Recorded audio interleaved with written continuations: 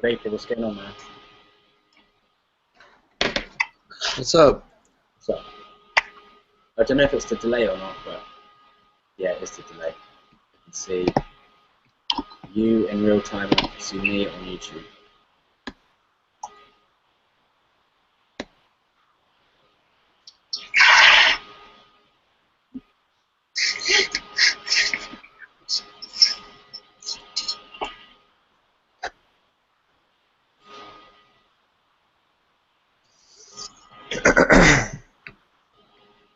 This should set up.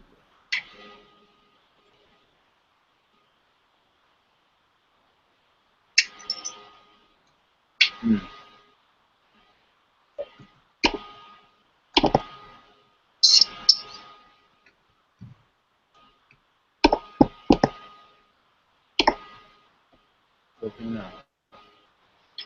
Vapor, what's going on, man?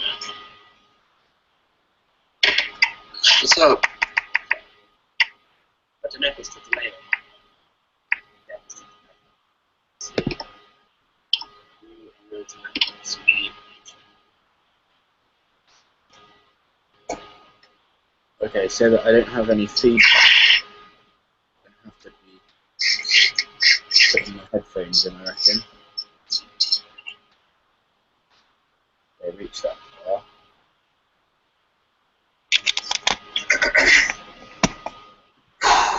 Okay. I'm not exactly sure how I even want to fill this in. Stay with the greens, man. Oh yeah, check this out. I haven't got some more to go with them. Oh, killer. I'm going green.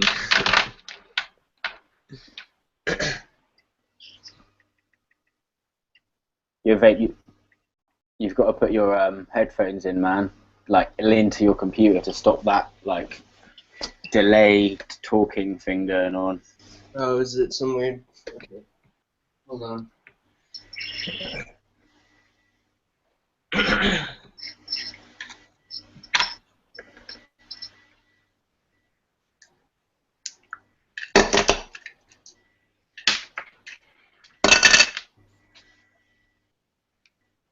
Okay.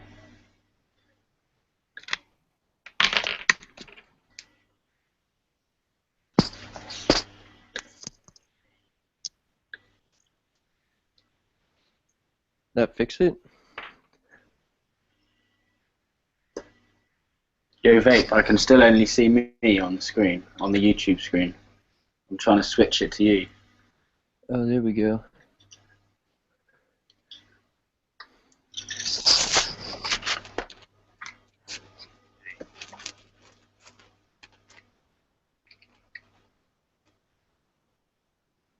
Cool.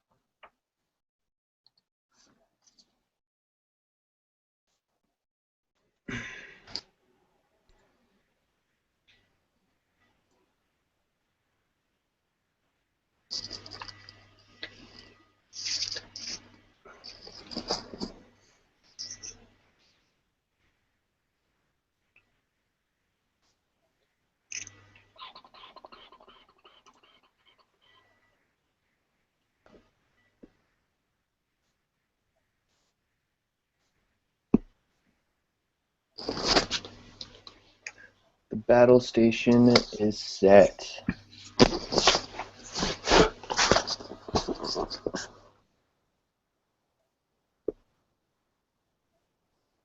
Screen sharing? That's me trying to change it to so that you can see you and not me. I got it. But I'm finding it difficult. Because on the Hangouts I can see you, and then when I click the actual YouTube feed, all I can see is me.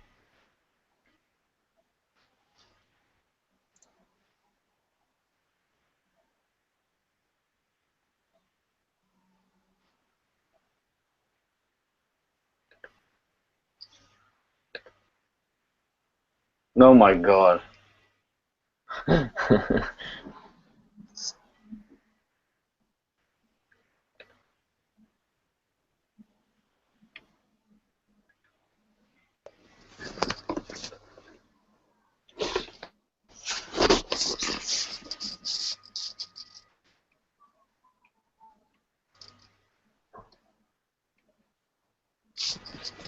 Okay, that's better. Now, if I try and... Are you just clicking the picture on Hangouts in the bottom right? Yeah. The thumbnail? Yeah. Is that what you're supposed to do? Yeah, I just clicked the little square. I didn't know there were these options though. What do these options do? What is...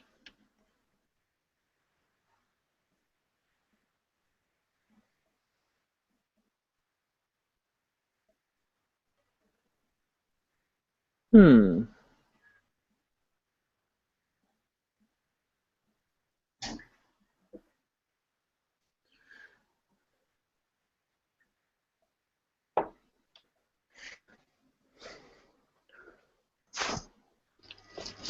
Yo, Vapor, this feedback is fucking weird, isn't it, man?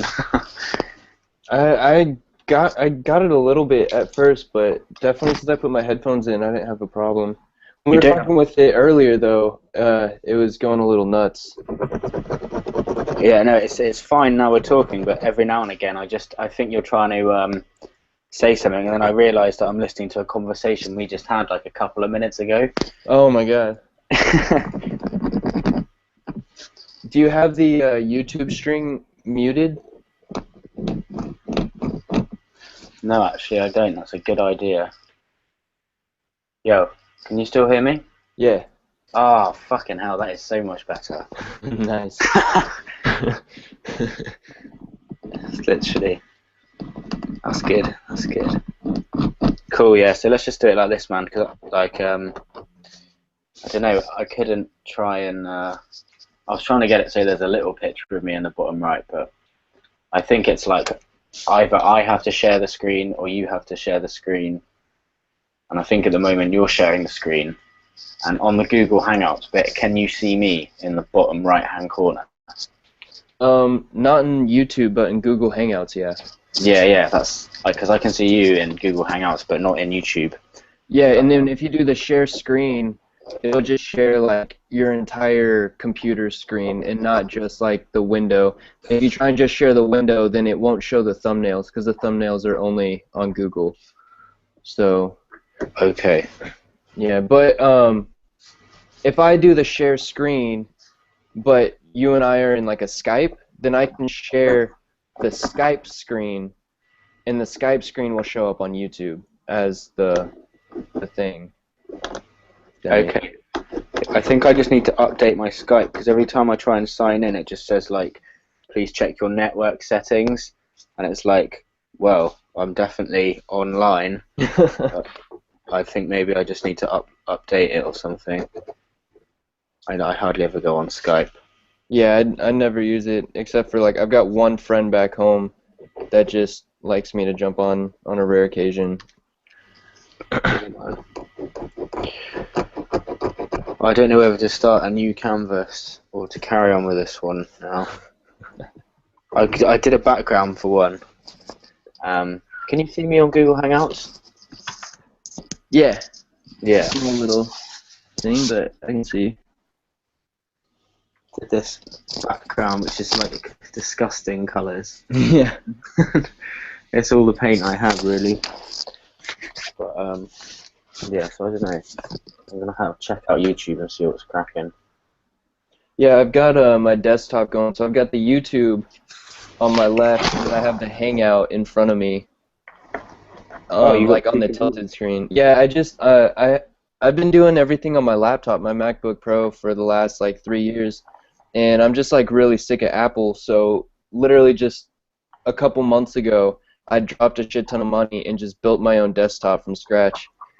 Oh shit. So I have like this badass machine now. So I have the YouTube chat and stuff on that, and then I have the actual stream and the Hangout and everything on the laptop, because my desktop doesn't have a camera, but the laptop does. So I'm filming the live with the laptop and then interacting on the big screen. That way I can leave my screen tilted while I work. Got you. Keeping it nice and simple then, eh? Yeah.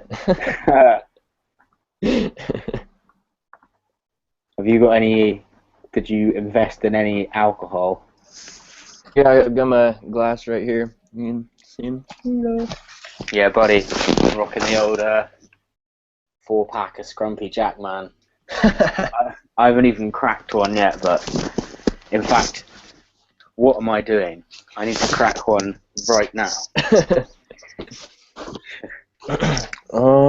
I think I want to try and fade this stuff, do some blending, but With the Molotovs. yeah, it can be a bit of a pain in the ass. You know what? It can and it can't. Like an easy way to do it is if you wanted to like fade like half the piece down, it's just like get a really long ruler or like a canvas of the same size, draw like really like prime the shit out of your pen so it's really like soggy. Yeah. Draw a line down the middle of where you want the fade to be, and then before it dries, just get your finger and just rub it down, and so it like Drags it out a little. I do it loads of my canvases. You'll see these like dots around the Yeah, edge. yeah. I've noticed those. With my finger, and it's like people always say, "How do you get that like fade?" And it's like, man, I just do a dot and then rub it before it's dry. It's like a lot of techniques there. Tell you what I haven't used in ages is those inks, which I used to use all the time. Yeah, yeah. I think they just get a bit like. Do you find that sometimes canvases wouldn't like take to the ink very well, and sometimes? Yeah, certain inks wouldn't sit very well, and then there were a lot of little things like if you put a drop of ink down on a area of ink that was already kind of dry, then Yeah. it would pull that ink spot kind of back up and leave this weird like I don't know, not same color tone little spot where the ink drop was sitting before you smeared it. Yeah, And yeah. you have to smear it like at just the right time or like the right speed. Like when you put it down, you only have a couple seconds to start smearing it before it kind of gets finicky. Yeah, man.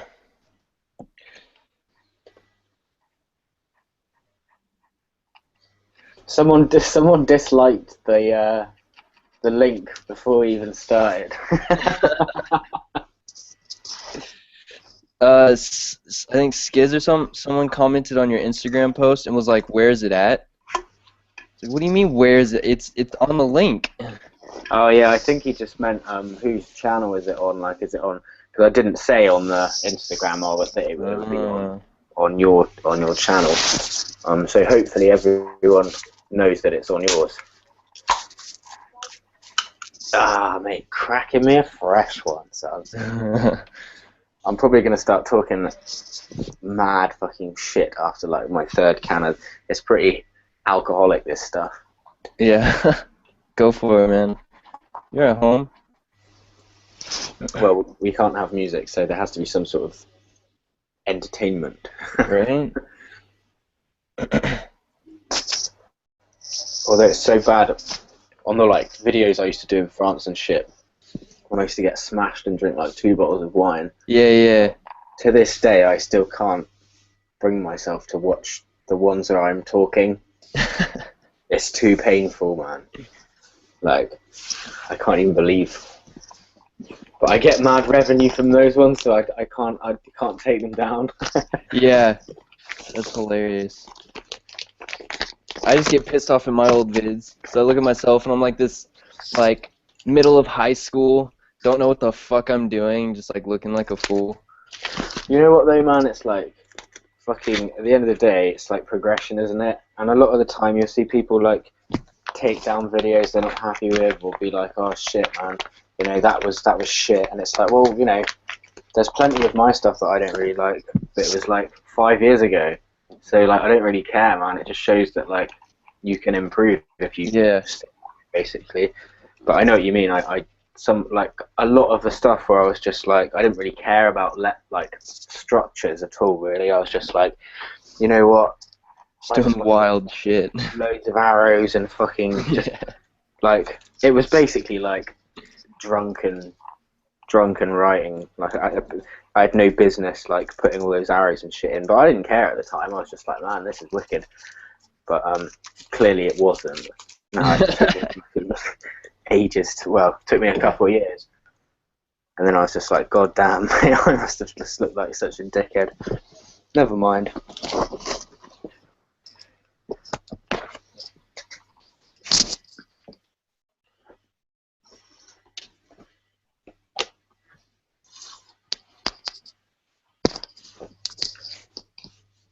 So I'm just gonna have a little go at sorting Skype out, because it would be cool if we could do that.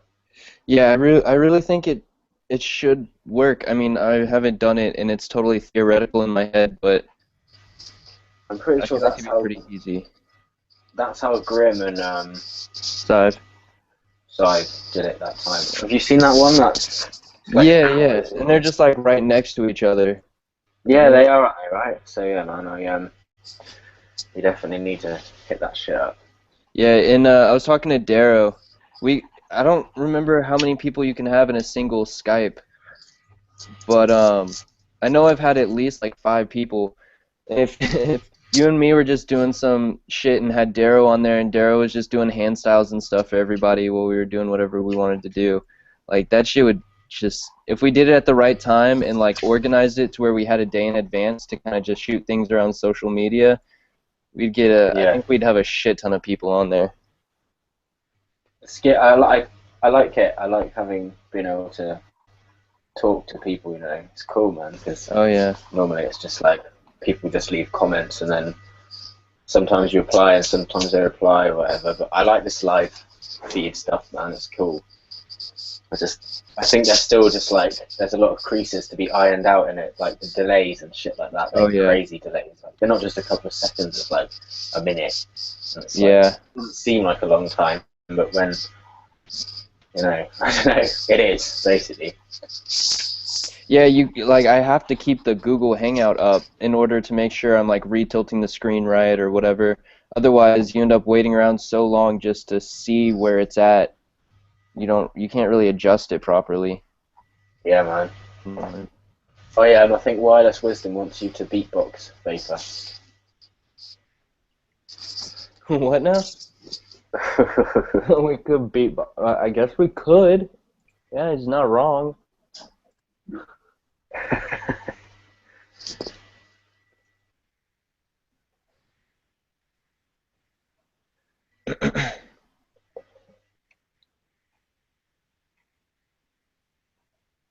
Yeah, I mean, I guess if, as far as, like, switching the camera or whatever, because I don't know how it is or is not working on your end, but if you just want, like, ask me to switch it, and I'll just click it and switch it for us.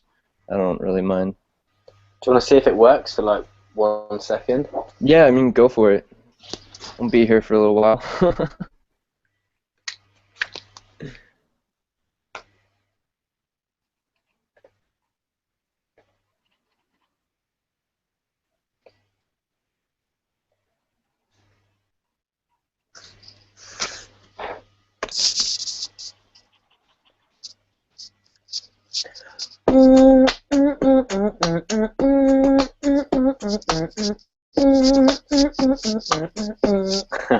That's all you're rinsing out of this old flannel.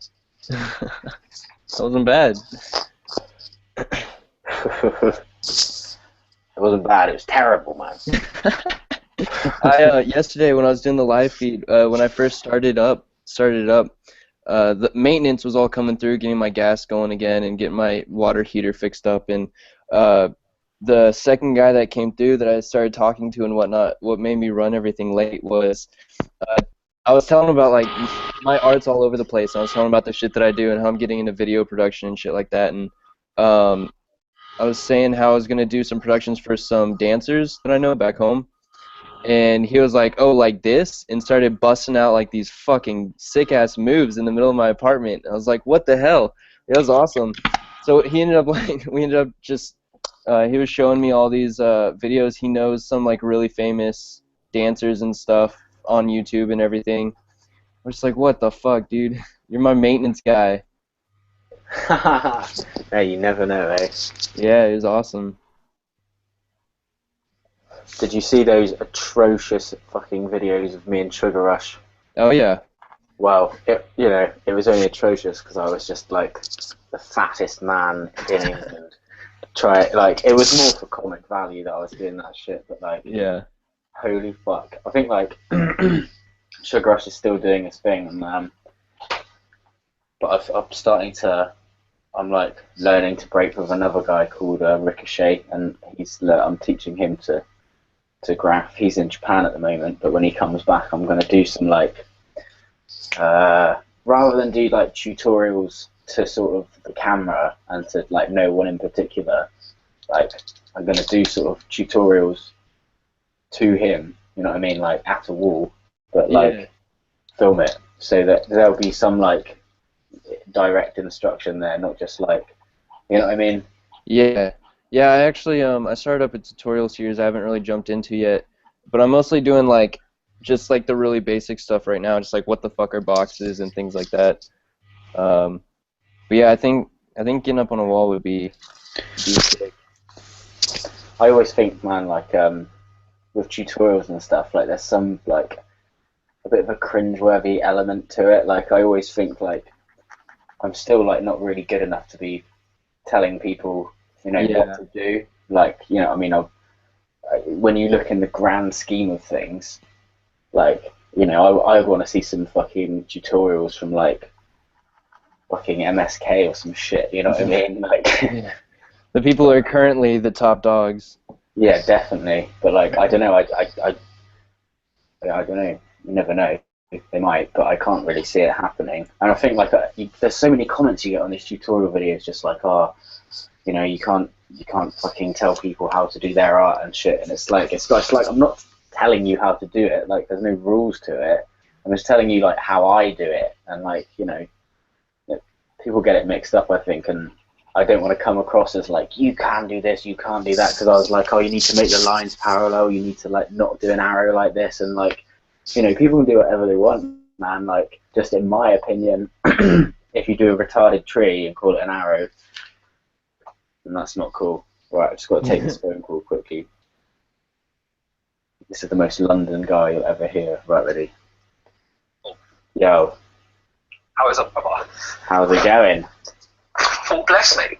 All bless. Walking damn dog. Walking damn dog, is it? Damn dog. Come here, dog. There's people coming. She likes to run at people. Johnson, say hello. Come on, dog. Good girl.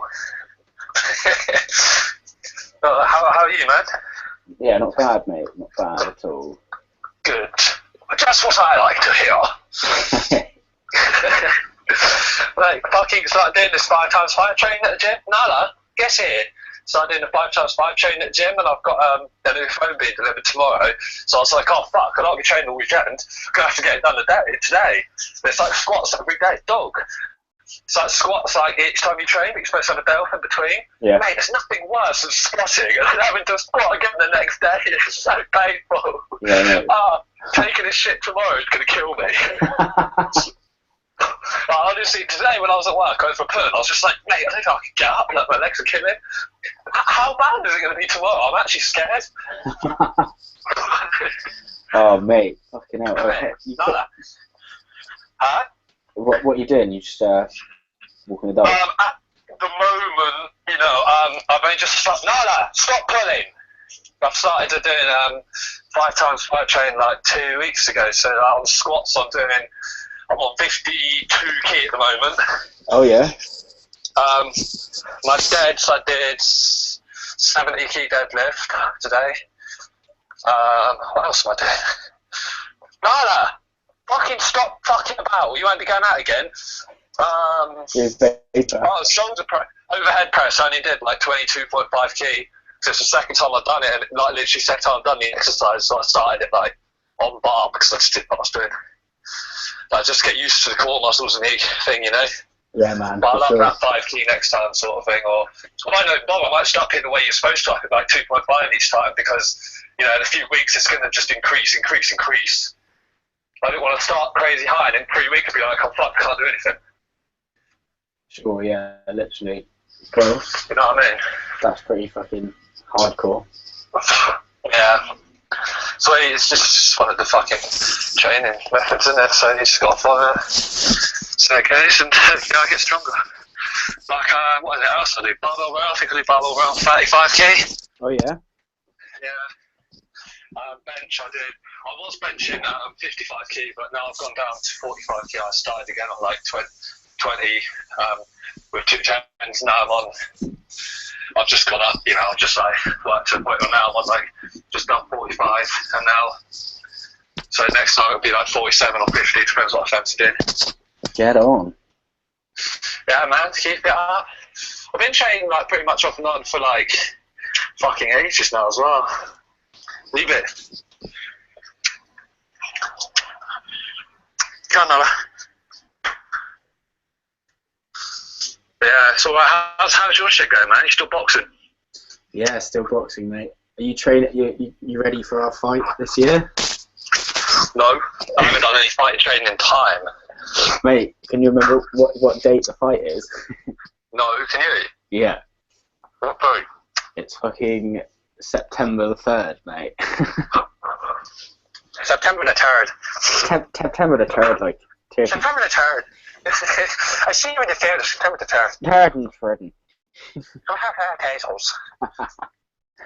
Yeah, I hope, mate, Dan's gonna ref it, mate. You better be training, man, because I'm gonna come out fucking swinging, mate.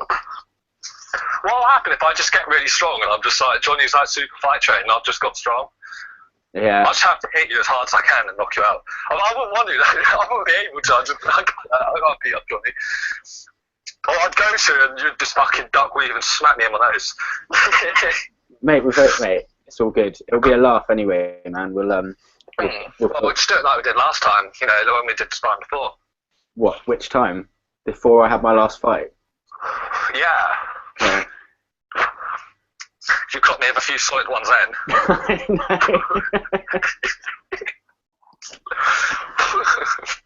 I know, man. You had to sit down after like 2 minutes. Fucking. Huh?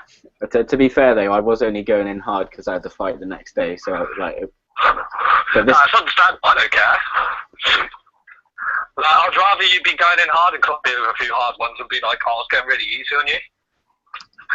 Like, at least I knew, like, I was like, well, he's got a fucking fight, like, a couple of days after. He wants to make sure he's in top shape and he can, like, fucking pick me apart. Because if he can't, that's going to kill your fucking confidence for your fight. I know, mate. I did go into it and I was like, mate, if Mark knocks me out, mate, I'm in trouble, basically. No offense. You did good, though. No, definitely. I'd had no fighting training in, like, years, and you'd been boxing and you had a fight coming up. And it was like, wow, if I fucking knock you out, you've really got a problem, because mate, you had trained as well. It's like, he's going to do some damage. Fully, man. Well, potentially, he might be a pussy. You knocked that fucker out there anyway, didn't you? Pardon? You knocked the cunt out anyway, didn't you? I did. That's good. Oh, that was a good day, mate. Bloody hell. I don't want to be fucking fighting Danny Boy, though. And I know that's probably going to happen. It has to. If you pick me apart, then I'll be like, well, it's only fair. Yeah. I'm just trying to get, like, in much better shape now, though, like, strength-wise. I'm not doing any boxing or anything. I might start maybe in the summer. I'll see how I'm doing, see how I'm feeling. Good. Keep up the training, though, man. 5 times 5. Yeah, I just want to keep up the weights and just getting decent shape, and then at least I look sexy in the summer. At least I look good getting beaten up. So fuck it. Alright, dude. That was everything anyway, man. Yeah, good, man. I'm just fucking. I don't know if everyone that can hear you at the moment. I'm doing a live stream at the second. and I think everyone can hear what you're saying. I'm not sure. I don't care. No, I know. I'm just saying. I was going to say that. I was going to ask like more personal questions about what you should. We'll keep it PG. Keep it PC, son.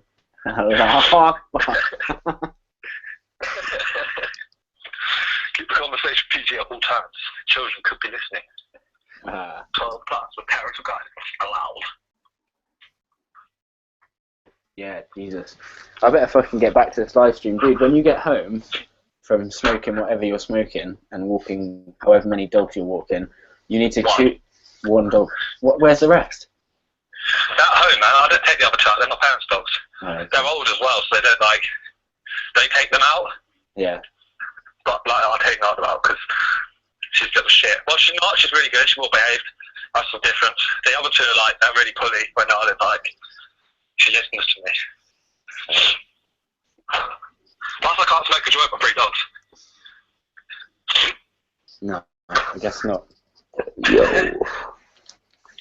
Well, yeah, right, you need to tune in when you get back. Tune in. I'll send you the link. Or just go onto my YouTube. Oh, no, don't go onto my YouTube. Go onto another YouTube. I'll send you the link anyway. Alright, Facebook, yeah. Alright, bro. See you in a bit. Peas and carrots. Peace and carrots, brother. Say that. Yo, Vapor, you still there? Yeah, that was awesome. It's so London, it hurts.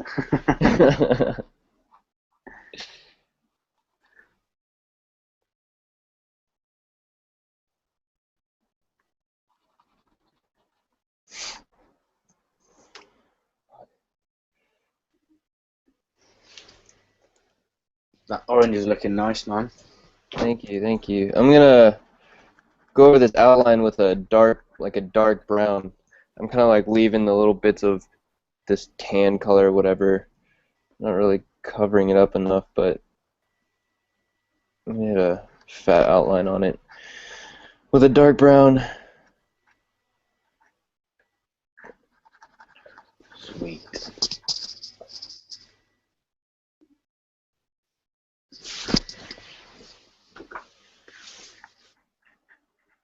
It's alright.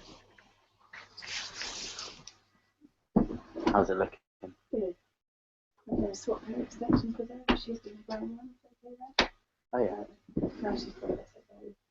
One brown.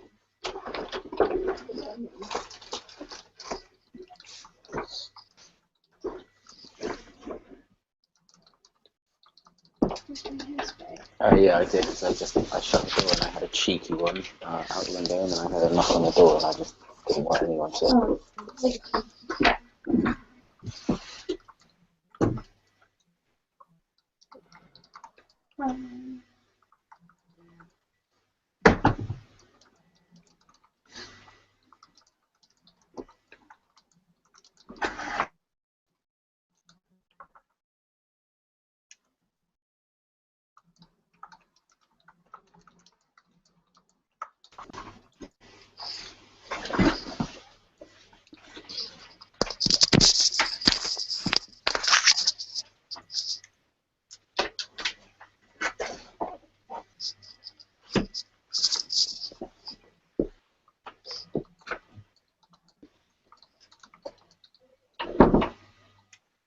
Yo, vape. Yep. I think I tried to switch the screen over, man, but no dice. Now you gotta get your face back. I gotta get my face. What do you mean? It's doing like the share screen, so it was showing your computer screen again instead of you. For God's sake. Okay, right. Stop. But I switched it to sharing. you. Okay. Switch to what? I switched it to you, so when your face comes back up, you'll be the YouTube. Okay, because I can see myself in the bottom right now of the Hangout. It's loading on my screen. And it's showing you're talking. I think everything's just kind of catching up. That damn lag.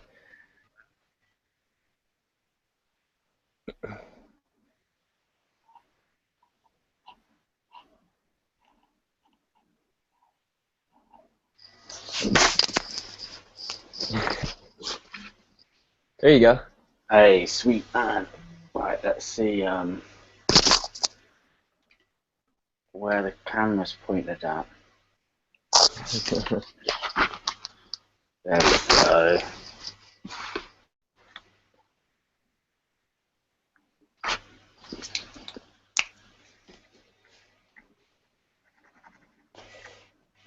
I gave a friend a ride to work on my way back over here before we went live, and I was like, yeah, I mean, hopefully, they need me to pick them up, and I was like, yeah, I mean, hopefully I don't get too drunk to pick you up, and they gave me like just that like a funny mean face. I was like, no, don't worry, I'll still pick you up.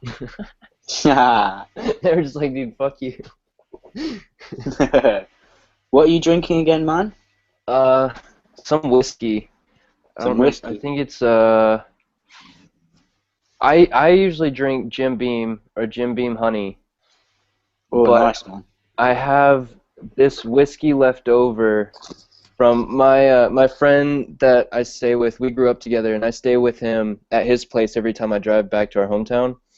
And I don't know, his family has alcoholism issues and stuff, and he has addiction problems, so he doesn't keep alcohol like whiskey and stuff on him at his place. So when I come into town, I'll get the whiskey and we'll just like have it for us that weekend while I'm in town with him. Otherwise, he doesn't really hold on to anything alcoholic at his place. And so I just have this. It's like in a water bottle right now because I just took like my share that was left and brought it back with me. So I don't remember what it is.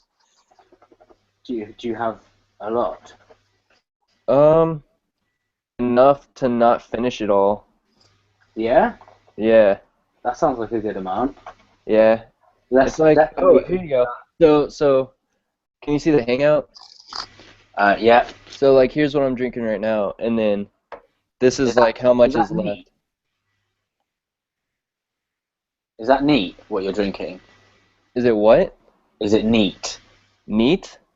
Yeah, as in straight. Oh, yeah. What is it with you American people and drinking straight liquor? Like, in all the TV programs, it's like, bloody, here you go, do you want like half a glass of straight whiskey? Well, fucking nuts. I actually don't know anybody else other than me and my friend that drinks it straight. Like, I don't know anyone that doesn't do a mixed drink. I don't like alcohol, so I just don't mix it because then there's more to drink. So if I don't mix it, I can finish it faster and get it over with. It's a pit. Do you have any mixer? No, I don't. I've got whiskey, water. That's it to drink. Whiskey and water. Okay, no, that we can work with that.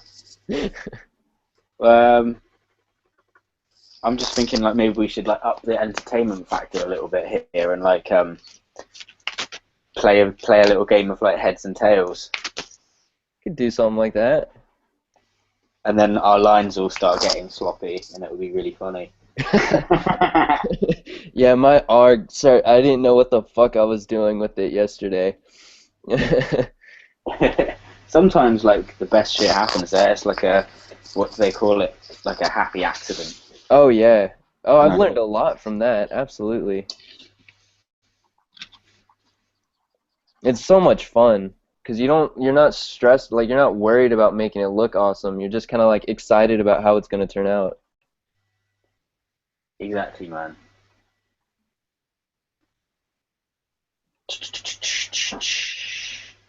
All right. So, are you familiar with the old heads or tails game? No. It's pretty self-explanatory, really.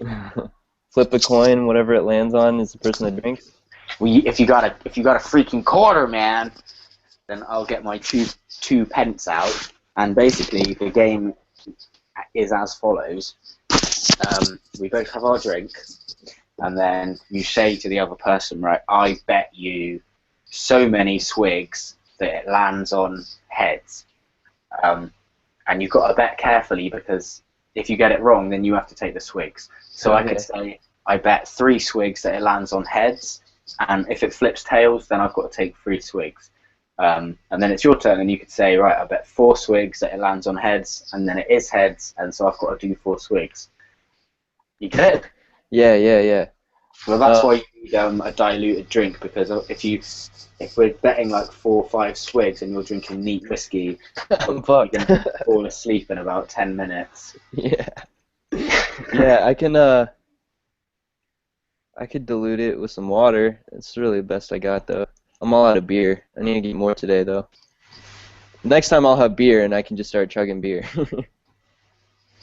Good shit. What's 420ing? 420ing? Yeah. Did someone say that? Kid Capam said, fuck drinking, I'm over here 420ing. Oh, well, I mean 420, like just smoking bud. Okay. But I've never seen it used like an ing term. That's pretty noob. He's it's 420. What's the like national day of weed smoking or whatever?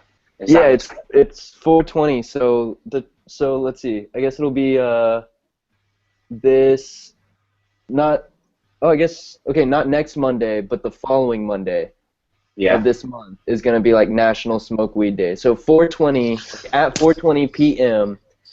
on April 20th is like the national everybody take a hit like minute. Oh, okay. Yeah. Maybe we should live stream and take a fat hit. I'd be down. And then if anyone asks, we can just say it was tobacco and we rubbed lemon juice in our eyes. I'm down. I smoke. The only reason I'm drinking right now is because I don't have money to get any more bud. Is it? I actually haven't smoked any weed since June the 1st last year. Damn. I just basically last year was a fucking shit year for me, and Yeah. also I was just like it proper just made me. I think like, after you smoke it for ages and ages and ages, like I wasn't even getting like giggly stoned. I wasn't getting like, oh, this is funny. I was just getting like zonked out, and I'd just Yeah. smoke it and just do nothing. Think I was being really productive, when actually like if I did moved any slower, I would have come to a complete stop. Like I would sit there and play Trials Fusion. No, sorry, not Trials Fusion. Trials Evolution for like 5 hours at a time. Like, I was so deeply into that fucking game. It's unbelievable. And like, it Trials and fucking Chronic together nearly ruined my life. So I had to knock them both on the head, man. Yeah. Yeah. I mean, once you go without it for a while, it's pretty easy to keep it up. Yeah, But, definitely. I don't know. I'm pretty lifestyle with it, but like my problem when I don't smoke is when I'm really unproductive. I'll be sober and like I can't do anything. I just sit around and do nothing. But then if I smoke, like I can't like I'm relaxed. I can relax easily. I mean, if I smoke a lot and get stoned, then I'll just be couch locked. But I typically will just like take a hit or two and then ride the buzz. Like I don't really get really high. I just kind of get a little buzz going, and then I'll go do stuff. I can't go to class without smoking first. I can't stand going to class without smoking first. But I don't know. I do most of my productive shit after I smoke. It's weird because I used to always think, oh, you know, like smoking. I used to think that I did like better work, better sketching, better that, because I was always like, oh, it opens up your mind, man, and Yeah. like, all this stuff. And you know, to a point. Are you still there? Yeah. Oh, sorry, the microphone's gone funny. To a point, like that is the case sometimes. But I remember then when I stopped, and it was almost like I thought more clearly about like structure and shit like that. Like I was thinking about what I was doing. I wasn't just like there's definitely benefits to like just letting the pen do its thing, if you know what I mean. Oh yeah. I'd do that so much, and I'd find that like I'd just be coming out with the same thing. It was almost like muscle memory. Like I'd go to do an S, and the same fucking S would come out, or it might be a little bit different, or like the E would be the same, except for like a tweak on it would be like slightly different. And I was like, why can I not just come up with new shit? Like, and it actually took me like not to smoking. And to be fair, yeah, like I do like you know what I mean, I'm sat here drinking a fucking can of cider, you know what I mean? And I know you guys over there call cider apple juice, right? But I'm not talking about no apple juice. I'm talking about fucking the alcoholic beverage. And yeah, goddamn, like I don't know, like it's the same though, isn't it? I guess with anything, it's like everything in moderation, you know. Oh yeah. I took weed, I think, to the point where like I wasn't just doing it in moderation, and it was definitely hindering pretty much everything I did in my life, and especially like fucking. Like, I don't care what anyone says. Like weed is definitely addictive. Maybe not physically. Not I don't think like because you don't have. I believe in withdrawal though. Like if I've been smoking significantly, like if I you know get some bulk and in the first week I just smoke a shit ton and relax on it, then when I stop smoking that, if I don't smoke at all for the next couple days, I'll just be like pissed off at everyone driving around me because they're driving like assholes, and I'm just a little intolerable about shit. Yeah. And then it only takes one hit, and like just one hit, I'll immediately just be like, oh, I feel nice, I feel relaxed. Mellow out again, yeah. I totally believe that. It's almost kind of like, well, to a point, it can be a bit of a placebo effect. Because I know that, like, back in the day when I was, like, really loving the chronic and stuff like that, and I was in a foul mood, and I knew that in a minute I was going to go get some bud, then I'd instantly be in a good mood. Oh, yeah. Before I'd even smoked it, if that makes any sense. Absolutely. Like, the idea of it made me kind of, you know what I mean? So, I don't know. Like, but each to their own, you know. I know loads of people who just, like, smoke it every day, and they have done for, like, since fucking, like, we were kids. And I've been smoking since 8th grade. But then I could probably, there's a good 10, maybe more of my pretty close friends that have like gone crazy, and I'm not saying that's just due to bud, but it was a fucking quite a big coincidence that. Oh yeah, I mean I know a lot of people that are just smoke it all the time. You know what I mean? Yeah. One of the biggest things I hate about going back to my hometown is everyone that's still there are those people where their parents are just like have their back financially so much so that all they fucking do is just sit around and get fucked up all the time. And I mean, they need to be functional because a lot of them still at least have like some shitty job that they need to maintain. So they're not doing like hard drugs or anything, but they'll just get so fucking stoned all the time. And if you have bud and they don't, like, they just want to smoke your bud, and it's just ridiculous. Yeah, so it's like, oh shit, you're getting a phone call and it's like, oh man, cool, I haven't spoken to you for like 6 weeks, how's it going? They're like, oh yeah man, heard you had the stink in. It's like, well yeah, but it's my stink, motherfucker. Like, you didn't put in on this, man. Yeah, I'm really lucky. I haven't been able to buy bud for a while now, and my best friend here, she got like a really good deal when she went home, which isn't too far from here, so she brought a bunch back, and she's just been smoking me out. But like, I don't know, I don't have an addictive personality whatsoever, and I can acknowledge when I am being sort of addictive towards something. So I'm really good about just being like she smokes me out every day just because if she's getting low, I have no problem being like, no, I'm not going to hit that. Like, you need to conserve this for you because it's yours. I'm not, like, she'll want me to smoke with her and I just won't. And so having that mentality allows me to keep smoking all the time. Fair enough, man. Yeah. Alright, let me see what the fuck I'm working with here. Start actually putting in some shit.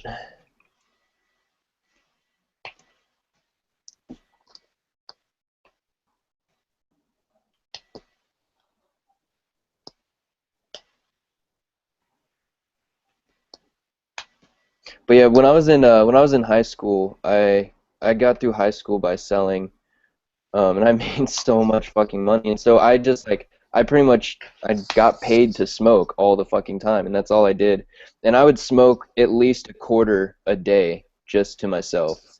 Wow. And it was just ridiculous. And I mean, I was in high school and I just had like a fast food job, So I didn't really have anything I had to do, so I was being a lazy stoner all the time, collecting money just off the shit that I was smoking, and yeah, that was a problem. I had to take tolerance breaks because I wouldn't even get high. I wouldn't even get like a buzz. I was just smoking to not be pissed off at people. Yeah, no, it does definitely get like that, man.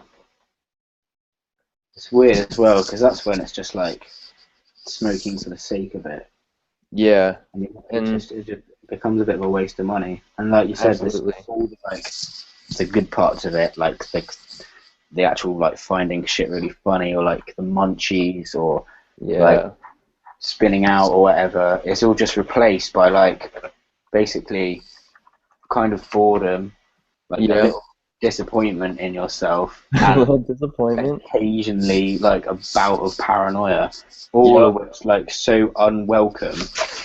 Like I don't know, man. I just I just have to be like, you know what? I fucking had it now. Like I can't do this anymore. Like, otherwise, I don't know. I'm just gonna end up like I don't know, tweaked out, mate.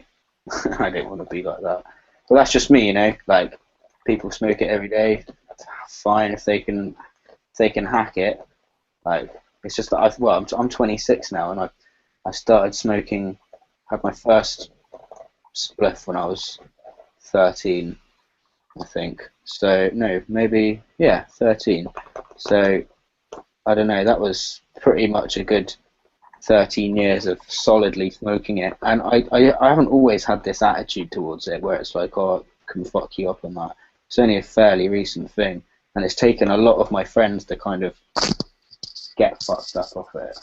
Yeah, For me to be like, oh, I'm gonna knock it on the head before, like, you know what I mean, my number's gonna come up at some point. You know what I mean? I'm not.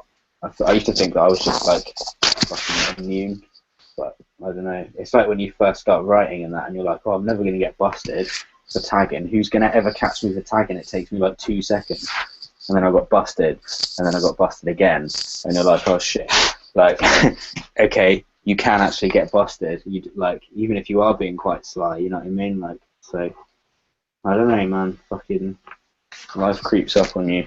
it really I'm starting does. to sound like a bit of an old man, I think, now though. That's the dangerous thing. Yeah, I feel so old these days, especially like when I go back home, because everyone that is still back home, when I'm there, the people that got out are still, they have a different break than me or something. So when I am back home, I'm with the people that didn't go anywhere with their Yeah. shit, and so like I'll go there and they'll be like bitching about something or having issues with something or like wishing their life was somewhere else, and like I'm just like I have to I say my experience and things I've done and what I believe and think, and it just makes me feel so old just because I'm actually like living experiences and taking from them.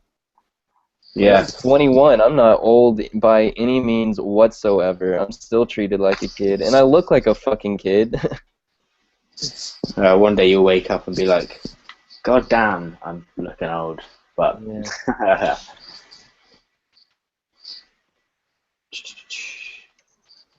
shit, I just realised we should probably engage with our people who are commenting. Yeah, can they not can they hear us since we're using headphones, or I don't Yeah, I know. just forget. I guess people are like might be asking stuff, and I'm just um.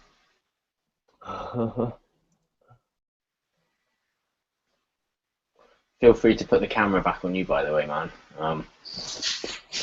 I'd quite like to see what you're up to. Alright, I'm throwing this light green in at the bottom down here. Oh yeah, sound. I think I made it a little too high, I'm not sure. Or no, I guess I was gonna work green at the top and bottom and work to dark through the middle, but I think I'll just work light at the bottom and work up dark into the top. Sounds good, man. Yeah. What color are you outlining? I have that kind of like reddish brown orange in the 3D. I'm gonna leave that as actual highlights. I'm gonna use this dark kind of like reddish brown as the actual outline. What? So you see those lines in those white lines in your 3D? Are you leaving those white? Yeah, that's just my original outline. So I'm gonna cover that up with the actual outline color. Okay. I just didn't color. I should have colored over it with the actual paint, and I just was either drunk or lazy, and tried to like stay inside the lines instead of on top of the lines. But yeah. Yeah, man. It's gonna look cool.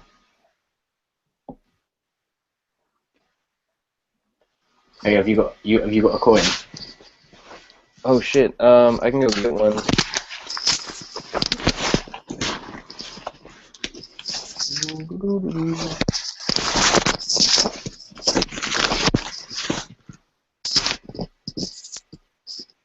I'm gonna leave this shit for like 2 seconds and go grab a coin. I know where one is. Be right back.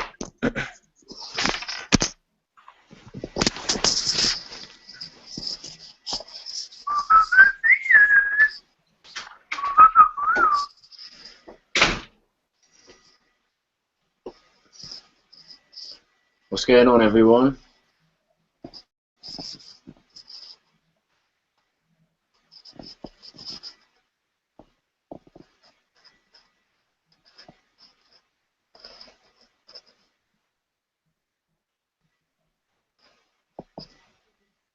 What country is everyone from who's locked on in the chat room?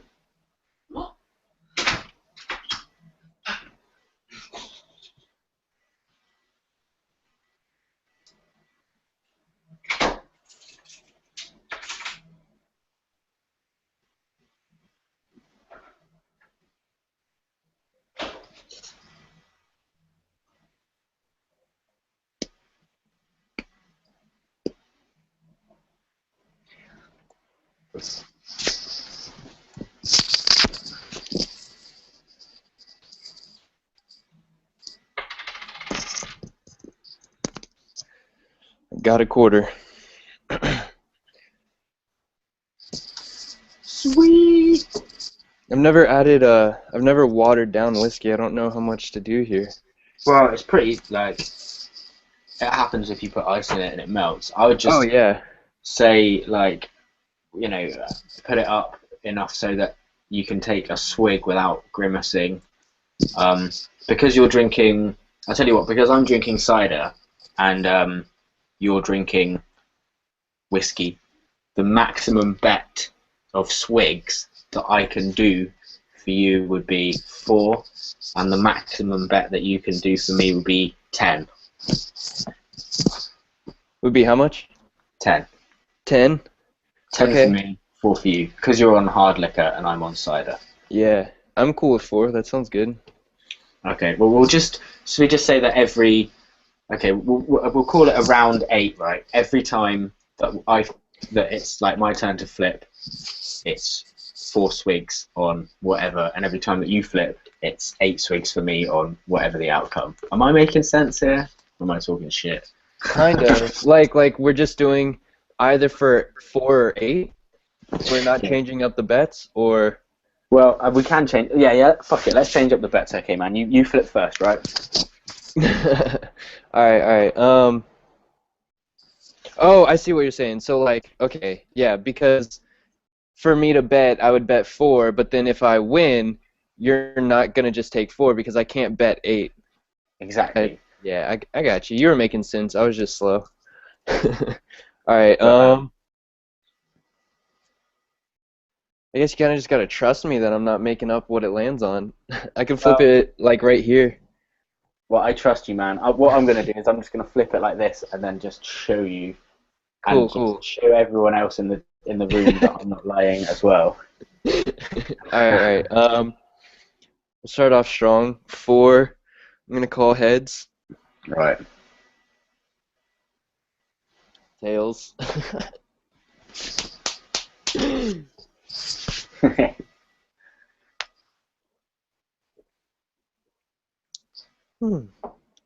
It's not bad watered down. I can't wait for the days of like, I reckon it'll be like a year or maybe even a little over a year when we can just have like loads and loads of people all group cam chatting. You know what I mean? That would be sweet. Yeah, man. I mean, I could get Grim and Darrow and Sive, and that's already 5 of us, and that would break the internet. And then we could bring in I we could probably get a couple other people to figure out their whole camera situation. I think that's the biggest drawback is just people that like I don't think Rezos has a camera because he's always on the move and shit. Oh, okay. But if he did, can you- that'd be sick. Can you remember that guy who used to be? He used to be on YouTube. He was a bit of an older guy, American dude, and he used to like always travel around, and he'd disappear for ages, and then like, shit, and he did like he used to host battles. This is way back. This is like 4 or 5 years ago. Shit, I can't remember his name at all. He was like 40 years old or something. I don't know. The first I knew about like online graph battles was when you first started hosting some of yours. Like when I first did my entry. Oh my god. People still comment on that first video like, "Oh, this is so cool." I'm like, no. Mate, it's still, yeah, a lot of my first ones still get that sort of thing, but I don't know, I guess, well, I think I must have been proud of it at the time to upload it, so I don't know, it's weird, isn't it? Because I look back on it now and I'm just like appalled with myself. Yeah. Like, Some people still like it. yeah, I guess it's just like how your kind of mind progresses as you get older, because I used to really like not appreciate straight letters at all, and like Euro style I used to just not like that, and like I don't know, and now I really like Euro style and like straight letters, and almost like I still love wild shit, but like I'm finding a lot more kind of like Solid. if you can do a good straight letter, then you're like not hiding anything, if you know what I mean. You're not hiding like arrows and connectors, like you can I tell. don't even do arrows anymore. Yeah, I mean I do. I mean I want to. I've just gotten to a point because I was doing Sheva style when I was really trying to learn, and then I guess for the last it's been a year and a half now that I've been writing Vapor, and I did away with like just the retarded shit where I didn't know what I was doing and started just doing straight letters, and now I'm trying to like develop into being more creative with it, but still keeping like really solid structure and then moving from there. It's weird though, like if you do straight letters first, how you kind of naturally evolve into doing Yeah. shit. Like whereas for me, when I first started, I was really trying to force the like complicated shit and that, and I knew that it didn't really look right. But the more it didn't look right, the more like arrows and connectors and shit I would put in there. Yeah. And it just like basically trick your eyes into thinking that it was good. Yep. And then like I don't know, once you strip it all down and just like take it down to the bone, and there's no like flesh on it at all, and all it is like raw structure. And I basically that's what I did. I started trying to do that, and I realized that shit, I can't do that. Like I can't do a good straight letter, like, and I'm trying to call myself a writer, like that's a fucking joke. So I had to just back up, you know what I mean, and pretty much just like start again, like, and be like, God, I've got to get straight letters down, because like that's the stupidest thing I've ever heard of, you know what I mean, like. Yeah, so, like yeah, I still can't do a nice looking throwy, which is one of the fucking saddest things anyone who says they can do graffiti could ever like be faced up against. Like I can't even do a cool throwy.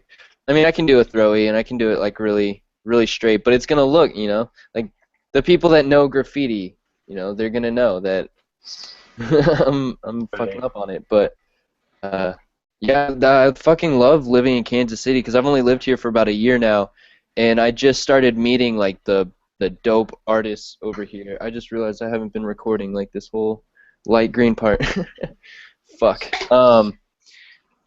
But yeah, so I'm starting to meet like some people that really know their shit around here, and you were the only source of graph knowledge I ever had when I was learning.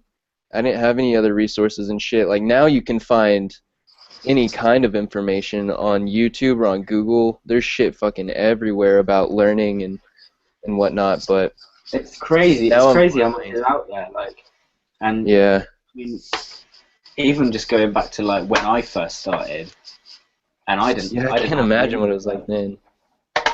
well, I didn't have the internet. Like, there was no internet in my house, and that was how it was. So like, how I got into graph really was just like walking around the streets and seeing it. And I remember like going to one of my mates' houses, and he was just drawing. I always remember it. He drew this. It said the word fish in like really obviously like shitty graph, but the eye was like a fish skeleton. And I was just thinking, fuck man, that like looks so cool. Like it's kind of like graffiti, isn't it? And I always thought like graffiti was just this like thing that like just some people did, and that like you would never do it. And I don't know, it was just this kind of clandestine act that like only the special like, people took part in. And it's such an elusive group of people anyway. Like what do you do if you've got no contact? There's no internet, there's nothing, and you want to go and meet graffiti artists. There's no legal spots.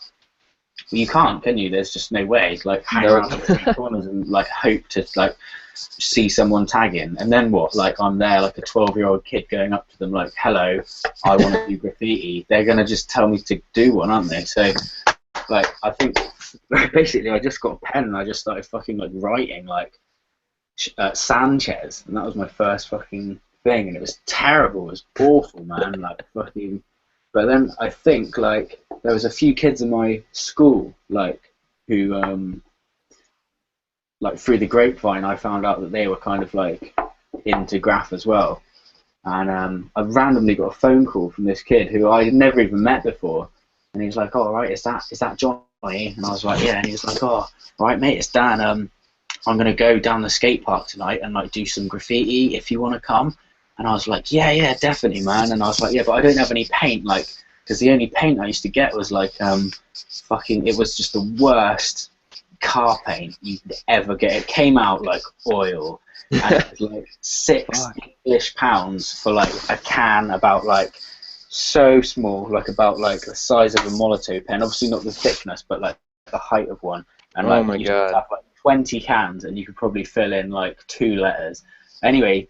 This guy was like, I've got some Montana, and I remember being like, oh my god, he's got Montana. Where the fuck did you get that from? Like, I remember doing my first like fucking Montana, and it was a fucking appalling, man. It was atrocious.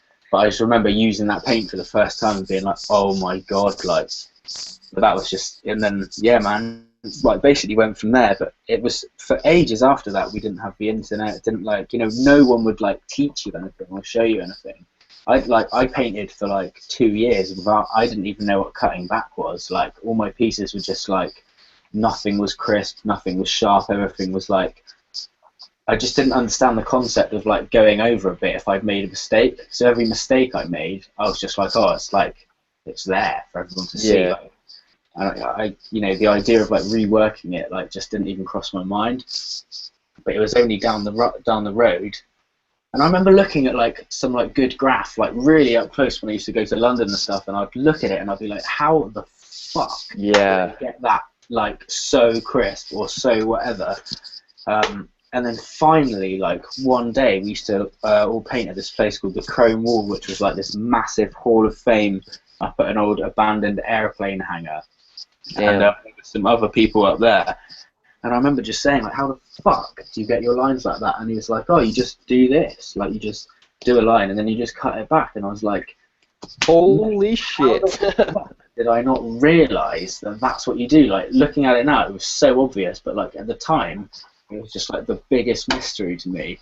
But like, yeah, man, I think like it's the same. And you know when people say like, oh yeah, that's why that's why graffiti tutorials are so shit, you can't learn graffiti on la la la la la, and it's like, I fucking disagree with that so much, because like, otherwise what's the point in art class? What is the point in maths class? What's the point with everything? Okay, people might have a flair for different things, but like, you can totally learn stuff off other people, and like, it just makes your like journey for it a bit quicker at the beginning. You know, you don't have to like figure shit out for yourself, like obvious shit. If someone just says like, oh hey, by the way, instead of like doing all this shit, you could just do that, and you're like, oh yeah, cheers man, just saved me like half an hour there.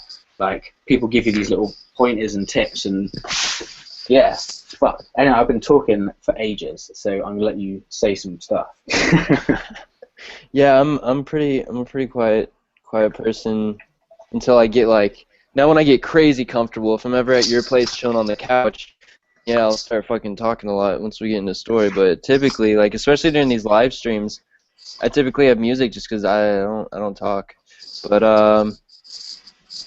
yeah, I mean even here in today's age, like we have legal spots here in the city too, but it's taken me. I mean I've been here for over a year now and I just now started having some like local cats hitting me up like, oh, you know, have you thought about this? Maybe you should work your P more like that, and like actually giving like real tips from people with experience, and it's incredible. It's nice, isn't it, man? It's Yeah. nice to like, and because quite a lot of the time, especially when you're like young, especially if you're like a kid, there's so many people who, because they're better than you, and because like maybe they got treated like shit when they first started or whatever. Yeah. But they kind of think that it's the rules that they've kind of got to give you shit. They've got to call you a toy. They've got to do this. Like never in my life, ever, or in any of my YouTube comments or anything, have I ever called anyone a toy. Because I think it's just one of those things that like older kids say to a younger kid. You know, if someone's in like, Yeah, it's just like hazing, like freshmen. yeah, totally. It's just like there's no need for it because we've all been there. You know what I mean? So, Yeah. you know, the last thing I want to do in my life is to put someone off doing graffiti.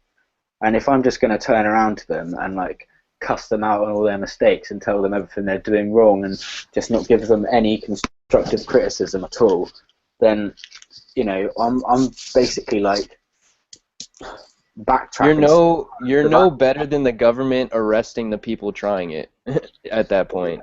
Like, I mean, I want this fucking shit to like carry on. You know, I want like graffiti to carry on. So if I'm gonna be like, you know, that's why I'm doing tutorials. That's why I'm like helping anyone that asks me. Like, I'll try Yeah. and tell them what I know. You know, I don't know everything, but I'll try and like help them as much as I can. But the last thing I'm gonna do is turn around and be like, "Nah, mate, you're shit. That looks like shit." Oh, la la la. Like, even with people who like basically copied my stuff, I'd never like turn around and be like, "Stop it." You know what I mean? Like, because there was points in time when I first started writing that I used to buy letters from like subway art and shit, not on Yeah. walls or not like publicly, but I used to sketch them. I remember like there's this too many piece that was in subway art, and I must have copied that like 10 times just in the same book. But it wasn't to show people that I'd done it. I didn't go around saying, "Look what I've done." It was just so that because I was like, "How the fuck did he come up with that? That's so fresh." Like, That's how you learn. um, but I mean, still, I would never like, you know, I never turn around to a beginner and be like, you know, that's shit. Because if someone like, basically, people said that to me when I started out, and I remember how much it felt like crap, and like, so I'd never like, you know, but I didn't quit. But you know, it might make someone else who's like, Oh yeah. you know, I they mean, I might. wanted to quit hundreds of times, especially because I mean, I was for the most part, like I was still doing my own shit, and like everything I ever posted, knowing that I was learning from you. You know, I was giving credit where it was due as best as I could. But I mean, even then, like people left and right were just like, "Go fucking kill yourself." Oh man. Jesus Christ! What the fuck? Oh man, yeah, it's fucking. I don't. People, oh my god, that's one thing I really want to ask, right? And this question is to everyone who's in all our 17 viewers watching now. And now I'm gonna look like a tit because I've completely forgotten his name. But he's that guy. No, that's the dude. You know the guy who's like, "Oh, what's up, guys? This is Tim here from the 7OLS crew." Do you know that guy? I don't know that guy. Oh my god, he gives me the most amount of shit on all my videos. Oh man, you're just freaking like the worst dude. Oh, I can hardly hear him, man. He sounds like a fucking trombone.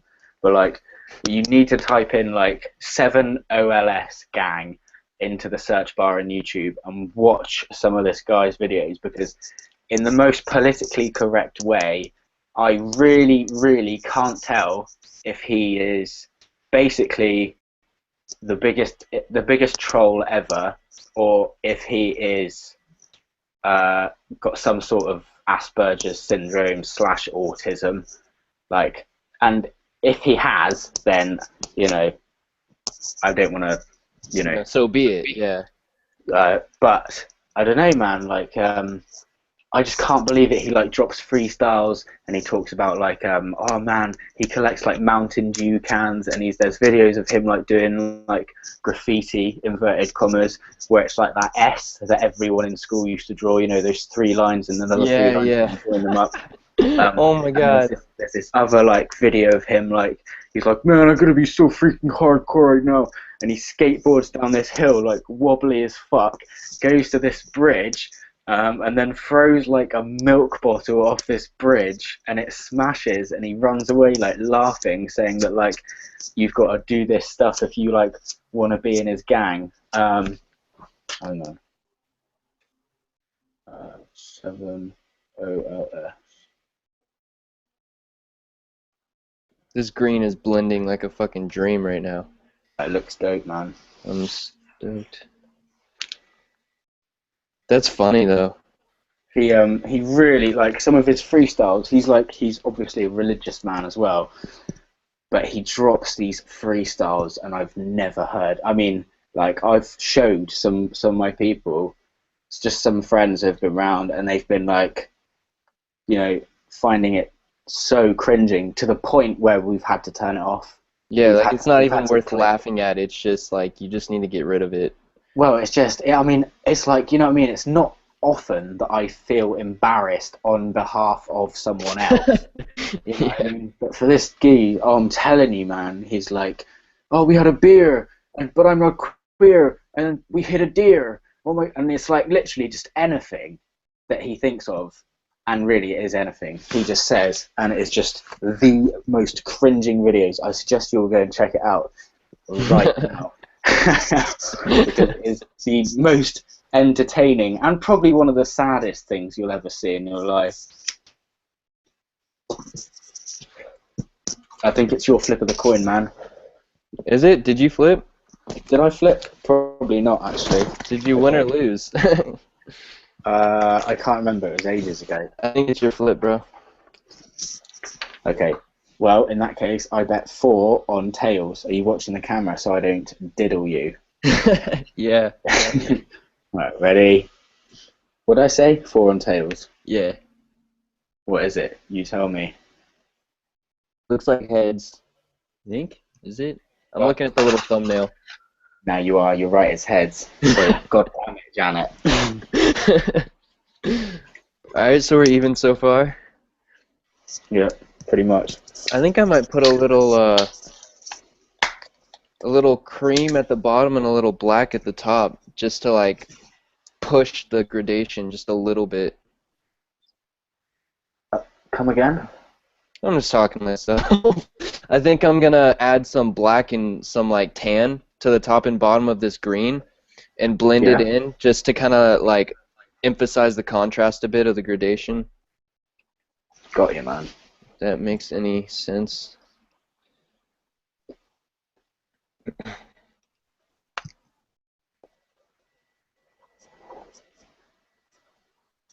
Alright, let's get a flip in here.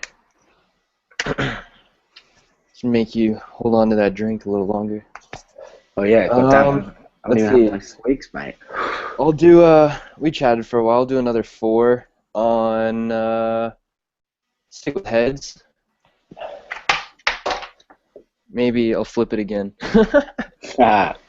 Lost it there.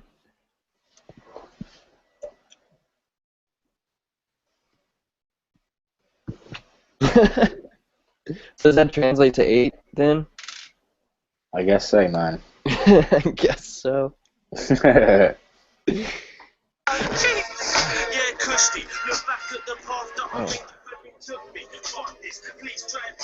Are you cleaning up the piece you were showing me earlier, or did you start that new one? No, I pretty much cleaned it up, man. See what you think.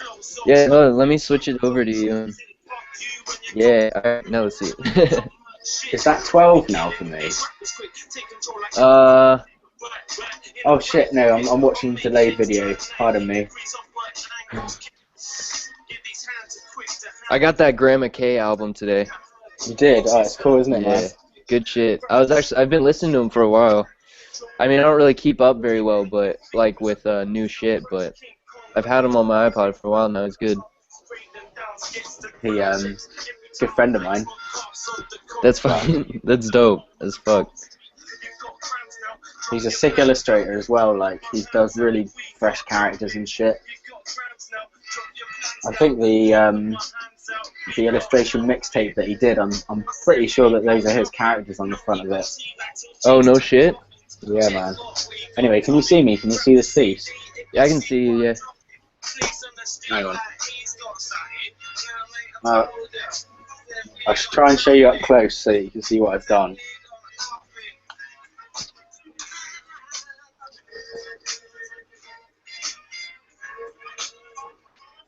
Yeah, I see that the white bits that you threw in there, and that black spot. Yeah, man. I don't know. It's kind of like I don't know what to do now because the piece is white and black. So I don't really want to put any colour in the background, but I don't want to just black out the background. And the thing is that I've not actually done the piece central, so it looks a bit odd. I mean, I could put those like, remember I used to do those lines where it was kind of like a cross, but it was off center. Like maybe I could do that shit, but I feel like that might be a step backwards. Like when I'm faced with a problem like this, I like to try and innovate and try and fix it in a new way. Yeah, yeah. Like make it feel more like a flow, and not so much of a like a band-aid. Fully. I should have primed the fucking canvas first anyway, man. Like, I don't know. Oh well, fuck it. We'll do something. Yo, Wireless Wisdom, I've got permission to use this music, so it's all good. Oh fuck yeah.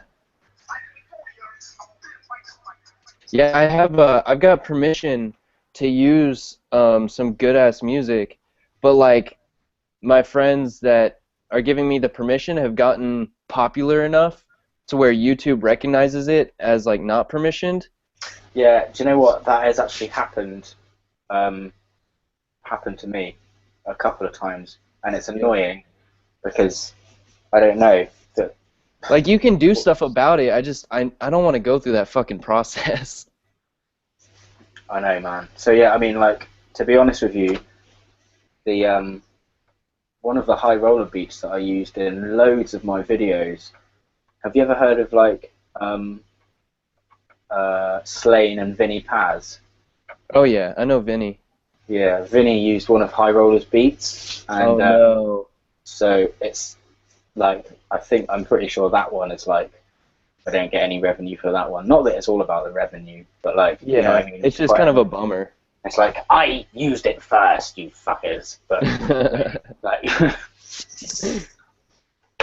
so yeah, who knows, man? But definitely, I mean, I was like constantly looking for like people who like produce kind of like good beats and shit like that, so that I can use them.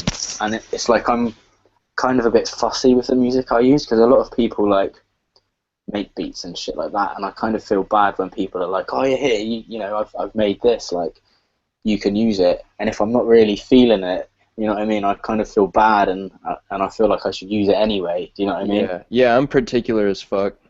And I've used some just because I needed something that I had the rights to use, and still just been kind of like, whatever. Yeah, which I'm kind of lucky really, because like all of High Roller's shit, like I've always really like been feeling. You know what I mean? So. I actually, I just found a track specifically yesterday. One of my friends back home is like really getting into trying to get his own EP going and stuff, and I showed him High Roller, and we found a beat yesterday. We were just Skyping, and we were just like, he was freestyling, and I was just messing around with some lines that I was writing for fun, and I found one of High Roller's newer beats that I might actually have to like buy from him because it's really on point. Hard. Are you friends with him on Facebook? No, just been following his SoundCloud a little bit. I'll give you the introduction, man. He Sick. generally doesn't. He's the nicest bloke ever, but like he's kind of like one of those introduction people. Yeah. If you know what I mean. Yeah, I mean that totally makes sense. I don't blame him by any means. People are shitty. But yeah, man. I'll introduce you. That'd be badass. Thank you. A cyber handshake. Oh, I don't know what to do. I'm almost feeling like I should start on this other canvas. It'd be fun. I love starting fresh. It's a good feeling. But I don't know. I wouldn't say that I'm not inspired. I just like when I haven't finished that one that's behind me and I start another one. It just kind of stays on your mind. Thing that's lurking in the back of my head, like, well, I'm probably not gonna finish that one then. Like, you know what I mean? Yeah, I've had some lay around for a couple weeks, and when that happens, I end up just painting over it entirely and starting fresh on the canvas. Yeah, fully. Right, I might just go in on this and just see what the fuck happens. Give it a bit of an outline.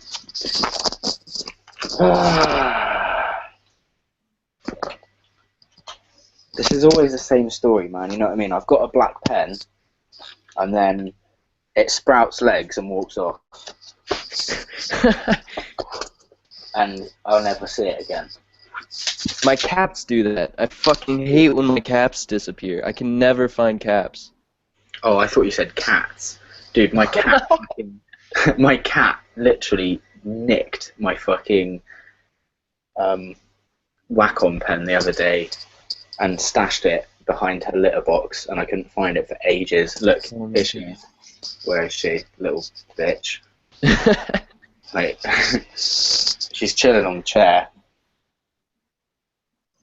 Are you going to be my friend today? Or are you going to bite me? It could go either way. Does it? Is it she? Is she bipolar a little bit? Oh, mate, she's so fucking...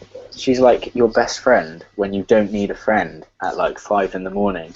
And then when you're like, hey, come and sit on my lap for a minute, she's like that. It's like, well, fuck you then. Yeah, I consider my cats. I was telling my friend I consider my cats as brothers, not as like pets or like children to me. Like they're definitely brothers because yeah, they do that shit. Like I'll go like a week and just my cat, they're twins, and they'll just be fucking amazing for a week, and it'll be great. And then it'll just be like a day or two of just absolute bullshit that I cannot stand. Like, little stupid fuck, what is wrong with you? I feel that, man. Right, I'm about to go in on this outline, and this is probably going to be disastrous. I can feel it in my bones already, man. But You want to flip a coin and help me drink a little real quick? oh, mate, you're goddamn right I do, mate. Hey, look, this is what I'm rocking now, right? Check this out. Check this out. All my canvases are like this. I look on the back of them, yeah, and this is how many times I go over my canvas. Look at this. There's a Sheva 2013 tag on the back of that. Holy shit. I wonder what's on the back of this one. Nothing. I've got canvases knocking about, and honestly, I found one the other day, and it said Sheva 1 2007. And I was like, damn. oh my god, mate. This canvas is like fucking, what, how many years old? 7? Like, it must have about an inch of paint on it, you know what I mean? Right, okay, I tell you what, dude, how about, like, just for this special occasion, because I've just freshly cracked this can of wholesome goodness. Yo! Pardon me. That we just fucking... Cheers. We just scull our drinks. To the end, son. Yeah? Cheers. Santé, monsieur. Astravio, and all that shit. Right, okay.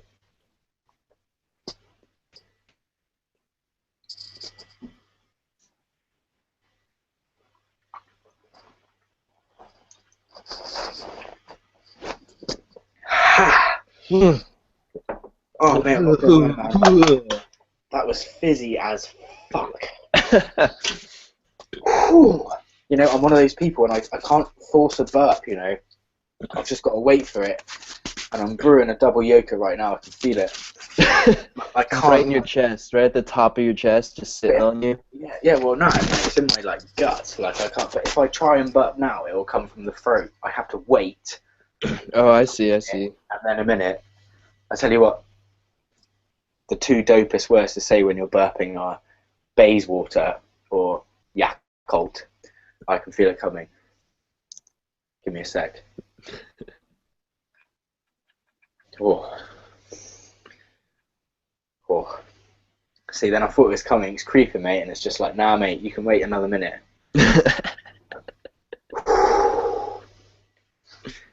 Bayswater. Yeah. That's a lot better. Yeah. Oh, I feel empty again now, like I could do another one. My cat proper disgusted with me. Luna.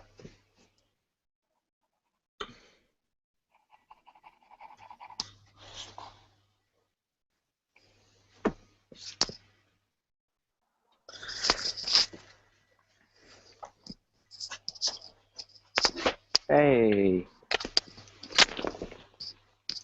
Come here, buddy. Oh, okay. Yeah, my cats are rescues, and they have some issues. They're the most, like, tolerable cats. Like, they won't... I've been bitten, but that's because, like, we're brothers, and, like, they fuck with me as much as I fuck with them.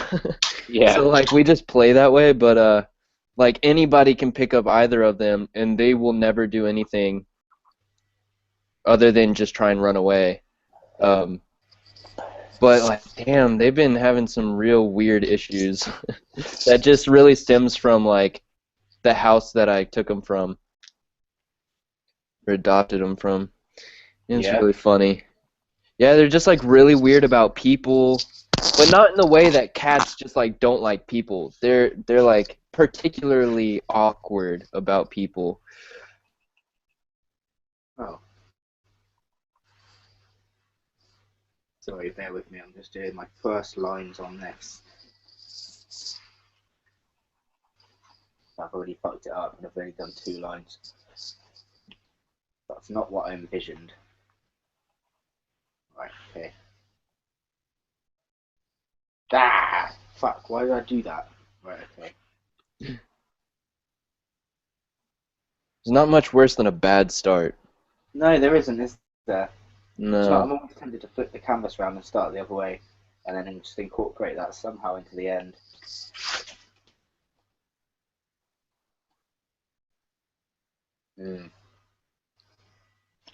Yeah, I'm probably going to do that, man. Right, start in the middle, Johnny, for fuck's sake. Always start near the top. So there. There.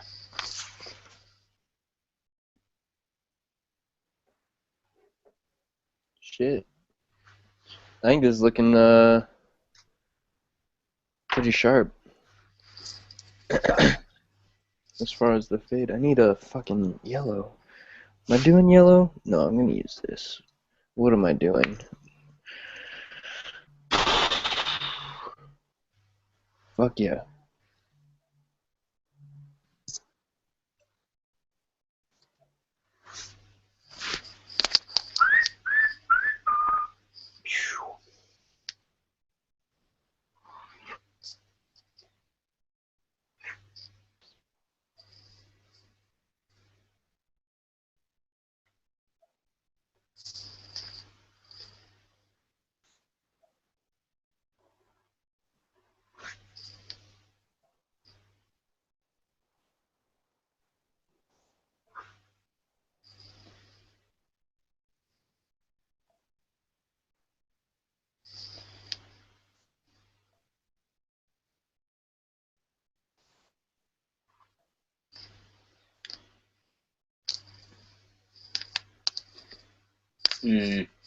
Don't know about that, mate. Don't know about that.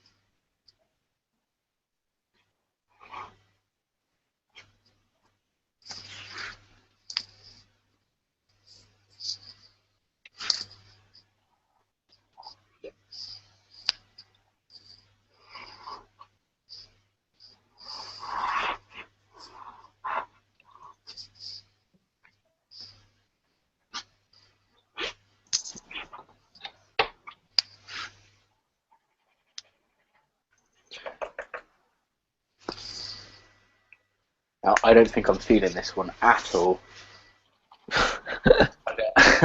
New plan of action, mate, for me. I think what I'm going to do is chill it for a minute. Let you have a little go. Oh, I don't know. What should I do, man? What should I do? Should I just fucking do a quick outline and see what happens? I could always rescue it. Yeah, go for it. You can always spray paint on top of it too, you know? I know. I just, when you just get a bad start and you're just like, oh, for fuck's sake, man. Like, It's shitty. It's really shitty. I just feel like crap about this, but I'm just gonna do it. Who cares? And if it looks like shit, it looks like shit. The way I started thinking about like really shitty outlines was like, I feel like if I stop and try and go to something else, then that shittiness is gonna like carry over from the last thing. But if I just like push through and knock out the shitty shit and just like get it over with, then it gets out of my system, and then when I go on to the next thing, it'll be like badass. I like your way of thinking, good sir. Thank you. Inspiring.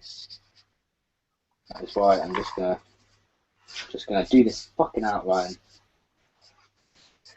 and then I'll let you have a bit of a go on camera, and then what if you're doing anything that's kind of like mundane, just colouring in, that isn't that exciting, then I'll just take some hand star requests. Yeah, actually, that'd be good. I'm about to finish filling this in, so then we can switch it, and I'll be on cam while I'm doing the outline, Cool. and that'll look really sharp and like put everything in its place. And then I can switch it back to you while I go and spray paint the canvas to get like my background and shit.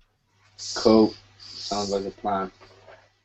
But I can still drag my my computer over there and shit, so I can be involved or whatever. I really hate what I'm doing right now. In fact, I'm just going to see how quickly I can do it. My pen doesn't run out. Speed run. Speed run. Just see what happens.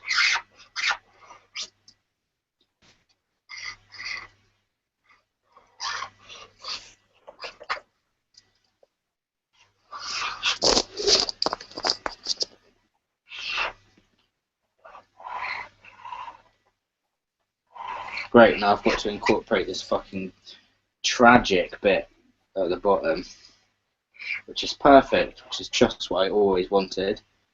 Thank you, God. This thing is crazy right now. What's that? That's what you're doing is just crazy.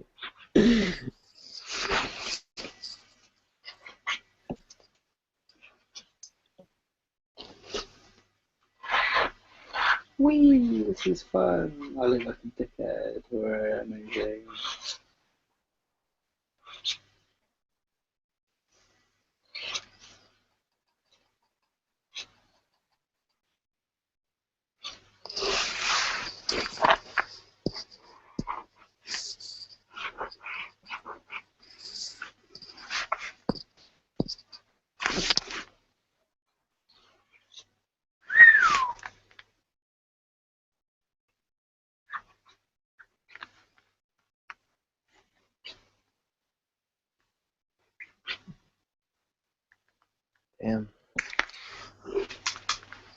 Ah.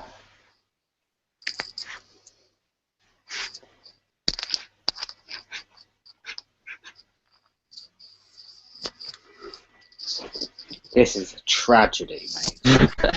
This is a tragedy. You know what? Do you know what I think of this? Really, what I think of this? I think, no. Fuck off. Fuck off. Fuck off. I remember there was this one. It was back in high school, but I was in like the honors art classes or whatever. And there's this day that we were supposed to be finishing up these big like 16 by 20 charcoal drawings.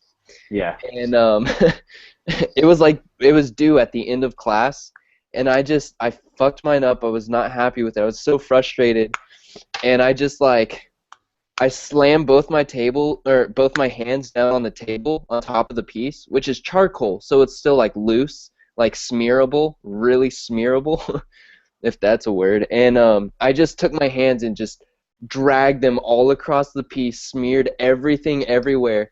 And everyone in my class was just like, "What the fuck are you doing?" It felt good. I enjoyed it. I don't regret it at all. Fuck. Mate, frustration is not the one, is it? Oh, sorry, I think everyone's a bit disappointed that I just lined that canvas.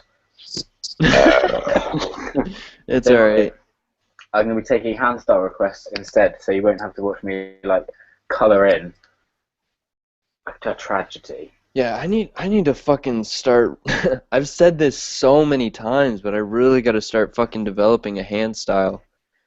I don't really have one at all, and it's fucking embarrassing. It's just I don't know. Do you like ever sit there and just write and just like tag and tag and tag? I think probably one of the best things to do is to just like, maybe we should both have a little break from doing our piece and just be like, right, 10 minutes of like fucking hand style requests, and what you'll find is like people shoot random letters at you, and you just have to make it work, like, because you end up writing the same word over and over and over, and then it's like, once if someone asks you to write like paver or something like that, you'll probably find that you write your same vapor letters just in a different order. You know what I mean? Oh yeah, for sure. Whereas, like, if you kind of sit there and figure it out, then you realise, because I used to do that shitloads, like my E would be the same, like whether the E was at the beginning of the tag or whether it's in the middle or the end, the E would always be the same. So like, it would end up looking like it wouldn't really flow. You know what I mean? But I think it's just one of those things where if you just like sit there and it's like, just pick random fucking letters and try and put them together in order. Just like, you should just get a big chart of the fucking alphabet, throw darts at it. Yeah. Let me see if I can find this spiral. I have these two pins. Check this out. These fucking markers are the shit. It's like, I don't know, it has this nice chisel tip, and it has a small chisel tip on the other side. And so it's like, I don't know, it's small enough to use where you can like use just a single notebook page and actually get a lot of tags in one page, as opposed to, you know, like just one of these motherfucker like chisel tip things that, you know, you can only do so many tags on one page. Yeah. But I have this fucking thing.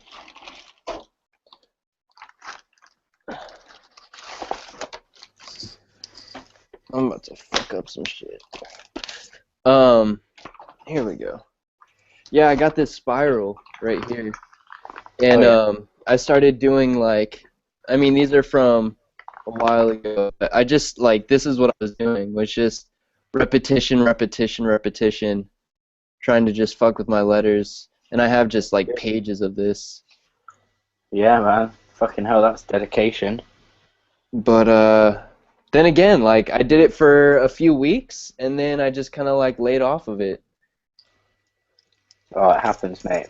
Yeah, so I mean, I definitely agree. I think repetition is what really makes things develop, if anything. For sure, man. Mate, that fade's looking mean. Thank you.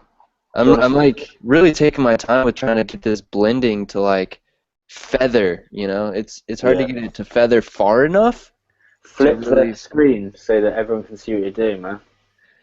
Alright, 1 second. I'm just gonna go and get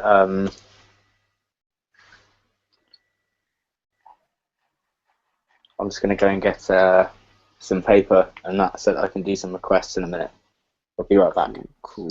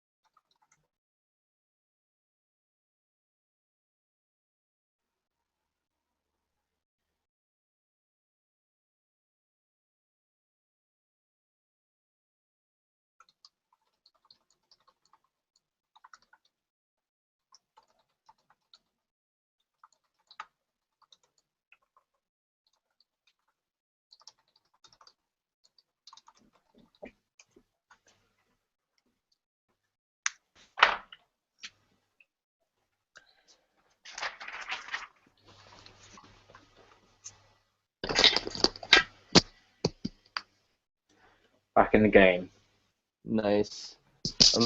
This one person said peanut butter, and I'm on the screen. I'm gonna write peanut butter somehow. It's gonna be fucking retarded. Alright. Man, I'm like so into my piece too. I'm not in the mindset, so I'm just gonna fucking see what happens. Let's see. Get a fucking key in here.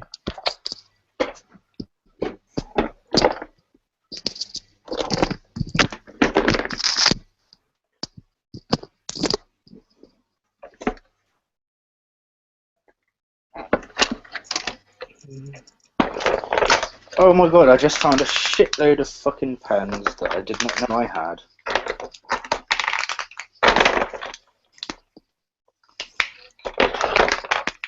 Fuck's sake, really?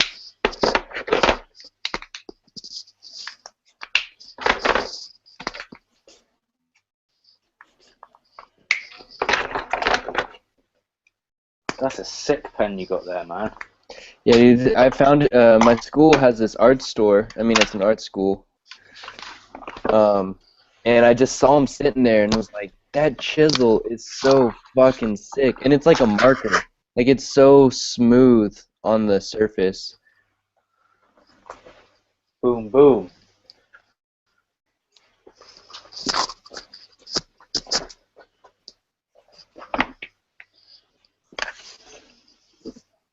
There's my shitty quick peanut butter.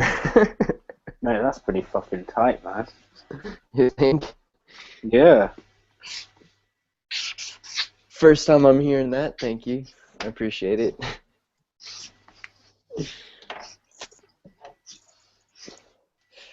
I have like a general idea for kind of like when to tweak and when to flare. My biggest problem right now is just like the relationships, flowing the letters in and off of each other. But I'll be working on it. It'll come.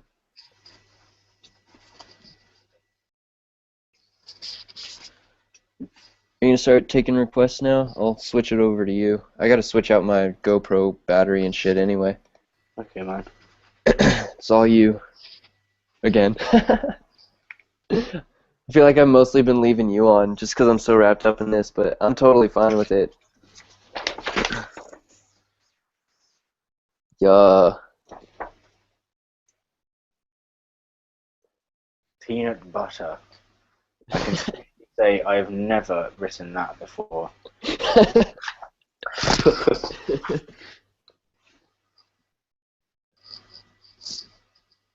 Yeah, someone was already like, about mine was like, your letters are cool, but there's no flow. I'm like, yeah, that's typically the case.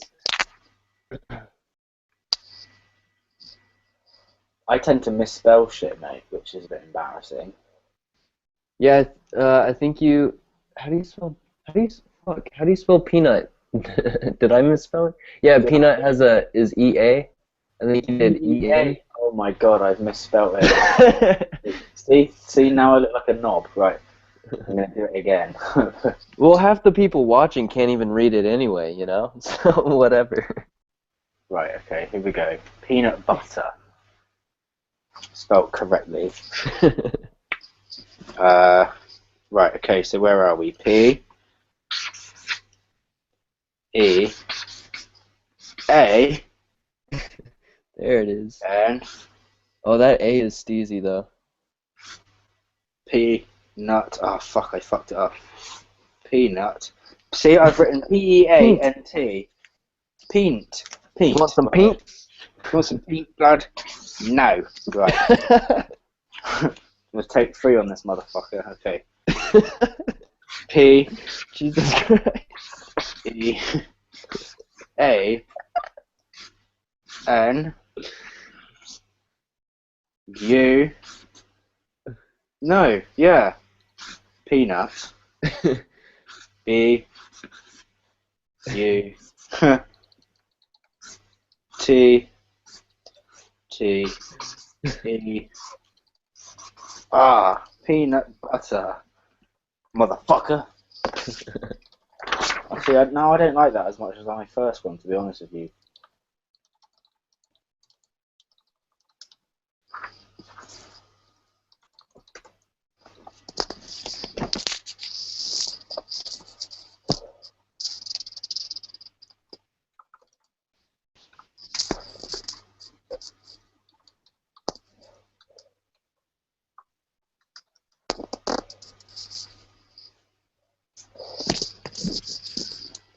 Oh, that one looks nice.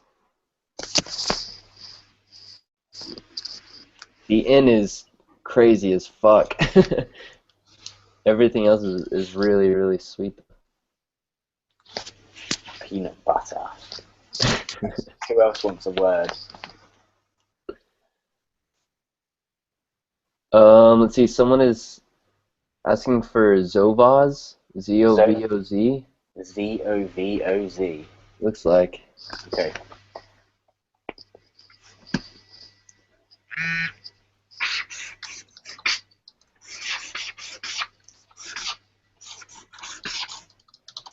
Zovoz. It's more of a tag than a hand style. Z O V O Z. I don't know about that one, man. That's hard letters. Z Yeah, it's a really weird balance. O V O Z. I don't know. They look a bit whack, to be honest. I'm not really feeling those, but there it is. I might have to drink just a little more alcohol. Just a touch. I'll be honest, I left this little bit just because I didn't add very much water. I'll finish this with you. Alright, dude. Because I'm feeling it right now, but like, finishing this glass would be absolutely perfect. That's what I like to hear. Yes, sir.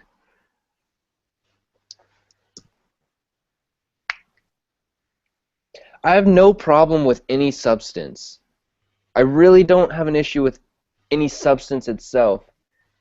Just people need to learn how to handle their substance, you know? Yeah, I fully agree.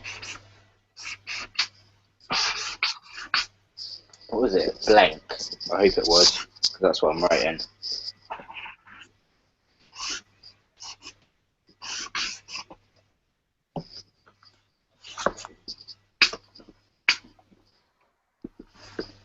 I did not think this fade was gonna come out as well as it has. I'm really stoked on it right now. I think it looks sick, mate. That fade looks dope. It's coming along nice. I found that I'm like kind of scribbling, like really, really lightly, just above where the fade. I'm actually fading it with my finger, and then I'm kind of blending that bit in, and it like because it's such little paint, it just Yeah. works in so slightly that it kind of helps make it feel like it's feathered further out, even though it really technically isn't. Definitely, man. It's all about taking the time. Yeah. These markers are the shit. Have you ever used Posca? That Posca like. pen. Do you know what? Check these. I'll show you what I've got in my treasure chest. Some treasure. It's actually not treasure. These are like really old. I didn't even know I had these. This is from like when I used to do A boards for pubs. You know, they have like carvery today at 2 o'clock. Like la la la. Like boards like that. And I used to do that for a bit of a job, but it was whack, so I gave it up. So but these are all from that, man. And these, like, I really don't use these for anything else because they're like water based and like they just fucking, if it rains, they pretty much come off. It's just like, oh, fuck off. Someone wants me to write sheep. Sheep. Okay. Let's be having you.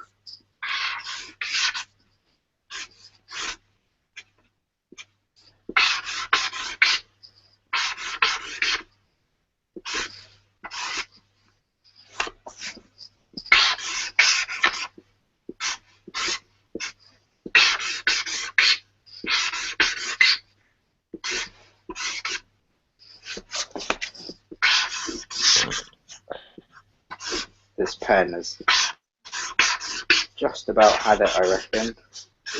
Sounds rough. It fucking feels it, mate.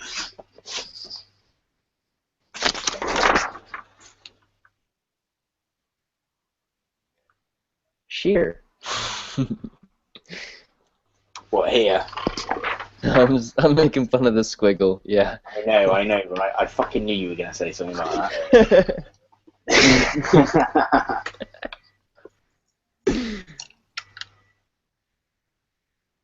Okay, I've got a request for ZDHJSBC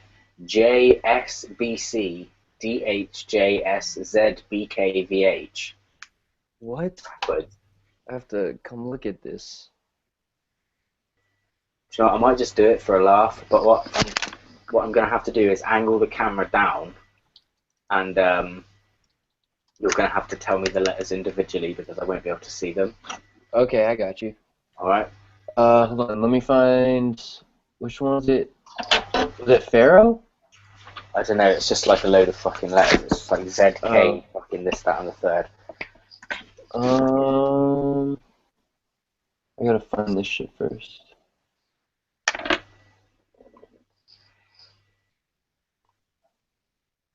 Oh, you mean the was it Kid Capam? Yeah, I think he just like hit the keyboard, but it would be quite funny to just do it anyway. Okay. Was it the ZDHJSBC? Right, yeah. Blatantly. He said backwards. Do you want me to read it to you backwards? Yeah. Well, it doesn't really matter, does it? It's just a Yeah, random it doesn't. It's bullshit. All right. Okay. So it's HVK. If you go backwards. HVK. B. Z. S. Yeah. J. Yeah. H. D. Yeah. And then it's a different jumble of letters. Yeah. Starting with C. Yeah. B. Yeah. S. Yeah. J. H. D. Z. I've run out of room.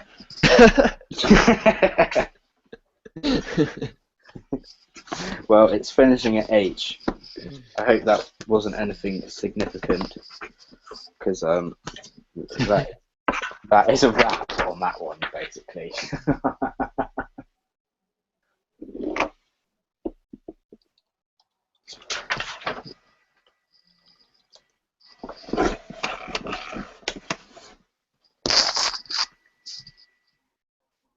And then I think the next one is Pharaoh, Faroe. Faroe. Yeah. Give me a sec. Gonna have a swaggle on me daggle. Your daggle. Do you do much with your daggle? By daggle, I assume you mean can of cider. Yeah.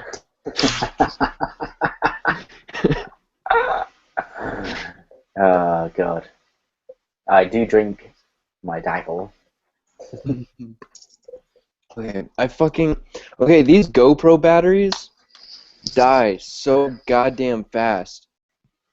And like my last live stream or my last time lapse, I found out that if I leave my GoPro plugged into my computer while I'm filming, then Yeah. like it's not a problem because it stays charging while I'm working. But I have to use a tripod in order to get my GoPro like above the canvas when I'm doing canvas.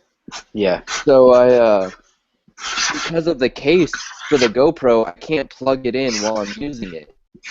So I keep having to fucking replace. I'm borrowing a friend's GoPro, and I just keep like swapping out the batteries. I charge one battery while I'm working with the other. It's just such a pain in the ass. And like GoPro is such a fucking phenomenal convenience for filming things, but Yeah. god damn, these batteries suck.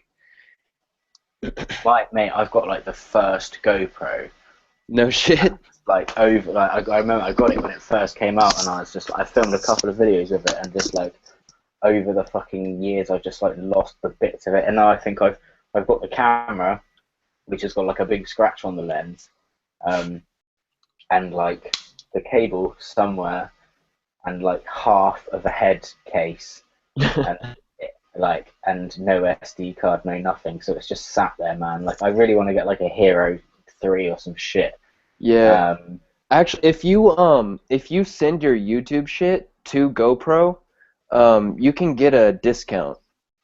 Oh, can you? Yeah, that's how I got mine. I got like 40% off on my GoPro stuff through their website. Oh, Yeah, dude. Or I think no, it was 30%. It was 30%, but also they said they would normally give more of a sponsorship or whatever, or like a discount, except when I was asking for the new GoPro was about to be released, so they okay. weren't allowed to give me a bigger discount. But I think if you hit them up now, you might even get like 50% off or some shit. That would be sick. You know what? I really need a fucking producer, basically. Dude, I really would give almost anything to come out and stay for a week and just like, I wouldn't even have to paint. I would literally just film for you all goddamn week and come back with all the footage and just start sending you finished productions for you to upload. I would love that. I would fucking love that so much. I'm sick of trying to produce my own videos because I gotta paint and fuck with the cameras at the same time, and it's a real pain in the ass. And I really want to sit down and just mess with the cameras, you know, like just make something so goddamn badass. But I'm the one also painting, so it's really fucking hard to do because I can't have my hands on the camera at the same time. So if I can, or when, I mean, I'm definitely gonna be out there sometime soon. Either if I'm staying with you or if I'm going with friends or something, but I'm gonna be out there, and if I could just mess with the cameras and not even have to worry about painting and film some shit for you, I'd be so goddamn down for it. Well, you're always welcome to stay here, man, if you come to the UK. Like, don't worry about, like, paying for a hotel or anything. I've got a spare room. Like, just fucking come and jam, man. There's no Shit, problem. dude. I mean, I'm trying to get equipment this summer, if I wasn't trying to get this new film equipment for video, then I'd almost say that it's almost guaranteed I'd be down there this summer. But I can pretty much guarantee that I can come out next summer for sure. That would be sick, man. Yeah, like it's not even an issue. We got to make it happen. We got a plan. I stick to my plans. I would plan to go to this art school when I was in high school. I ended up going out to some bumfuck nowhere country private school, and then a year later, here I am at this school with like a big ass scholarship because I took the time to wait it out. And I don't know, everything I've been doing with life, I've realized like reality is very literally what you make it in your mind. Because I mean, I'd go into all these rants when when we're hanging out, but whatever you want your life to be, it's gonna be that if you truly like have that committed in your brain in this weird way. But I mean, everybody lives in a different universe, like literally, because reality is so different from individual to individual because it's only what your brain makes up of that reality. And I don't know, I feel like if you accept and understand that sort of concept, then you can make fucking anything happen. Yeah, for sure, man. I totally agree. Yeah, we got John Graham up in the fucking building, yo. Fuck yeah. There we go.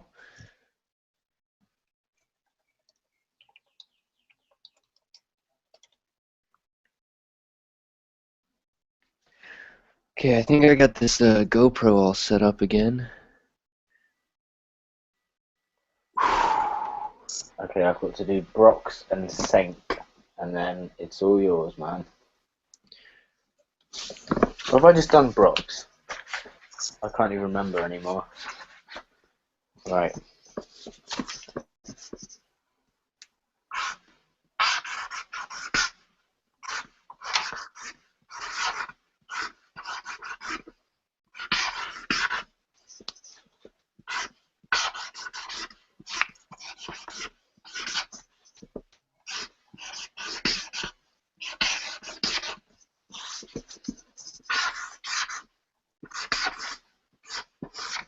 Wow, this pen has had it.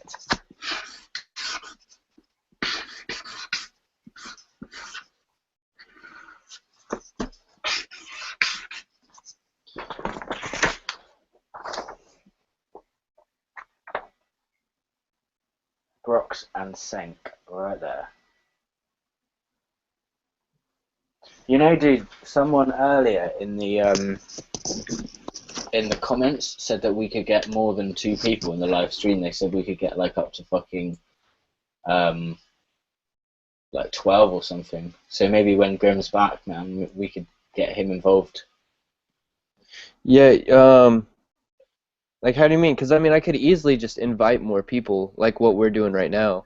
Yeah, It's I mean, just you a could little just invite thing. him to the you can just invite him to the Hangouts, and then at least to be able to talk.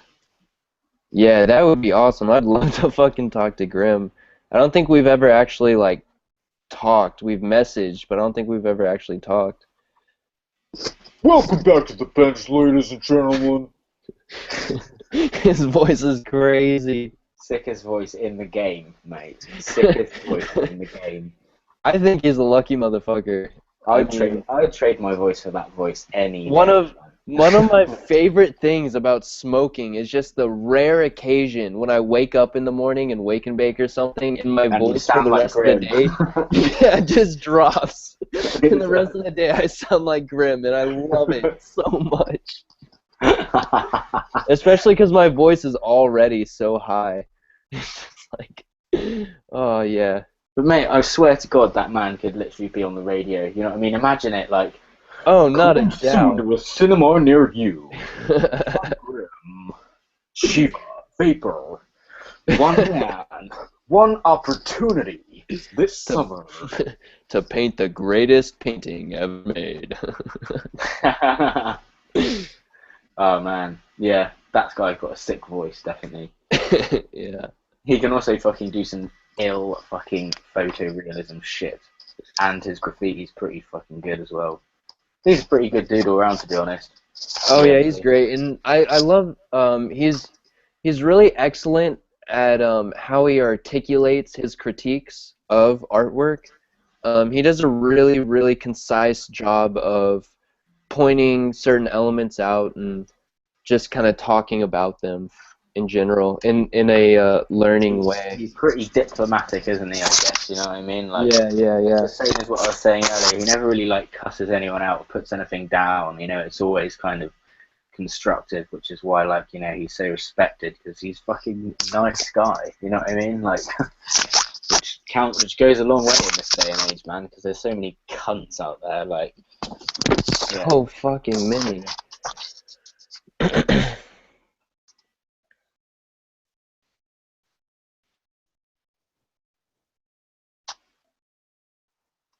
Cool. I'm gonna throw in this outline. See how that makes it work. Got this filled on. Man, that is looking sick. Thank you. I wasn't feeling this outline originally because the A and where the P meets the U at the bottom and where the P meets the A at the bottom, it bothers me. There's a lot of space under the A, but not a lot of space under the U where it kind of collides, and that throws me off. But now that I have the 3D filled in, I'm pretty stoked on it. Man, I think it looks fucking. You've literally come so far, man, so far. I remember, like, I didn't really like. I had a bit of a break. I wasn't on Facebook for ages, and I wasn't like on the internet for ages. Yeah, it was like right after you asked me to start like moderating your Facebook page, you just disappeared. Yeah. Like I probably said, like, I'll keep on banging on about it. I won't go into it, but like, yeah, 2014 was probably like the worst year of my life. So I just like, I had so much other shit going on, like, in my head. I just like couldn't even, you know, begin to think about like art. I was just so uninspired by everything. Like, I don't know. I just like. You know what I mean? But then I came back and it was like, fucking hell, shit, man. Vapor's like been doing work, mate. Like fucking, I was well surprised, like, because you just sent me this shit and you were like, oh, what do you think of my like most recent one? And I was like, fuck, man, you've like, it's sort of like, I don't know, if you've got the fucking DeLorean up to 88 miles an hour, like, I don't know what's been going on. You've been putting the work in, and I was well impressed. And now it's just like, I don't know, like everything you do, I'm just like consistently like, yeah, that's dope, like, you know what I mean? It's never like, oh yeah, that's dope, but like, you know what I mean? I'm always like, yeah, that's just looking sick, and it's your style. Like, I don't really see anyone else like, do you know what I mean? That it's pretty unique, and that's like goes a long way in the graph game because there's so many styles that are proper similar, if you know what I mean. But oh, absolutely, dude. That right there, what you specifically, I mean, is obviously a big deal. But on top of that, just like I really needed to hear that. That's fucking amazing for me to hear right now. well, you heard it, man, and you're on the right track. So yeah, shit. I heard it. I fucking heard it. I'm gonna hold you to that. Rest of my life. Well, Sheva said it was great. But no, man, that means a fucking lot to me for sure.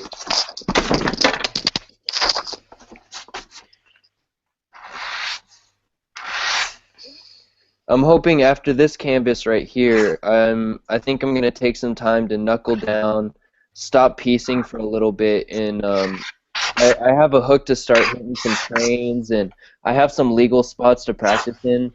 So I think I'm going to, after this canvas, start taking the time to work on my hand style, work on my throws, work on some more like simple straight letter stuff, and then come back into some like really mean work later on. You know what? It's funny because like, having a break from something for a while, sometimes like a break's what you need. You come into it with a bit of a fresh head. Yeah. It's like I remember when I used to skate, like, and I used to like, and then I broke my ankle like 4 times, fucking. Fuck. Skateboarding, man, like, so I pretty much gave it up. But I remember I'd have a break and I'd come back and I'd be able to just like, I'd be thinking about things in a different way, and I'd just be able to do different shit. And I was like, why the fuck could I not do it back then? And part of me just thought it was, am I just getting older? Is my understanding of like physics just getting a little bit better? And I think like there's some truth in that, as crazy as it sounds. Because sometimes if I just like don't like draw for ages, and then I come back into it and I just put my mind to it, then I'm just like, wow. Sometimes a break from it is like what you need. If you know what I mean, it gets you out of the loop of doing the same thing. So you come back and you've kind of got fresh ideas, you know. Yeah, somebody told me there's like a term or something for that. Because I was talking about skating. I've got a skateboard in the car right now, and I've been waiting for the weather to clear up so I can start skating again. Because that's kind of how I stay active now that I'm not in like gym class or any shit like that.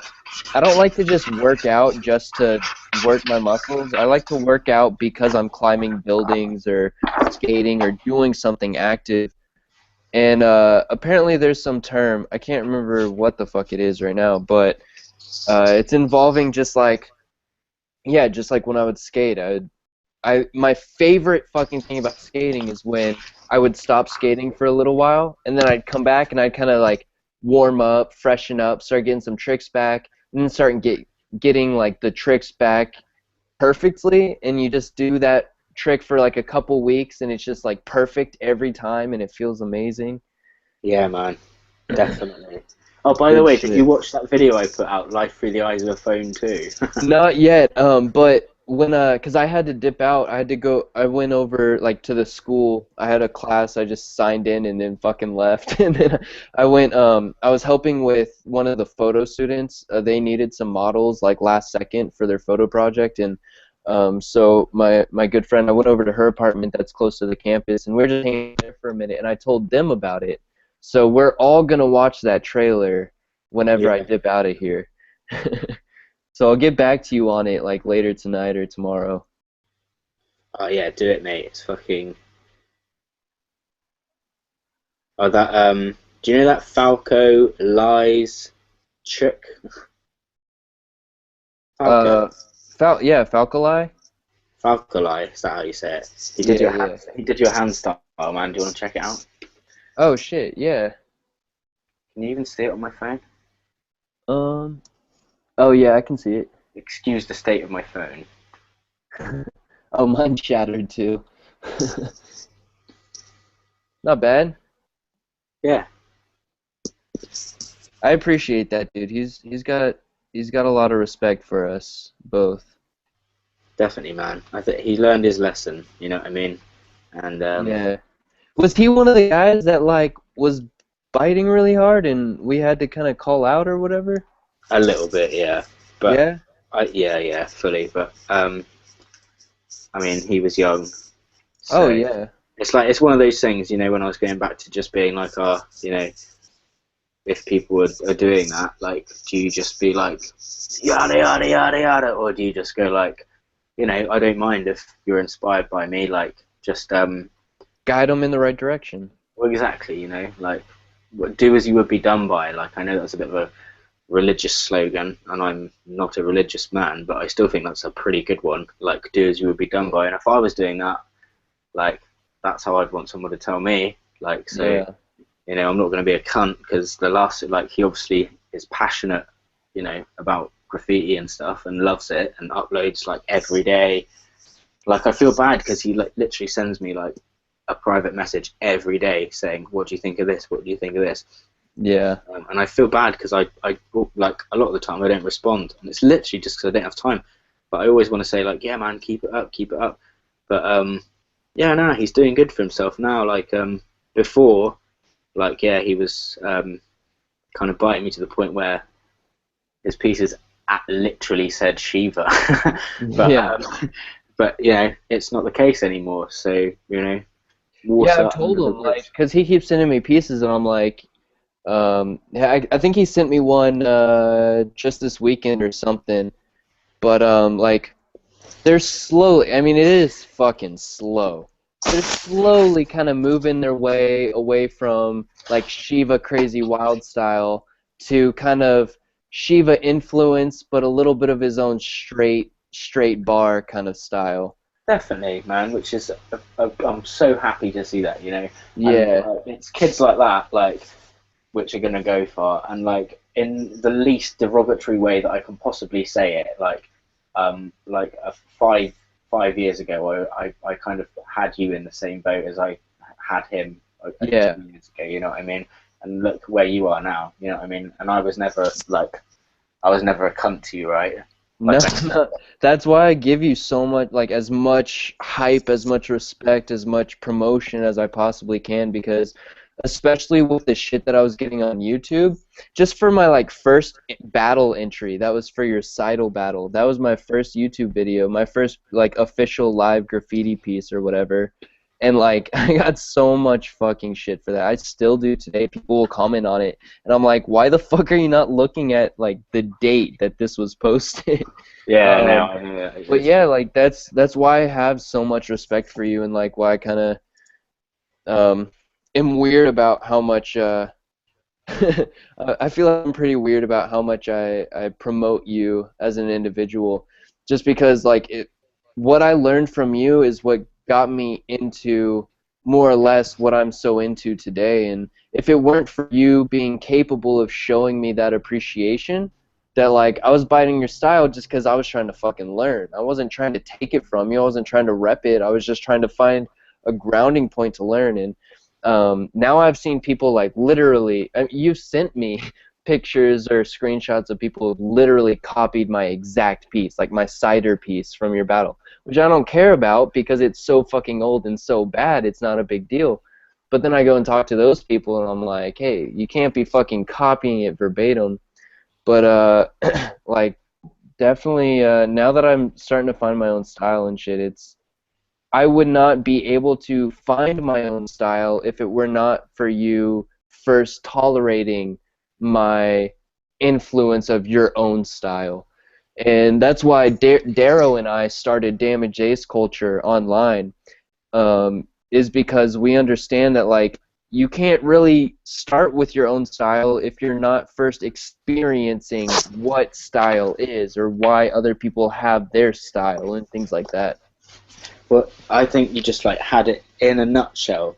You know, they say that like imitation is the greatest form of flattery, and so when someone does choose to like copy or be inspired or whatever it is by me of all people, me really, like I'm not even that good. Like when you look at the like massive graffiti world and you look at all the people who are just burning, you know what I mean, like consistently just like painting, like killing walls every day, people who are just like, you know, and I'm just like, wow, they're next level, you know what I mean? And this stuff is out there on the internet, you know what I mean? Like ready to be bitten just as fucking readily as my shit is to be bitten. Yeah, but they choose your shit. They're finding your shit and they're saying, I want to do shit like that because that's cool.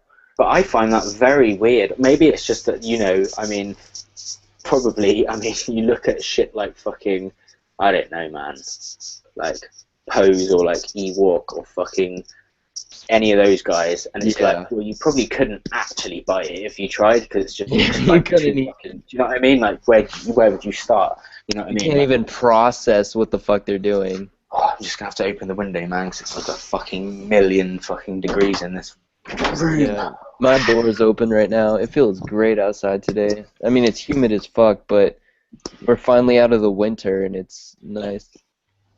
But yeah, man, I think like, you know, there's some as like, you know, I was never bothered really about inspiring people as long as like, you know, and I'm not just in it for the credit. I'm not just in it for like, oh yeah, Sheva, la la la. Like I don't really care about that. It's just like I only ever used to get pissed off if people would literally like copy my shit like exactly and then claim it as their own. And there's this one guy who I can't remember his Facebook, I can't remember anything, but he was some guy from some country, some sort of, I think it was somewhere in Africa, and he had done like, he had painted like my pieces like exactly, well, not Yeah. exactly, but like badly. It tried to be exact though. Like, I mean, but it was to the point where like they said Sheva. They literally said Sheva, and it's funny how you can tell when someone's copying your letters because, and you know, people think that, oh, you know, if I just copy this S, then no one's really going to notice.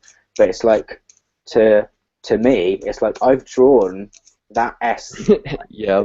thing for years. You know what I mean? And it's clear, like when someone is doing it. You know what I mean? Yep. And people just think, oh, oh, no one's going to notice. Like, what's the chances of, like, I've just found this one writer on the internet, I'm going to copy his S and no one's going to notice. But it's actually blatant when that shit goes down, and it's so weird, isn't it? It's like just how kind of people think they get away with it. Like, Yeah. I It's don't know. really funny because, like, when I was learning from you, like I said, I gave all the credit. I'd put your links in anything that involved something that I took influence from you. And then you sent me that one screenshot this one time of this kid who straight up was blatantly like, look at my new graph piece. And the fucking thing said cider. And I was like, for one, I mean, I don't care because it's shit. Like, it doesn't even, like, what I did was shit. And what you did is so shitty, it doesn't even look like what I did. And what I did was shit. So, like, at that point, it's just like, you're taking it to such an extreme level of just insult that it is nothing other than just insult. It's not like you're learning. It's not like you're practicing. Like, you're just straight up insulting. And, like, but at that point, it made me think about all the times that, I was doing pieces or practicing based off of your tutorials and your style and your influence, just because I liked the basic style of it. And see, the thing was that I took on to your style specifically for your style, not because I was like, oh, this guy does graffiti, I want to do graffiti, I'm going to copy it. I was looking at so much other graffiti, and I saw the drunken, innovative shit that you were doing, and was like, because I come from a fine art side. I come from, painting portraits and design and things like that. So when I look at graffiti and I saw what you were doing with all the original videos, I was like, this is innovative. This is like crazy. This just graphically, from a graphic element, looks really fantastic in a way that I would like to kind of understand. So I started going that route. But anyway, when I started seeing shit like people copying my stuff, and then people were like, oh, you're biting vapor, and then the shit that they're biting is the stuff that I was influenced by your work, and I'm like, they're not even biting me, they're biting Sheva by copying my shit. Like, what the fuck? And just that whole experience and that like approaching that reality was really interesting to me, for sure. It's a funny old merry-go-round, isn't it, man? Like, Yeah, it really is interesting. there was a guy on like, all I remember him was as, I don't know if he still does it, was Mev007, and I know who you're talking about. Yeah.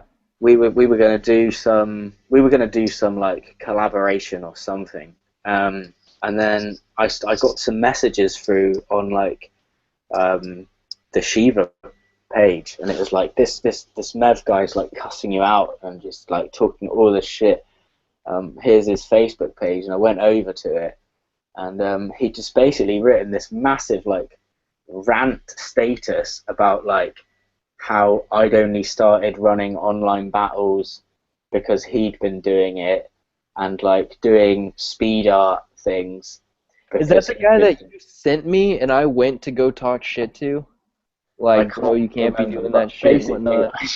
I was like, oh my god, right, and I couldn't help myself, but I was like, okay, like, and there was all these people just like, yeah, fuck Sheva, he just copied Yeah. me. And I was just like, oh my god, like, I can't believe this. And so do you know what, this is a bit sad of me, right? But I went through the videos, and I went to see the first battle that he hosted, and it was a good year after the first battle I hosted, and I think I posted a screenshot up of it, and I also just said, like, man, if you want to fucking battle, like, I know it's a bit like, hey man, you want to freaking battle, like, I can be Eminem and you can be the other guy, like, it's all a bit gay, isn't it? But like, I don't know, I just said, look, if you fucking feel that strongly about it, like, let's go, like, let's do a battle. And I never got a reply. Like, Yeah. I was so kind of like hurt by that because I never did anything to the guy. Like I think maybe we were supposed to collab or something, and I was a bit lazy about it. And then all of a sudden, it was just like, man, like I was getting shit bales thrown at me for like and being accused of. It was all, oh, Sheva's only running the online battles because he copying me running the online battles, and I was like, mate, are you fucking kidding me? You think I went on YouTube, saw that you were doing online battles, and then decided, hey, this dude's doing online battles, I'm going to do online battles? No, it wasn't like that at all. Like, I was trying to engage with my audience, man, like, and like, you know, I wanted to see what people have got, you know, I don't just want people to be watching me like the whole time. Like I want to see other people's shit as well, you know. Like, Yeah. I'm not cussing him out like right now because that's all water under the bridge as far as I'm concerned. But like at the time, I just remember being like, what the fuck? Like some guys are so kind of like volatile and like quick to kind of just it's all about beef. It's all about, oh, fucking this cunt did this and he did that and he said this, and it's like, whoa, chill out. Like, yo, fucking hell. I only wanted to like, look, we've all got YouTube channels here. You can say everyone's, oh, he's copying me, I'm copying him. Fucking shut up. Like, we're all uploading our art. Some people run battles, loads of people run battles, loads of people do this, that, and the third. You can't say that, like, just because one of us did it first, then the other one's blatantly copying. That's not how it works, you know what I mean? Like, fucking... Anyway, I'd love to... to be honest with you, I mean, I really don't care. Like, at the end of the day, battling people is fun, right? And I'm totally down for it. Like, and if anyone fucking wants to go, then I'm poised and ready with my pen. Like, any worthy opponents listening right now, or can recommend me anyone, or anyone who wants to hit up Famous One and get him to battle me, who was previously known as Mev007, then please send him a message and tell him Sheva's calling you out, my friend. Because I'd love to say. Oh yeah, I mentioned something in the chat earlier, and I was like, can anyone hear us talking because we're using headphones?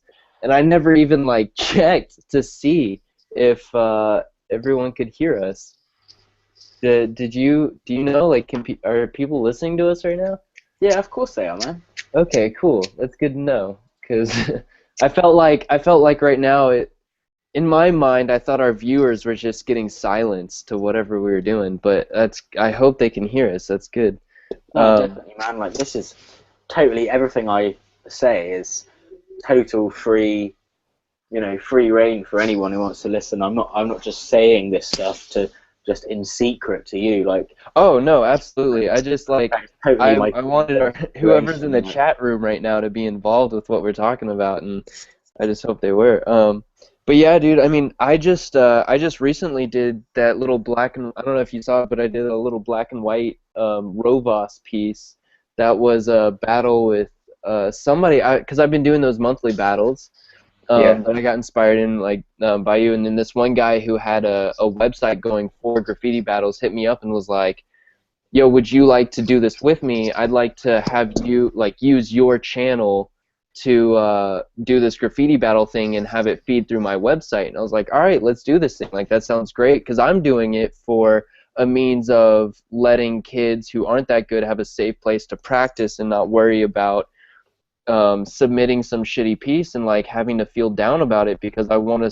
Daryl and I are really big on supplying an opportunity for people to practice without that, you know, that bullshit that, you know, we had to go through when we were first trying to get into it, by all the people that actually know what the fuck they're doing. But hey, Vapor, do you want to invite Grim? Sorry to interrupt you. Do you want to invite Grim into the hangout so we can talk? absolutely, that's a great reason to interrupt me. No apology needed. Let me get on this real quick. But yeah, I don't know. It's funny, but I just did that battle with that kid because I did a monthly battle, and this kid was just like, fuck you, like, you don't even know style, and I'm awesome, and this guy is shit, like, look at his piece, how could he beat me? I was like, bro, like, have a little decency, you know, whatever. We started talking, and he started talking shit to me, and I was like, alright, like, you know, take it back a second, and he was like, alright, let's battle.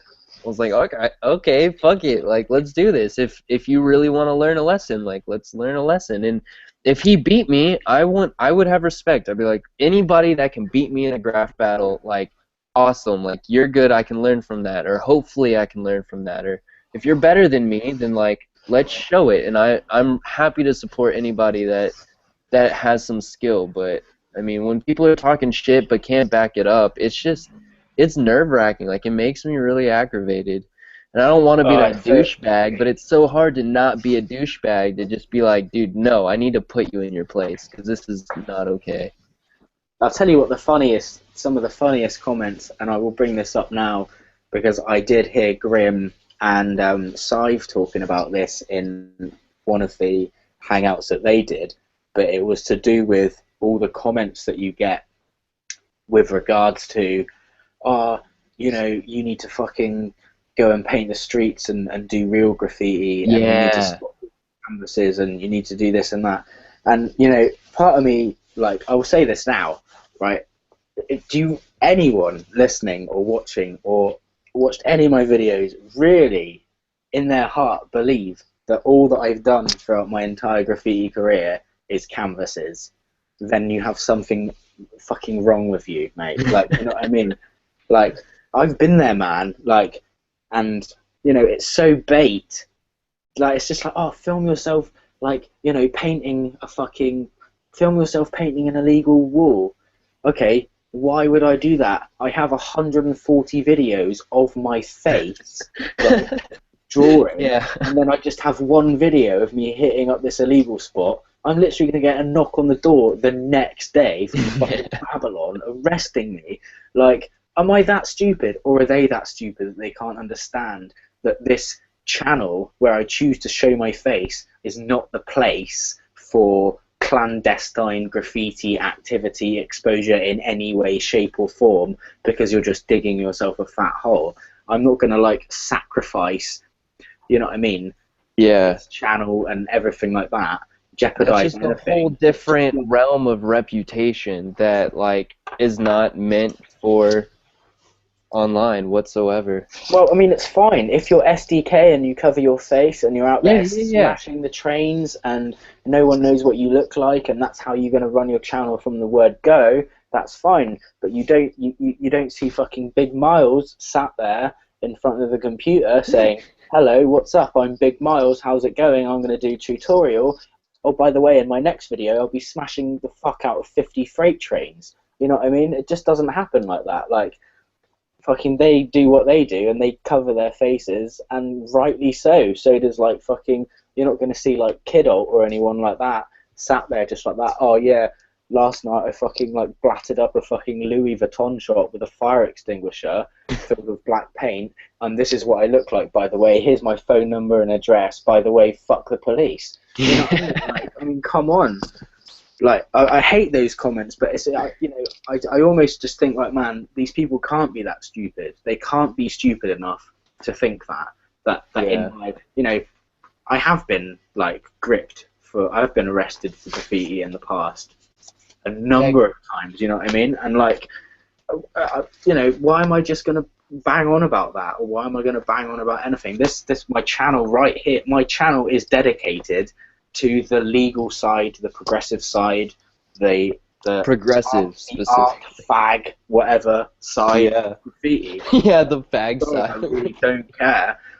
Whatever you want to call it, just because I don't just, like, travel the world and smash metros like my whole life. I'm, like, 26 years old and I've got a kid and I'm going to get married and shit like that. It's just not on my agenda anymore. I'm sorry. Yeah. Like, I mean, half the people that I'm meeting around here are dropping out because they're like, we got serious jobs, we're getting our shit together. There's no reason to think you can afford that sort of, like, situation of dealing with the law and whatnot, because, like, why should you give up something? I mean, it's addicting, especially when you start getting hooked on like, you start finding your own style, you start figuring out concepts that develop your style that you didn't know about before. And that journey of developing yourself as a graffiti artist is just so goddamn addicting that, like, there's no reason to give it up because you have some stable future. There's no reason why stability should be a reason why you give up something that's so personally engaging and fantastic. So, like, why not be able to integrate something that is addicting like graffiti into a reasonable, sustainable lifestyle? Exactly. People that talk shit about that are just retarded. Well,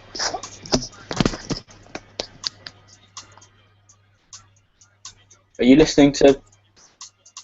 I think that it has. Is Grim jumping in here? Where's Grim? Where's the music coming from? Can you hear that? Yeah, it's like coming in and out.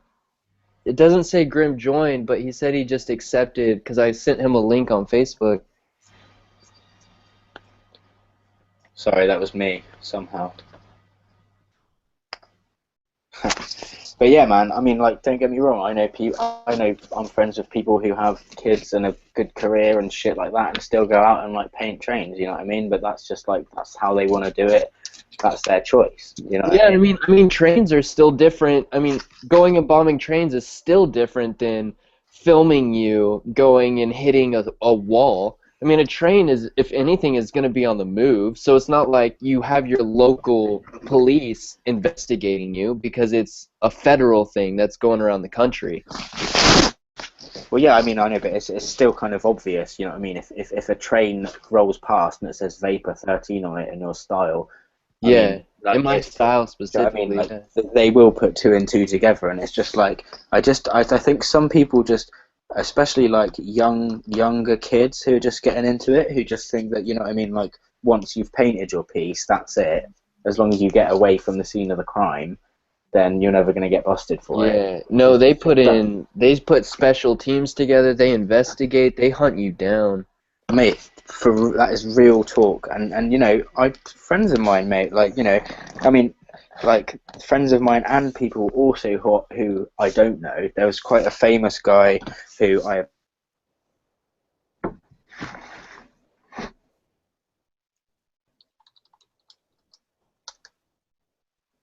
Oh shit, I just lost audio. I don't know if you can hear me. I'm gonna go to the bathroom real quick. Amazing skills and shit, and there's like a big article about him, just like, and he turned up to court in he looked like a bank manager, like, and I'm pretty sure he was something similar. He was on like 45 like K a year, which is probably the equivalent of like $90,000 a year or some shit. And it's just like, you know, you just don't know, do you? You know, like fucking people big in the game. What the fuck is going on, Grim? Yo. Yo, what's good? How's Tricks, bro? What happened? How's Tricks? How's tricks? What does that mean? How does it means how are you, man? Oh.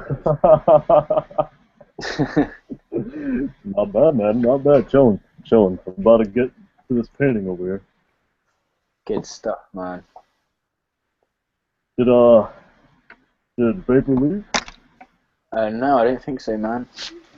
Yeah, we need to get John on the main screen right now. Oh man, I can't show it on painting. It's got nudity. Come on, mate. Okay, I mean, I'm back. it's Vapor's channel, right? I don't want to catch him any trouble. I can see a bit of leg. I can't see nor height, nor hair of pussy, nor boob. We're good. Hey yo, Grim, I'm filming this for like, I'm gonna edit together into a time lapse and shit.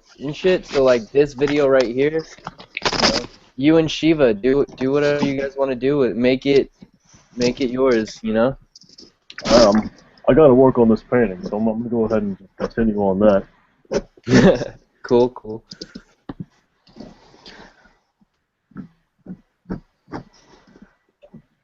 Alright.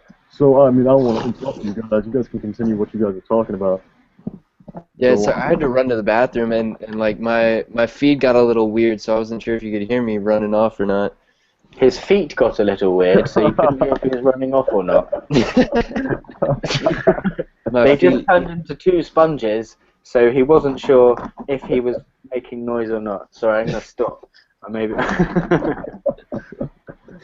They change up on me. You never know. Yeah, man. Those fucking feet, man. I like how once I got into this little chat, Suddenly it got really weird. Dude, it's because you brought nudity into it, man. You know what I mean? A little bit of thigh, mate, and I turn a bit funny.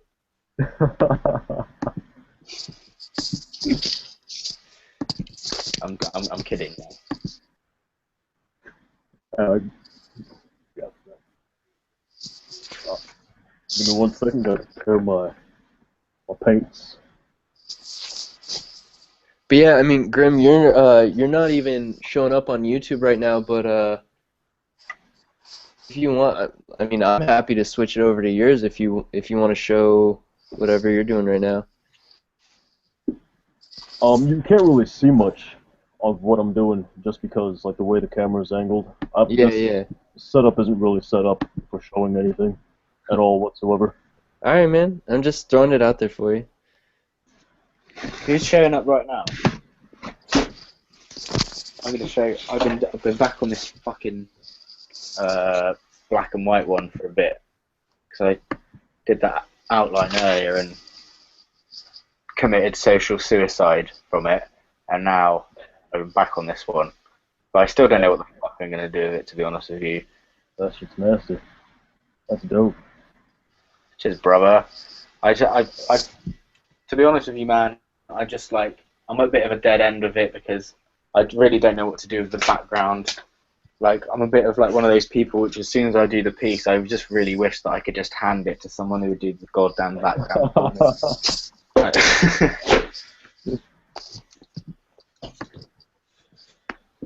Right, Grim, check this out. This is what I did earlier, right? Did an outline. Oh God, yeah. And then I decided I didn't like it.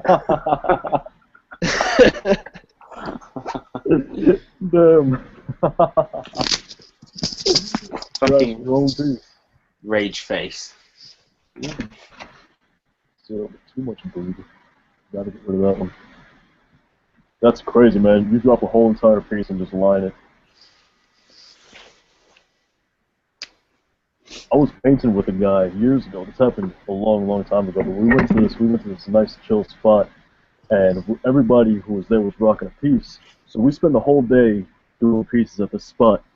And right when we're all getting ready to finish our pieces, this dude just does a throw up right over his piece. He's like, "Screw it." Damn, man, you wasted all that paint and all that time. Crap, man. Yo, Vapor, put it back on you, man. I just sat here doing nothing. That was perfect timing. I literally just switched it because I'm getting back in my outline. Oh, good shit. Nice. Getting along well. Appreciate it.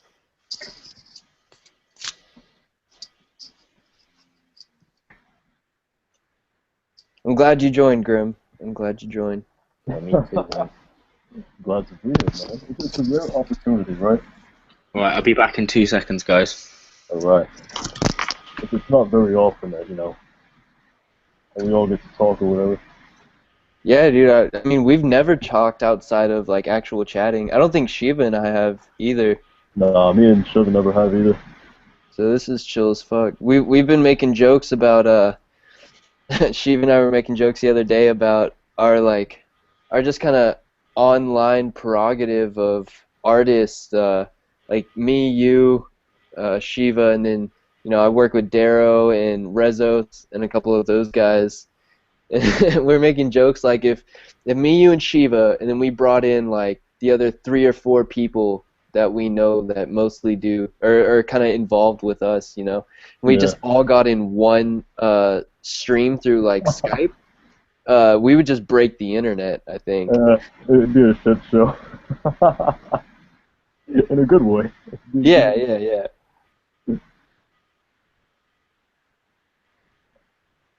So I'm not sure if I want to just hit a specific like angle of light for highlights on this piece, or if I want to just hit like the outside edge of everything, like go all the way around each letter.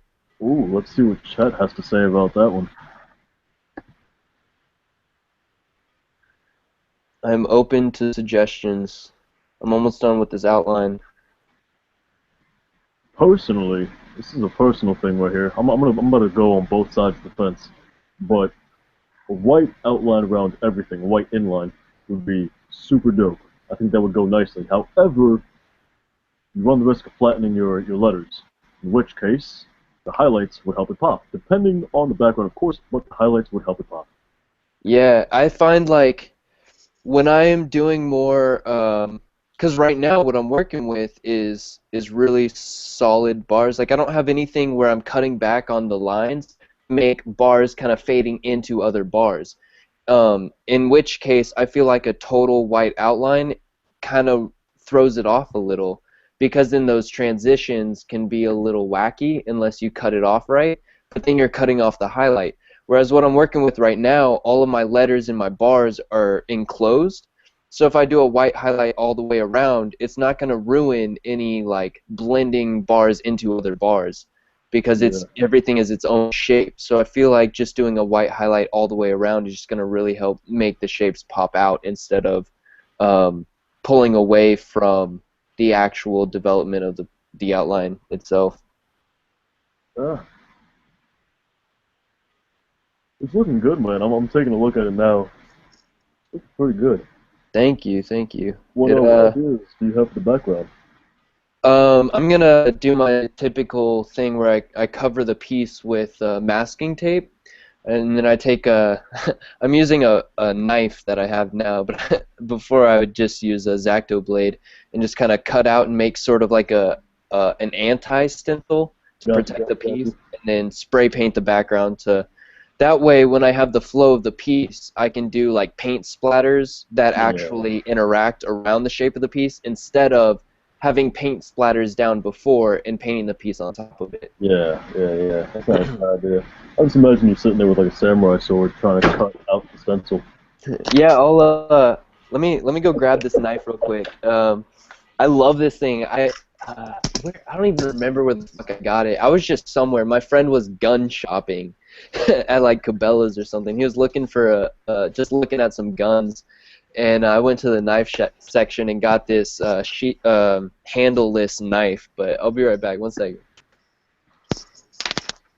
Welcome back to the bench, ladies and gentlemen. That's some funny shit. I just got a new microphone, like really recently, and I haven't recorded any videos with it. Hopefully that helps the voice a little bit, like sound not as distorted. Dude, I tell you what, man, you could make a lot of money if you did like if you manufactured like a voice changer that made people sound like you. Like, I'd fucking give my left testicle to fucking have a voice like that, mate. Yeah, we were talking about that. That was good. Voice changer, I'd probably make my voice like a little bit higher, so actually I probably wouldn't give my left testicle. Well, you might need that one. But the voice changer I got was with puberty. I had a high-pitched voice before puberty. No way. Did you spend like a lot of time with your voice cracking before it actually dropped? Oh my god, no. It was like instantaneous. I remember 4th grade, we were waiting in line to go to school, and my voice cracked. And since 4th grade, I had I can just imagine it just like some kid just like walking up one day and just like that. Excuse me, miss, can I go to the toilet? Next day you're just like that. Go to the toilet? That's essentially what it was. Oh my god, man, that's some fucking funny shit. I like you fucking, you know what I mean? Like, you could make some threatening phone calls, mate, to some people.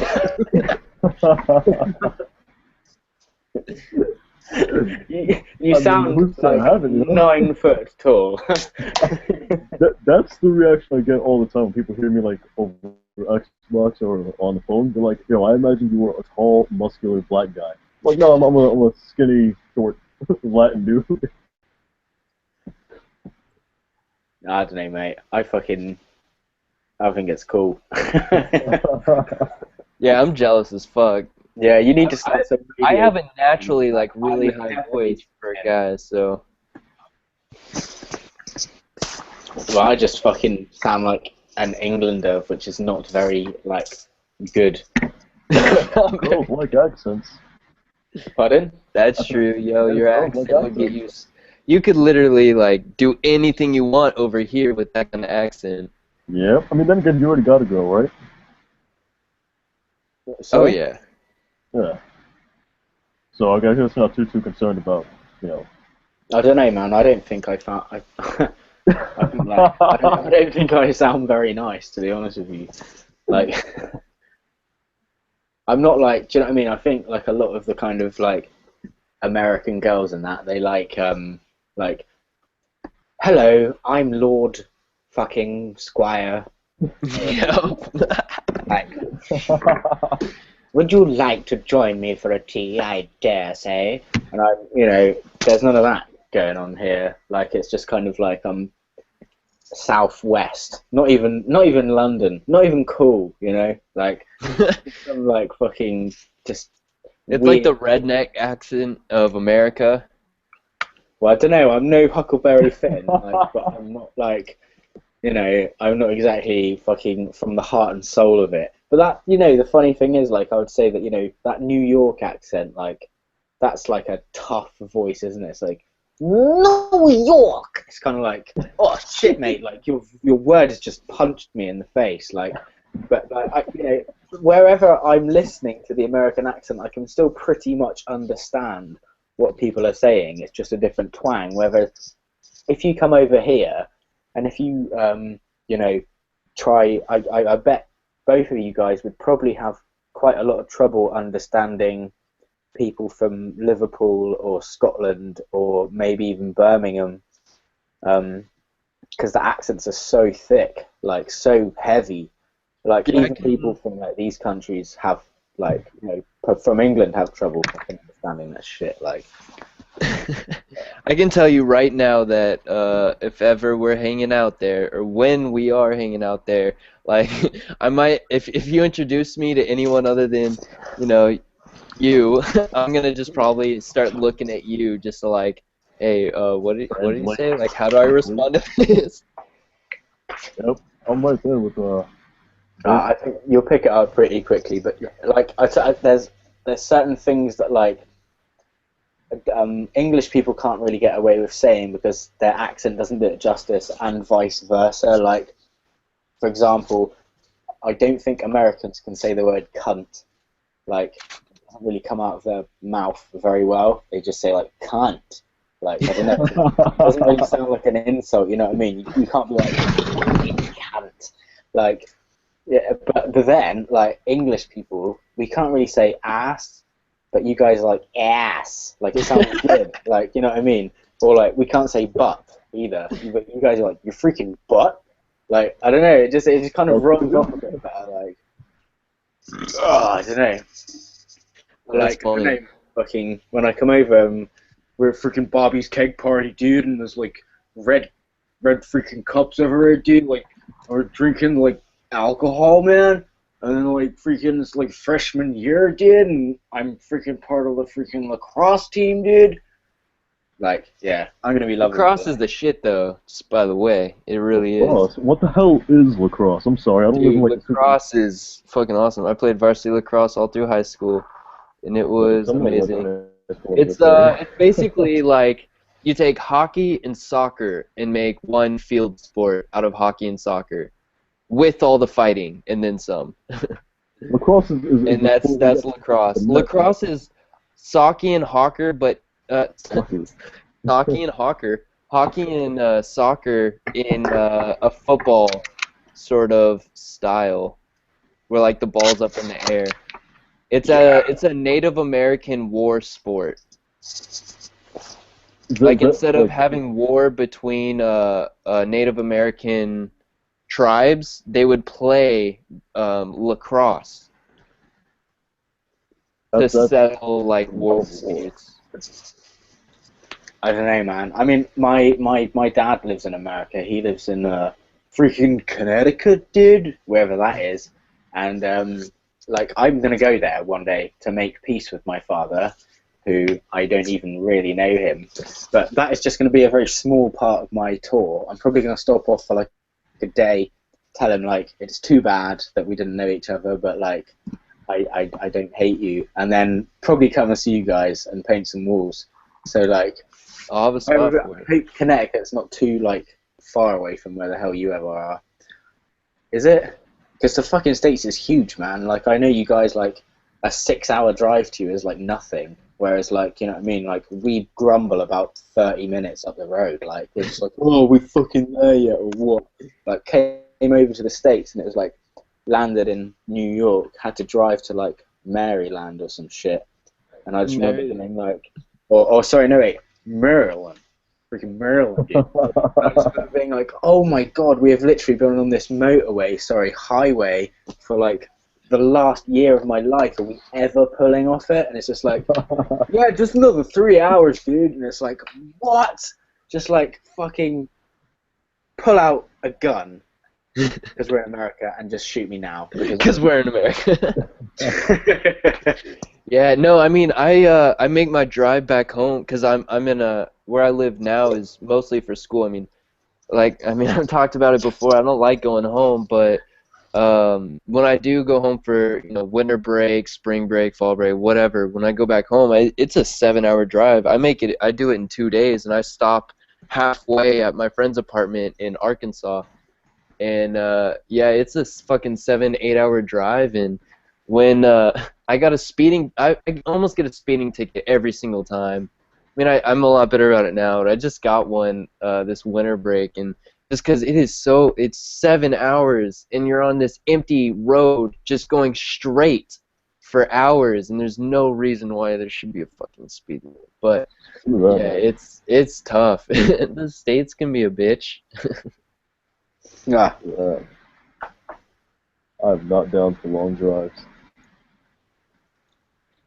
I don't mind if I got like a gang of people with me, like my friends, and we're just jamming out and cruising, and we take turns driving. But when you're driving by yourself and you just have to get from A to B, and it's like fucking 12 hours away, that's not fun. Nah, man, I don't know. I don't care who I'm with. My ass is falling asleep. That's what's happening in those 6 hours.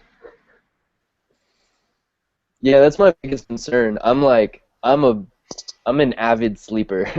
I have no problem falling asleep behind the wheel. I have a problem with it, Oh man, but that's my good. body doesn't. Don't drive me around.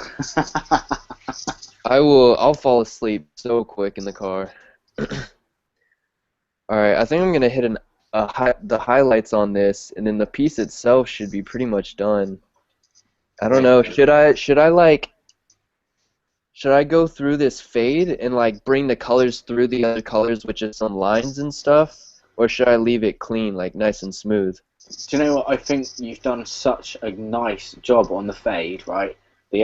I guess the only, like, personally, and I'm not fucking, actually maybe I should just shut up and just let you tell me. No, let's hear it, bro. Let's hear it. We're in the same mindset. Alright, man. Okay, if it was me, like, I probably wouldn't put lines through it. Do you know what I mean? I know what you mean, like putting like light lines going all the way up to the top. Yeah, yeah. But it's such a pain in the ass to like cut those lines back through the thing. Yeah, the fade is already. Like, what I kind of get a bit tempted to do is put a few bubbles, just like little bubbles, going from big to small, going from the light up all the way to the dark, and then from the dark down to the light. But maybe have a few rogue ones, like a few rogue pastel ones right up there with the dark, and a few rogue dark ones right down there with the light ones. So I see what you're saying, yeah. Together, and I also would be very, very tempted just to put a tiny splash of some other colour in your red 3D. But that is only me, and it's not my piece, and I think it fucking looks awesome the way it is. So, like, yeah, like I said, yeah. Right. Yeah, I'm gonna do a fade in the 3D. I'm gonna bring the outline color back up into the 3D so that what's there right now is gonna be the kind of the highlight on the foremost edge of the 3D.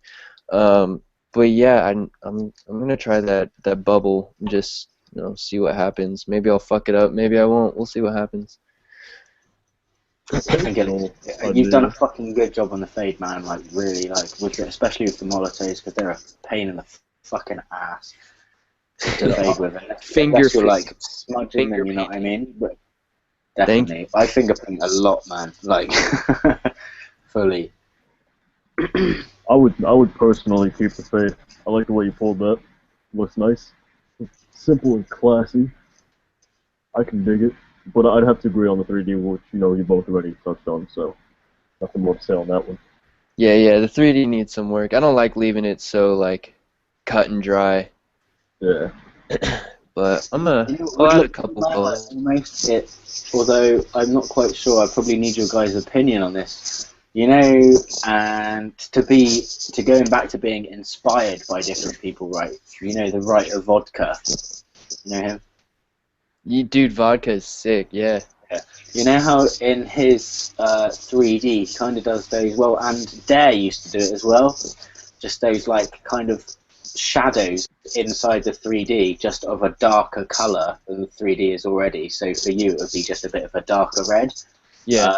Like just where the shadow would be with the 3D. The only problem being here is that your a darker red for you would be the same color as you're using for your outline. Yep. So there's my problem. So I don't know, in your guys' opinion, would it work, or would the outline and the shadow of the 3D blend in so much that it would just look like a block of color, or would it look like a shadow? I mean, it depends on what colors he has, right? Because there's a lot of different values between the red he has and the black outline.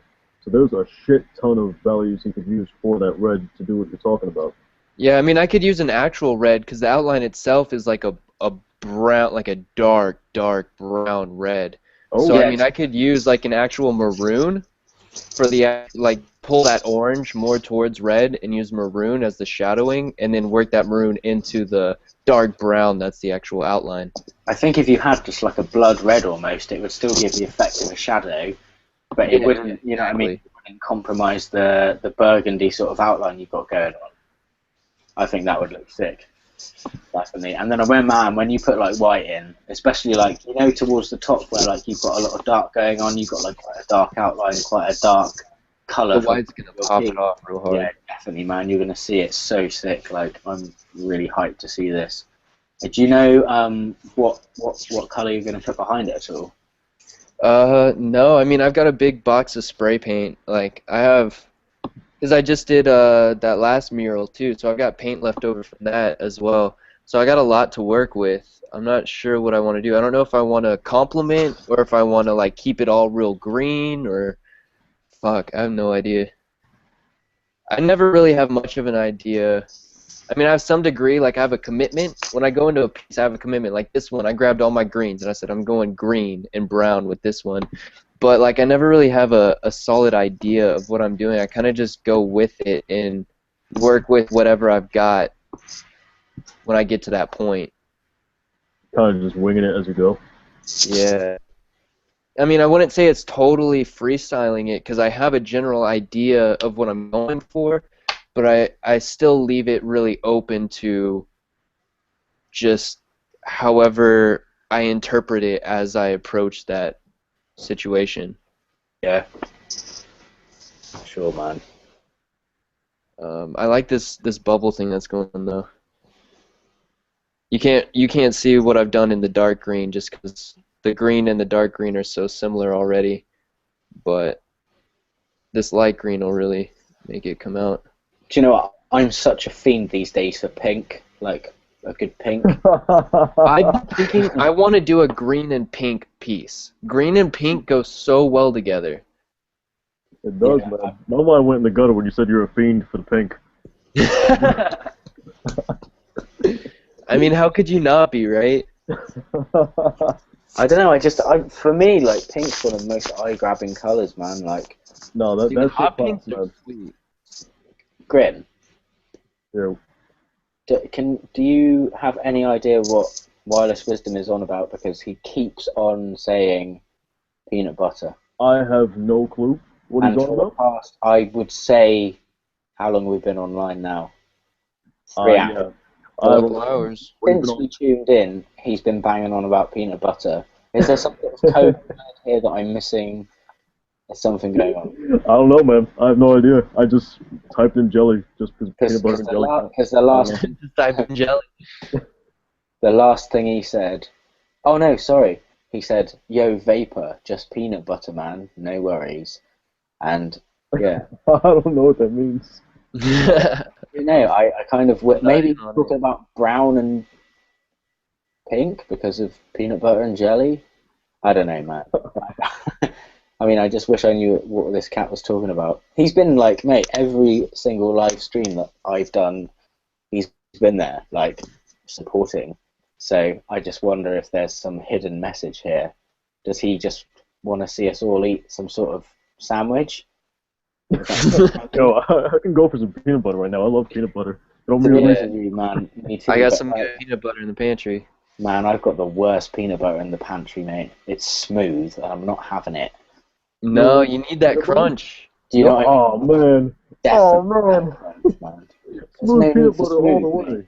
I feel like I've just got like a mouthful of kind of, I have no idea what. Paste. Well, yeah. Instant drying paste. There's no substance. Where's the meat, mate? You know what I mean? Yeah. I love meat.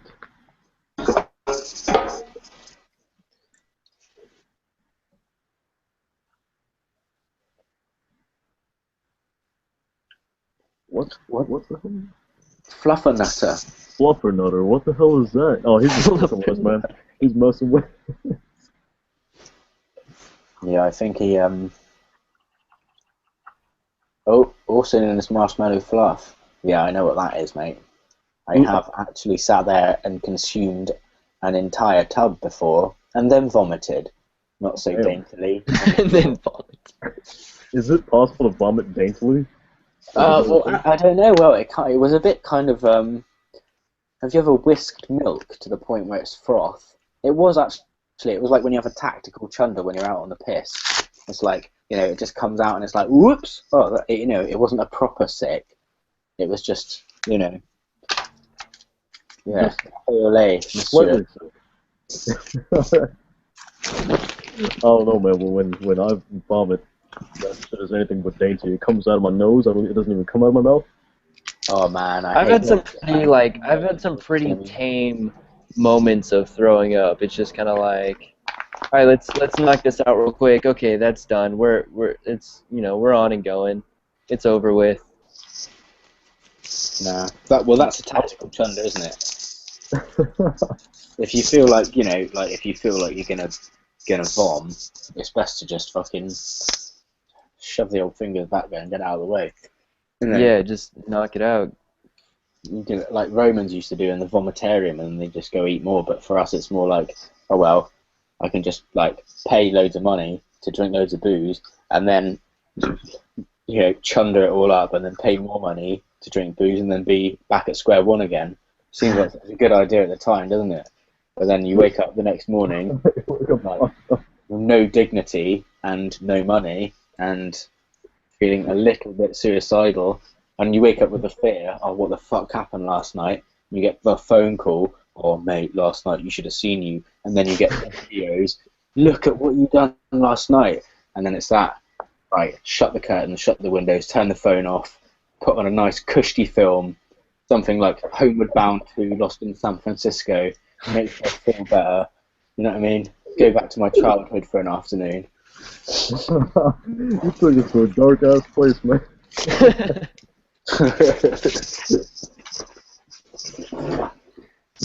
Oh man, I like how we went from graffiti to fucking peanut butter to straight up vomit. Yo, Grim, man, check, wait. Can you see my window? Yeah.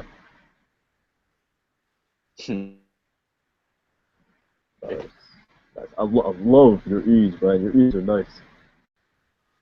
I'm switching it over to you. There you go. Yeah, man, your E's are nice. I love that. We should totally do a little hand style exchange, Grim. Me and you right now. Yeah. On Thursday, the 9th. Yeah, you guys take over for a minute. I'm just doing some cleaning up right now, so do you think? Not have a single fucking marker? That's some shit. My chisel tip has died a death, so I will be. What have I got here? I will be using a round nib.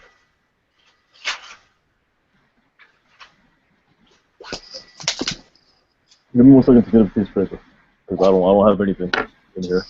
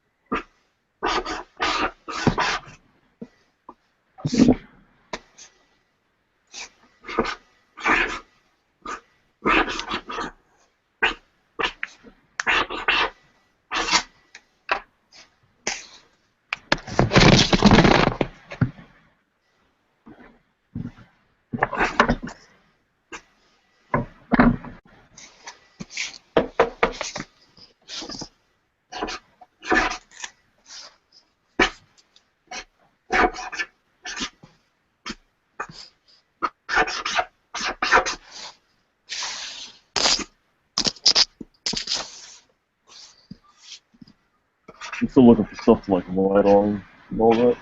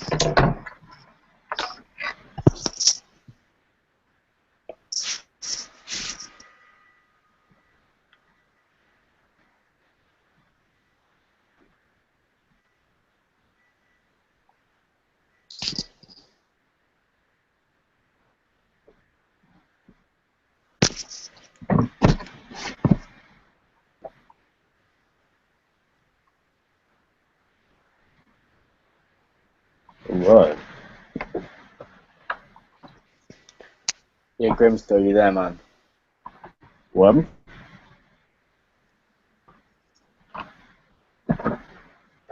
Okay, I've done you some hand styles. Oh, I haven't even done one yet. I've been looking for supplies. I think you have to check it out on YouTube, not the Hangout. Oh, I can see paper again. Oh no, I can see me. Okay.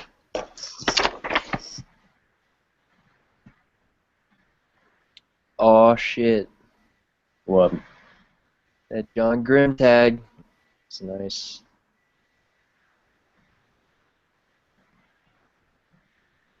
That R is close to a B. Which Everything one? else is slick as fuck. Let me see.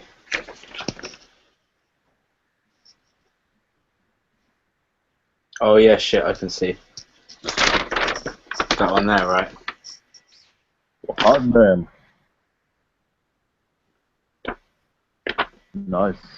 I'm feeling the one with the M that swings back underneath. I like that. That one. Yeah. Yeah. Yeah, I did one for you so far. I just got all my supplies set up. Here, Sheva, check this out real quick. Let me think. Let me know what you think about these bubbles, if I can. I like that real simple type shit.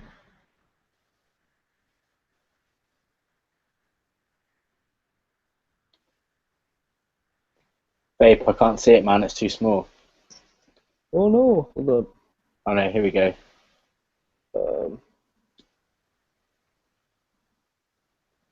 Yeah, man, that looks mean. I can't wait to see you put some colour in that 3D. It's going to be popping. Thank you, thank you. I need to find like a picture of vodka or whatever. See, kind of like remind myself what we were talking about with the 3D shadow. No, I've never seen this guy's work. Vodka is his outlines are really sterile. They're really pretty flat, I think, but I don't know. It's kind of like Dare. They do these like really sterile outlines, but then do this fill that's just so smooth that it just feels like butter. John, I missed your hand style, man. I didn't see it. What happened? Did you do one already? Oh, you missed it. Yeah, I did a real simple ass one. I'm doing another one. Give me 1 second.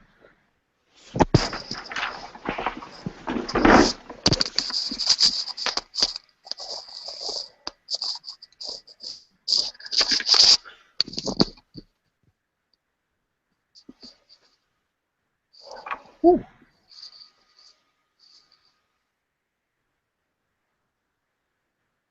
Damn, out of nowhere with the Philly A that doesn't flow inside of the rest of the tag. It happens. Simple style on the top. Yeah, man. That's nice. That's definitely nice. Damn, my baseline is all fucked up though. Look at this. Look at this humongous mistake. This is what I've preached to not do, and here I am guilty of it myself. Baseline, if you could see it. Baseline right here. Letter comes all the way up here. I know what you mean, man. That's a fail. That right there is a recipe for disaster.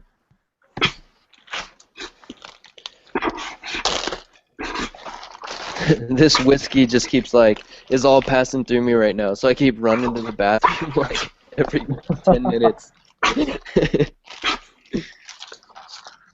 I think I'm going to hit this with an outline, and then what is it? Fuck.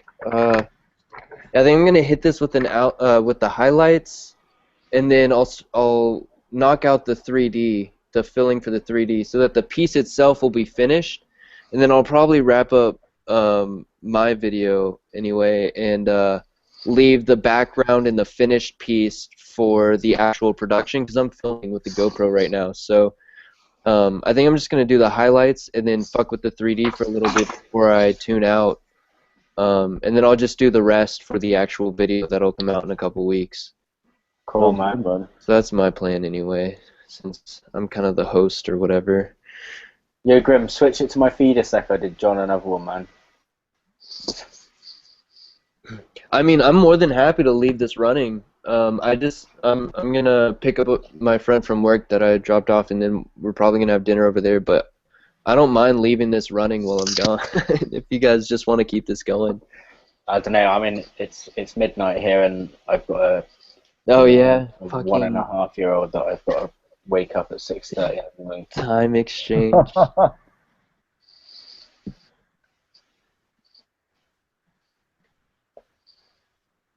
Can you see me, Grim? Yeah, I can see you, man.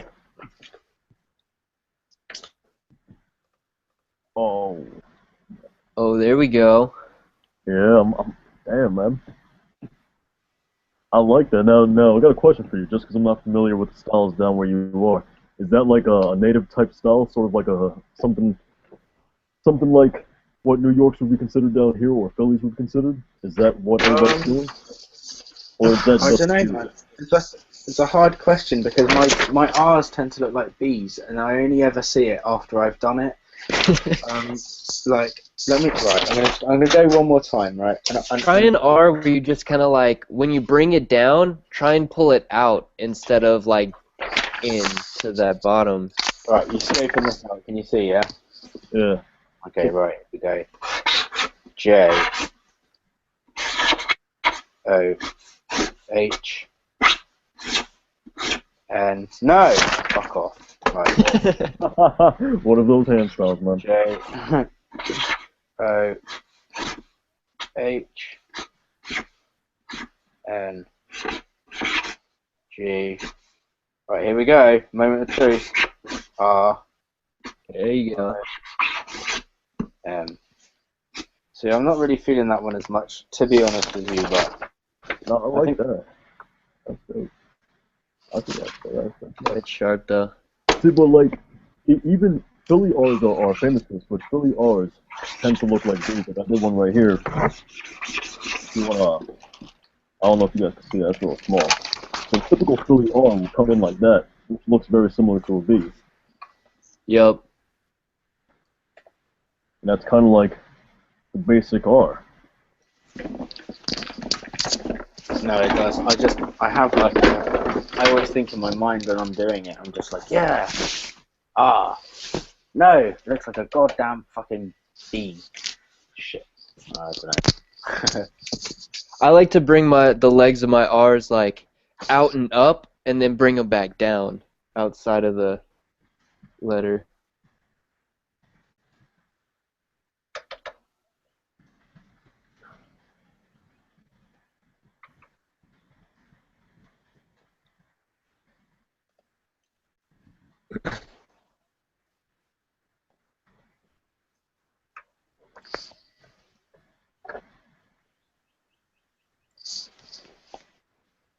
Yeah, buddy. Good burn, man. Are you talking about the type that's popped up on YouTube? What you put was nice.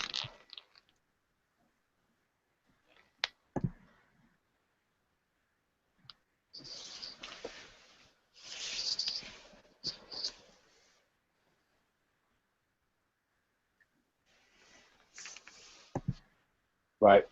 I think I'm gonna bail, Bays. Cool. I'm throwing in this highlight, and then I'm gonna have to go as well. You're not missing much. Cool. Well, we should jam more often, isn't it? Yeah, Yeah, man. this is Definitely should. live stream shit is really awesome. I need to get a better setup that allows for the camera to be pointed at the painting I'm working on, because I can't paint and have the camera there at the same time. Like it makes my setup real weird, Yeah. which is the only reason I'm not working currently. But You need a fisheye lens, man. Get the whole room in one angle, anywhere you're at. Just get that fisheye, and you can just drop it anywhere, and you're good to go. there's too many boobs in this room for me to include it all. I can't show everything. I paint too many naked ladies to do that. I don't have a problem with that. You know, I say that and I always feel like the largest perv for saying that, but like, I always feel like I have to justify it. It's not sexual. My actual my junior thesis photo project for my degree right now is just nude black and white photographs. But they're not sexualized by any means whatsoever. That's cool. Like you can have some really fucking beautiful pictures of some naked ladies and it not be just some raunchy porn, you know? It can be classy Yep. as fuck. Yep. It's very much worth appreciating. Yeah, man. I remember I did a speed painting. I used to have a series when I first started my YouTube where I did nude figure drawings, and my channel damn near got taken down because of those videos.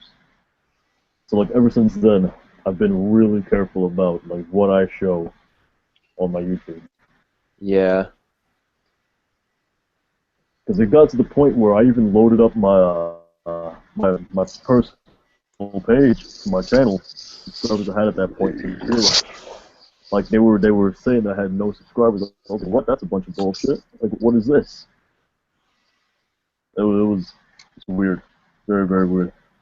Don't want to go through that again. That's some bullshit.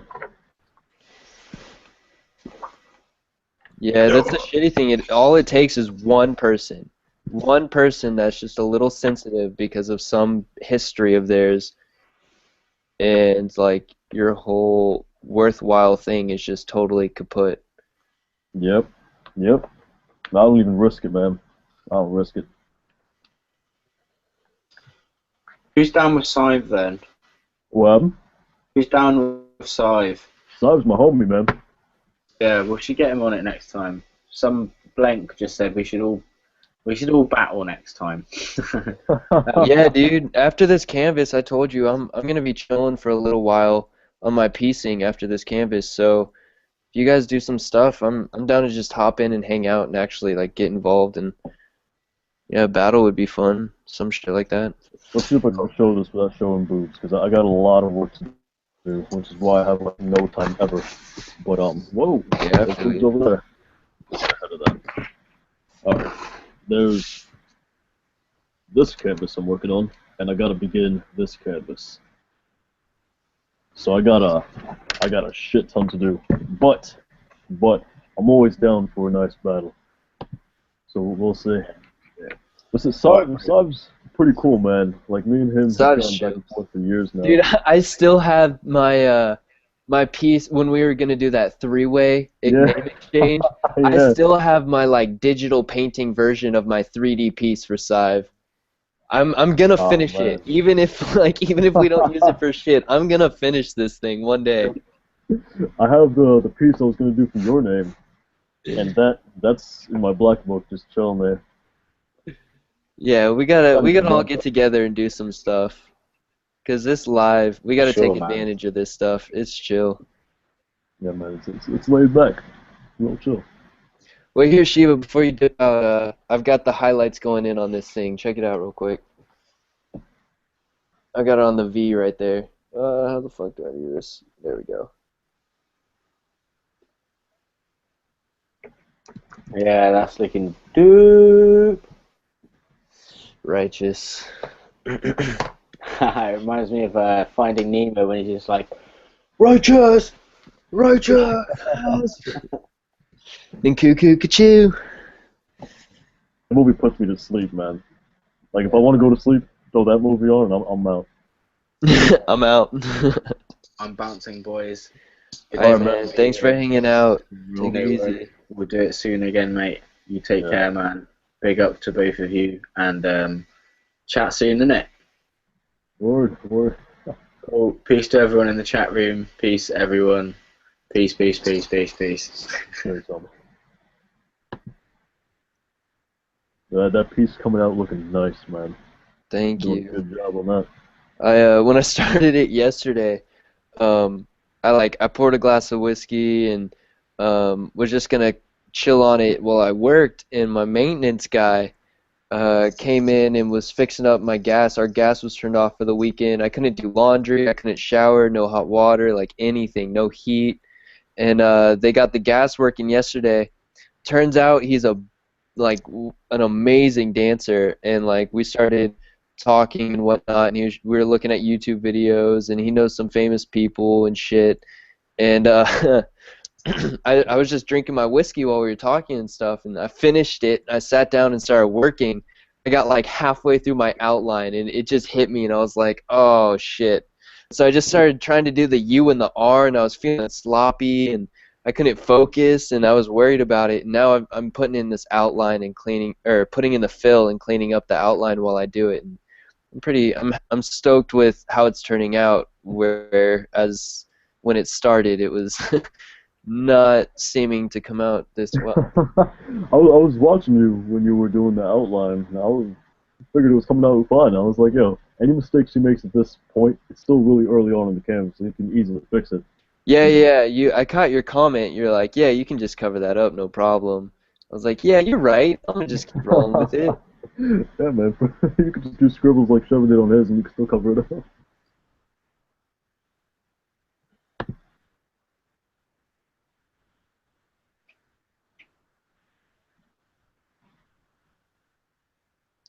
Yeah, so Shiva and I were talking about you had that one live feed with Sive that was like split screen. Did you guys do that through Skype? We did that through Google Plus, because we tried to do. If I remember correctly, I forget exactly how it went down, but I think we tried to do Skype. and I forgot my password. So he was like, "John, you stupid bitch, get on this Google Plus." He didn't actually say that. I'm paraphrasing, but he got me on Google Plus, and we did it through there. So I believe you guys can do that too. I don't know how. Yeah, 'Cause because I was looking up. We were trying to get it to split screen, and we couldn't figure out how to split screen it through Google Plus. I looked it up, and the couple I didn't look too deep, so maybe they've changed it since then. But the forms or answers that I found, I didn't check the date, so maybe they changed it. But they were saying that you can't split screen the live stream through Google Plus, and so what I was thinking was that you would do the Skype call and just do the in Google Plus, just whoever's streaming would do the like share screen or whatever, and just show the full screen Skype call as the stream for the Google Plus. But we couldn't figure out how to do the split screen through just Google Plus. Yeah, I don't know how to work all that stuff, man. When it comes to technology, I am useless as hell. No idea what I'm doing. Yeah, I finally figured out like pretty much everything for YouTube, and right when I figured that out, Google got involved, and now there's all this Google Plus, and I don't know how to handle any of it. It's like right when I figure out YouTube, now it's all dependent on Google, and I don't know Google. Shit. I'm trying to read like some of the things people are saying in chat, see if they're coming up with any questions or whatever.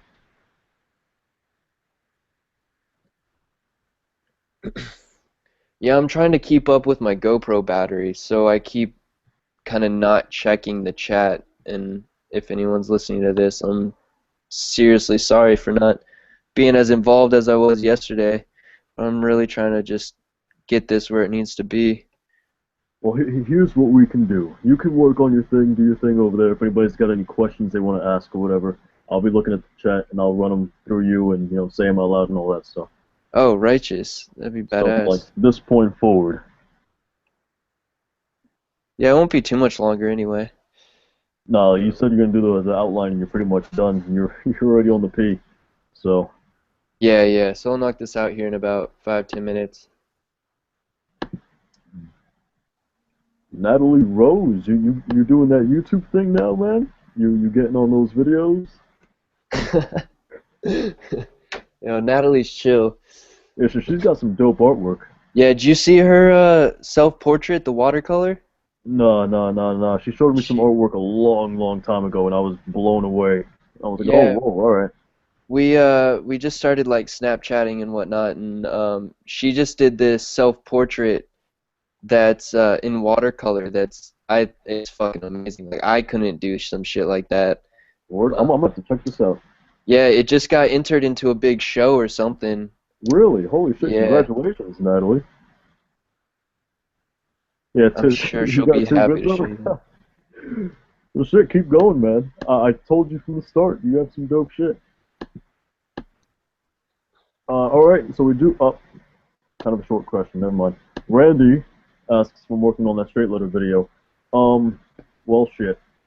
I haven't begun planning it yet, but yeah, it should be in the works within the next 2 weeks, 3 weeks. What's in the works? Randy asked if I'm working on the straight letter tutorial video that I said I Oh would be shit, doing. yeah. Yeah, I started my tutorial thing. I've got like 3 videos so far, like how to fuck with Copics, like watercolor markers and use them with Prisma colored pencils, and then a basic intro to 3D, adding 3D to letters and stuff. I really want to keep that shit going, but I don't know, I've just been on my own grind. I'm trying to find my place in the city and meet the local graffiti cats around here. So I've been slacking. So, all right. This brings me to a graffiti-related question with you. How do you feel the graffiti environment is, number one, on the internet, and how that compares to real life? Like, what's the differences there for you? For me, I've been really fortunate. I mean, I've been hesitant in a way that's made it really fortunate for me, where the cats that the big dogs that I'm meeting around Kansas City now, because I just moved here about a year ago, and where I come from, like I came from the suburbs outside of Dallas, Texas, and like I put up a couple stickers. I put up like 3, 4 stickers in a neighborhood around where I lived. And when I was actually driving to Kansas City with my dad the first time to look at schools and shit, I had the local police department calling me with a private investigation team for a couple of stickers. And they had like fingerprinted me or something from the stickers, they said. Some crazy shit. So when I was there, like, you couldn't do that stuff and get away with it. You couldn't practice. You couldn't, like, there was no one there doing it. And so for me, when I first got into it, it was all Sheva. It wasn't too much online either.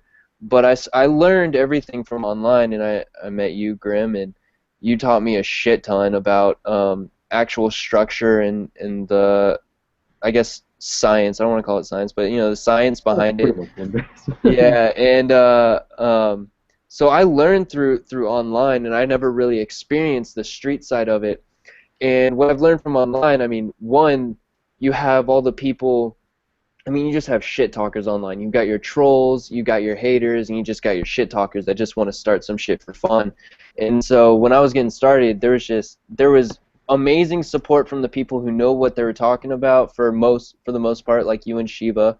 But then there is such a massive just force of, you know, go kill yourself for doing online like graffiti on canvases and doing stuff online, like just go kill yourself. And that, like, no exaggeration, like that was tough, and you just gotta have a thick skin for it. But at the same time, because it's online, you can meet people like us who are actually really proactive in the progressive nature of graffiti as an art form and how it can be involved in a community and things like that, and in a fine art form. And so that's really amazing, and I've been so fortunate in Kansas City to, now that I've been here for a year, now I'm starting to paint some legal walls. I'm starting to get involved with the community here, and I'm meeting, you know, there's some artists that I've heard stories of locally that are just, you know, they're really prideful about what they're doing, and they probably would not be the people that I could go up to and be like, hey, can you teach me a few things? They'd probably be like, you know, piss off, you're just a toy, like, I'm not, you know, go learn for yourself, that kind of thing. But for the most part, especially being here, all the people that I'm meeting, and they know what they're doing, and I've run into a couple of them. Actually, just this weekend, I was out doing some photo documentary work. I plan on publishing a photo book of some Kansas City graffiti since I've moved here, and I ran into somebody who's one of the most, like, seen taggers in the area, Reek, R-E-A-K. He's dope, and I met him, and they were chill. You know, they were cautious. They didn't know who I was. They were just kind of just chilling, and my GoPro died, so I'm just gonna leave this at where it's at until I can charge a battery. But, you know, for the most part, everyone I've been meeting, they've been really chill. They've been supportive. They've been starting to critique my work and, you know, telling me where not to paint, where to paint, and just things like that that are really supportive. So I've been very fortunate in having the same experience I've had with you and Sheva online, with the people I'm meeting here locally. But, you know, for the most part, it's kind of even, depending on just where you're putting yourself out and where you're reaching out for information. Just really determines that relationship. It's kind of the same. It's just the world. It's just people, and people exist both online and in real life. And I think in that regard, you know, I guess, I don't know if I'm just rambling at this point, but yeah. You pretty much said it. I mean, Yeah. I feel like, are you about to get out of here right now, or? I mean, I got a few minutes. My GoPro died. I don't have a charged battery. Dude, these batteries are driving me insane. I'm almost about done with GoPro because I can't keep batteries going long enough to actually get some good footage while it's in its case. But yeah, I mean, I'm done with this piece for right now until I get my cameras charged up again. So I guess I'll finish it tomorrow for the footage, but I won't do a live feed tomorrow for it. I'm just gonna wrap it up early in the morning or something, and then start working on editing the footage. So, but I got a few minutes. I can chill for a second. All right, Finish so talking.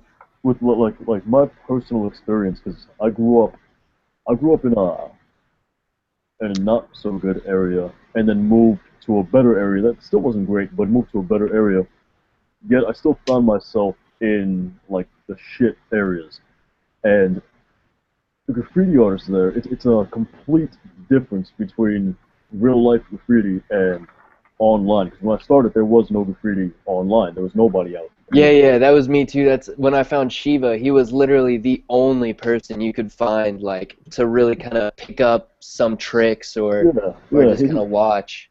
He was like the original person online. But when I started in like 2000. So there was nobody. there was Yeah, damn, nobody at yeah, all. and I started way after that, so 2000, I can't even imagine.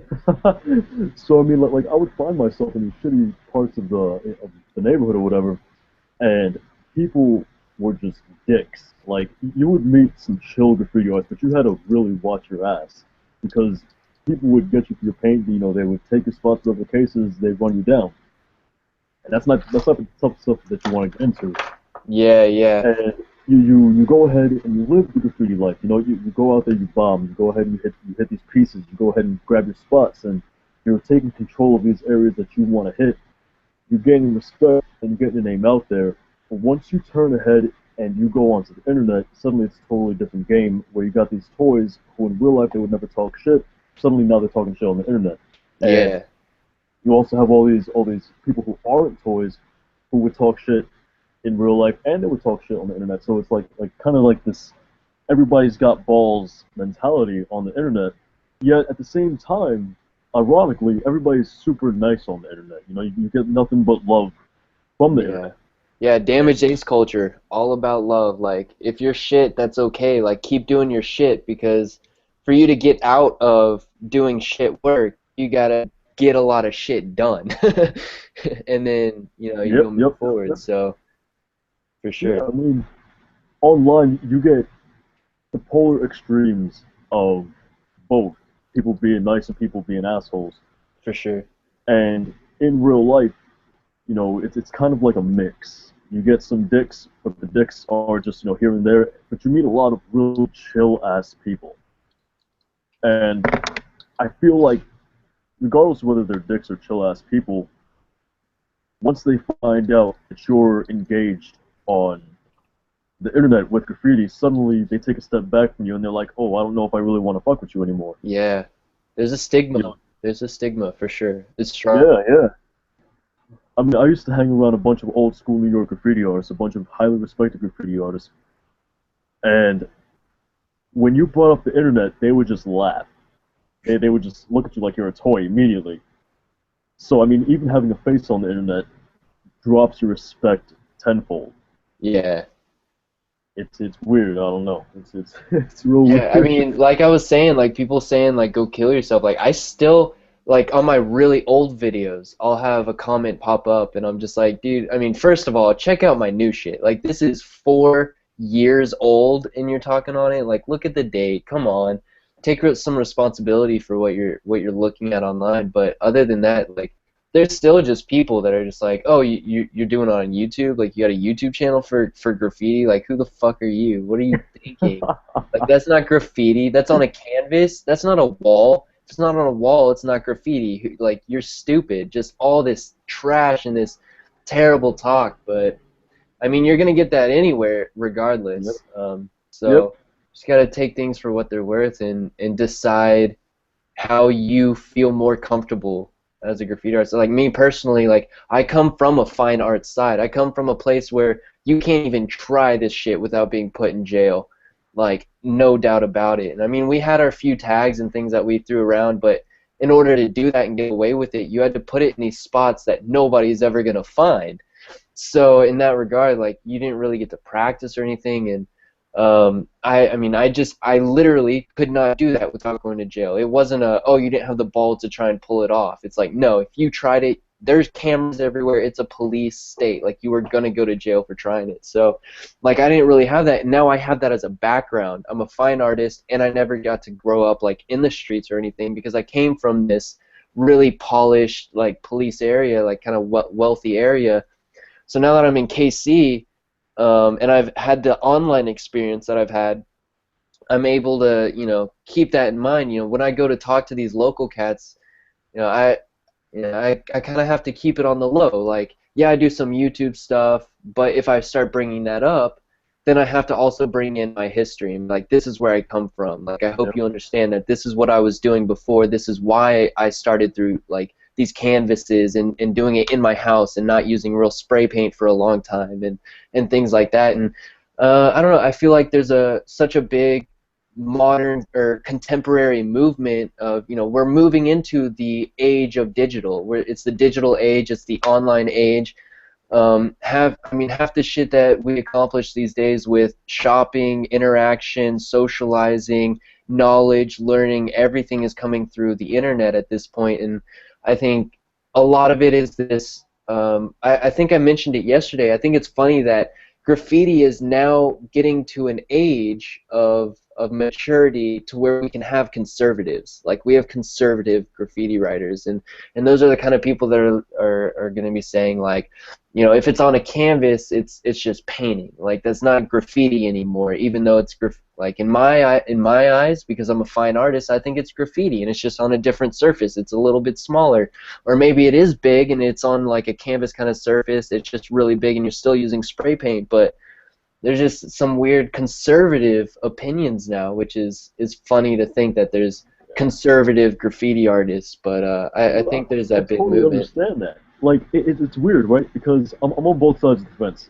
It sounds hypocritical, but growing up doing graffiti illegally and growing up being run through the mud for graffiti by other graffiti artists and having to, earn your stripes, I understand where they're coming from when they say, oh, that's not graffiti, because you're not going through the struggle that you would have to go through for graffiti. Yeah, like it's a process art. They see it as a process and not the final product. Whereas a lot of especially kids that that we're helping critique and whatnot, and me personally, it's not so much like the process is now coming down to technique of the process and not so much the process of jumping fences and running from cops or dodging and shit. And exactly. Like that those are two different processes, whereas I don't know, like street graffiti has two processes. There's the process of going through the spot and the process of application.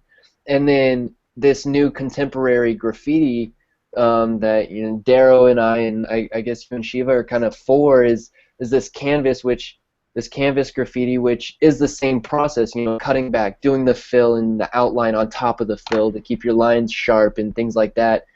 That process is translated from off of the wall. It's the same process in its own regard, but then a lot, especially the kids coming up, there's the process in and of itself of experience, and the experience is what I think a lot of people are really just getting pissed off that people can get the reputation and the respect of some cool-looking graffiti without that experiential process. Yeah.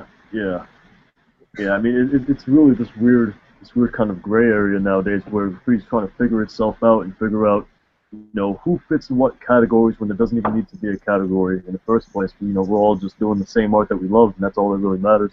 Yeah. But you got old school graffiti artists who are laughing at the new school kids just because, they want to rock legal walls or whatever the case is. There's no problem with that, as long as they love the art form. You don't have to necessarily, go through all the illegal bullshit nowadays. Yep. So, landscape has changed. Yeah, and what's interesting is like you say, since I've been here, I'm meeting the cats that are actually on the street, and I actually, because I do photo work, so I'm doing a lot of this documentation, and a lot of these guys, because I'm going into the nitty gritty and taking photos of stuff that is fading and nobody's seen and was kind of older, and I'm actually post-processing to kind of bring the colors back out and reestablish that piece in this photo format that's not going to go away like their piece actually is.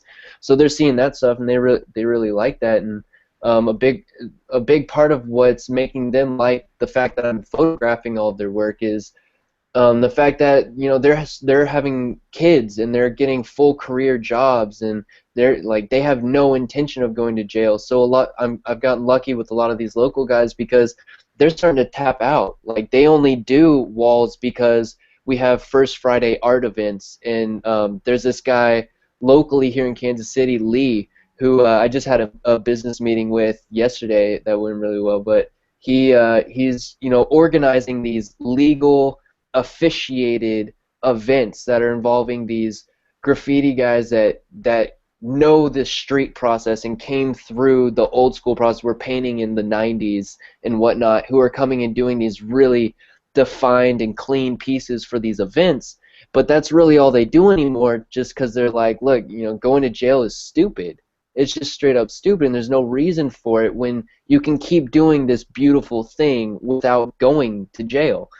And so I'm fortunate in this city where a lot of the guys that are killing these amazing pieces are the same guys that are like, don't do illegal stuff. I mean, if you're going to do illegal stuff, like, do it, be smart, go do it. That is the cool thing. Like, it's understood as what's cool. But, you know, they're open-minded. They're like, going to jail isn't cool. So you got to pick and choose your battles. If you're going to do some illegal stuff, be smart, and that's going to be cool. It is cool. But at the same time, if you're going to go to jail for it, you might as well just do a legal spot, because it's cooler to do something awesome on a legal spot than to go to jail for not finishing something that was kind of cool because you're rushing it.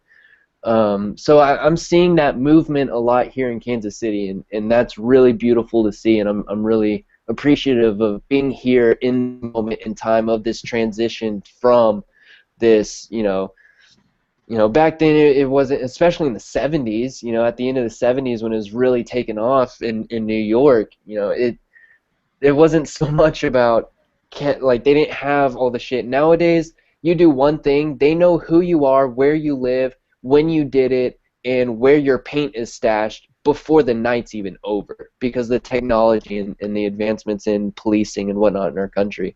So, I don't know. It's really interesting, and there's a lot to be said about any angle you want to look at it. Yeah, I believe Sheva's about to make a point in the chat right here.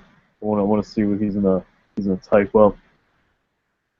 Man, I don't know. It's gonna be interesting over the next decade to see where graffiti goes. Yeah, absolutely. I don't know if the younger guys, hopping in the game recently realize this, but this decade, like just the past 10 years, has been such a humongous change in graffiti. It's ridiculous, and the next 10 are going to be crazy.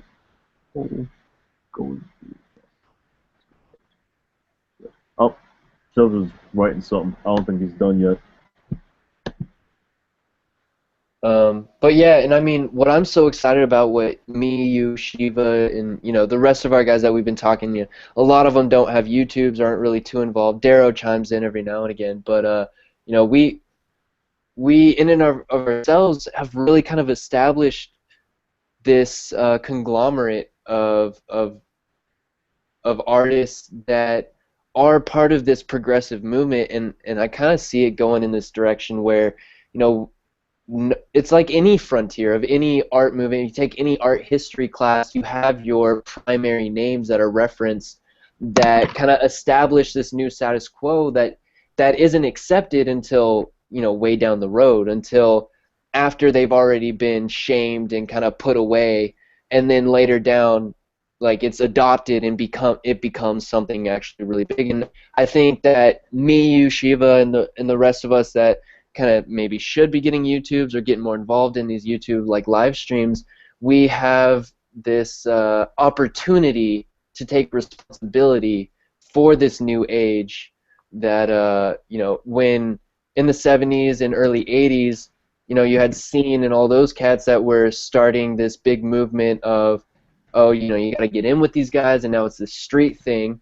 Well, now, okay, that's been going on for a long time. Now it's moving into this more fine artsy kind of on canvas, online, or permission spot, and spray painting on commission and things like that. And now it's the same sort of relationship, and I feel like that's repetitive. You could go into philosophy and start discussing these repetitive natures of human interaction and human development, where we're really just going through these cycles attack on each other. But yeah, I think just brought up a good point in the chat that I also want to touch on, which I also want to make it clear that I respect the old school illegal writers, and I still respect illegal graffiti to this day. It's an amazing thing. But he says, I respect old school writers a shitload to the bone.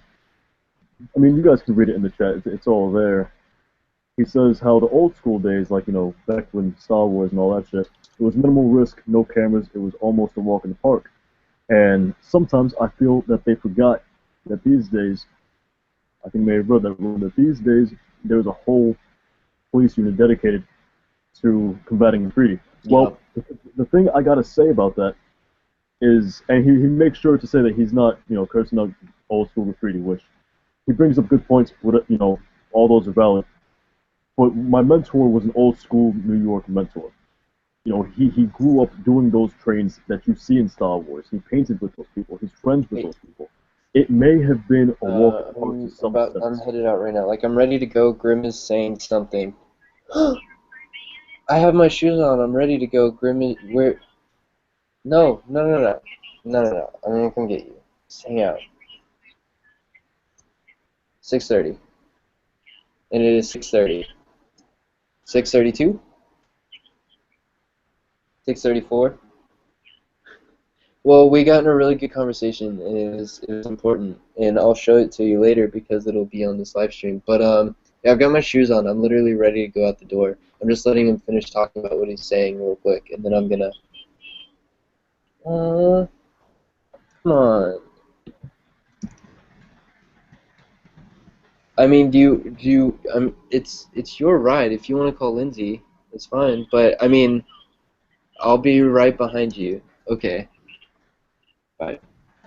Alright, I'm gonna go ahead and wrap this up real quick. It seems like you are about to get in trouble. Nope, not anymore. They got another ride, so I'm chilling for a minute. We're good. Alright, so, hearing the stories of other old school graffiti artists, give me 1 second. I'm sorry. I'm so sorry.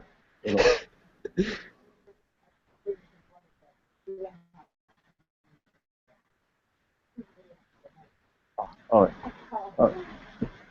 Thank you. Yeah, man. Alright.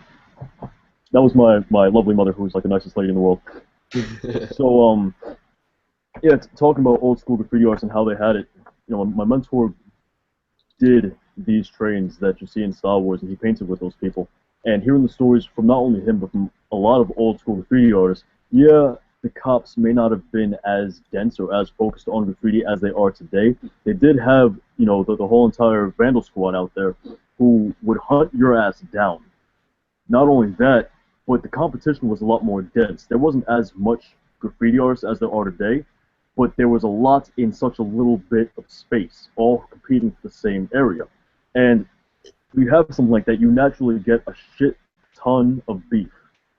And that alone can be just as bad as the cops, depending on who you're beefing with. Some of these dudes will kick your ass. I mean, it's really just a different kind of struggle, not necessarily an easier or harder struggle.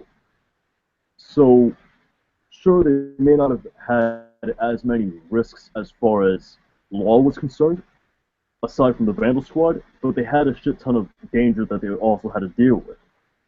Yeah. Arguably more danger in a lot of cases than current graffiti artists, because back then, if you were doing walls from, I forget what time period exactly, but there was in a very, very, very beginning of graffiti, if you were doing walls, you were considered a toy. It was all about the trains. If you weren't doing trains, then you weren't really a writer. Yeah. Alright, I wrapped it all up. I said what I had to get off my chest. Yeah, we're just chilling. We're having a good talk, wherever it goes.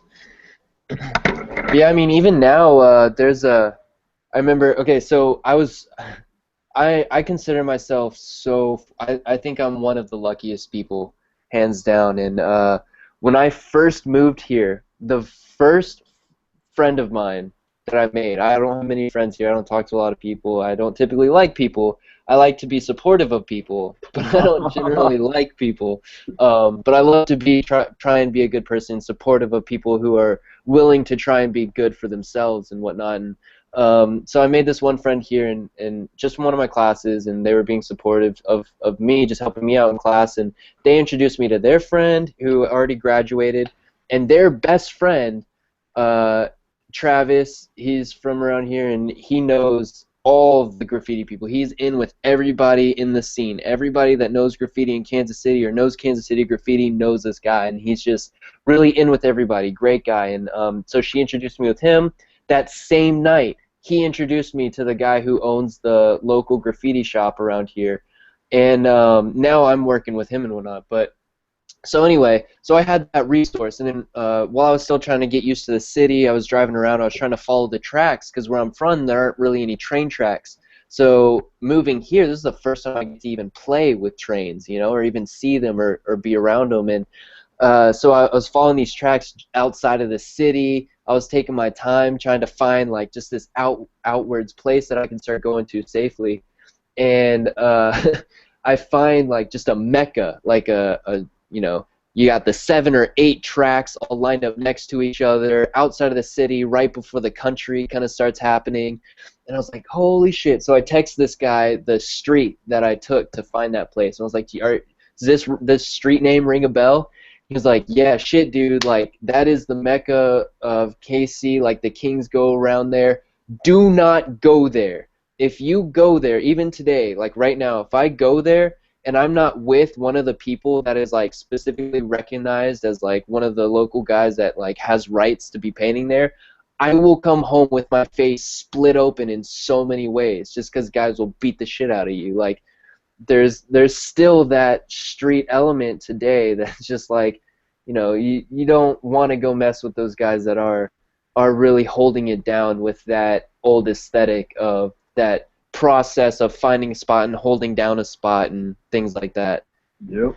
I mean, I'm not gonna go into details, but I had a wall with my crew, and nobody was touching that wall. Nobody. That was our fucking wall. Like, you did not get up there without anyone from the crew knowing, and if you did, your ass was in trouble. Yep.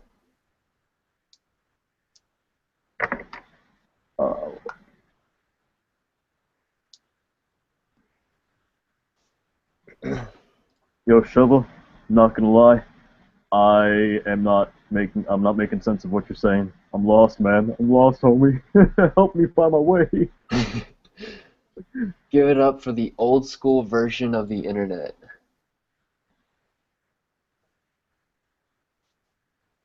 I don't know what that reference is to, because it's in quotes, so it's a reference, but I'm so in my own world. That's one of the biggest problems with like trying to get into graffiti and learn graffiti and make the connections and get cool with like the dudes around here that know what they're doing and whatnot, because I'm so in my own world that I'm just kind of like doing my thing. And I just kind of, I don't know, like, oh, you drop a name? Yeah, I don't know that guy. I'm sorry. You know my name? I'm fucking with my name right now. That's what I know. So I think it's really important, though. I think it's really important to, you know, do some research and look and find some favorite artists, find some particular styles, and find what styles you don't like, and find why you don't like those styles and things like that. And I have a bad habit of not giving near enough of a shit of, you know, other people and what they're doing, and I think it's important to be involved in that kind of stuff. Yeah. I've been making a big effort lately to start, especially now that I'm doing like documenting with my photography work, a lot of the local guys, and I'm following these guys as they. So I've got pictures of people that have done pieces over the last year, and I've got like 7 pictures of their work over the last year, and you can just see how it's been changing and stuff. And getting involved with that has definitely showed me the importance of, you know, don't bite, don't steal style, don't steal letters from other people, but definitely get involved in like trying to understand why their letters are going a certain way and things like that. Yep. Dude, if deal. anybody out there, well, like anybody who's watching this, and even you, paper, but to do a name exchange with anybody, like me and Sheva just did hand styles. That's a simple explanation of what I'm talking about. But like, if you guys can rock pieces for one another, that's a great way to get better and learn about style, learn about different styles. I mean, I had this one graffiti artist named Top 5 and another one named Brew, who I did name exchanges with. And those guys helped me out tremendously with throw-ups, hand styles, and pieces.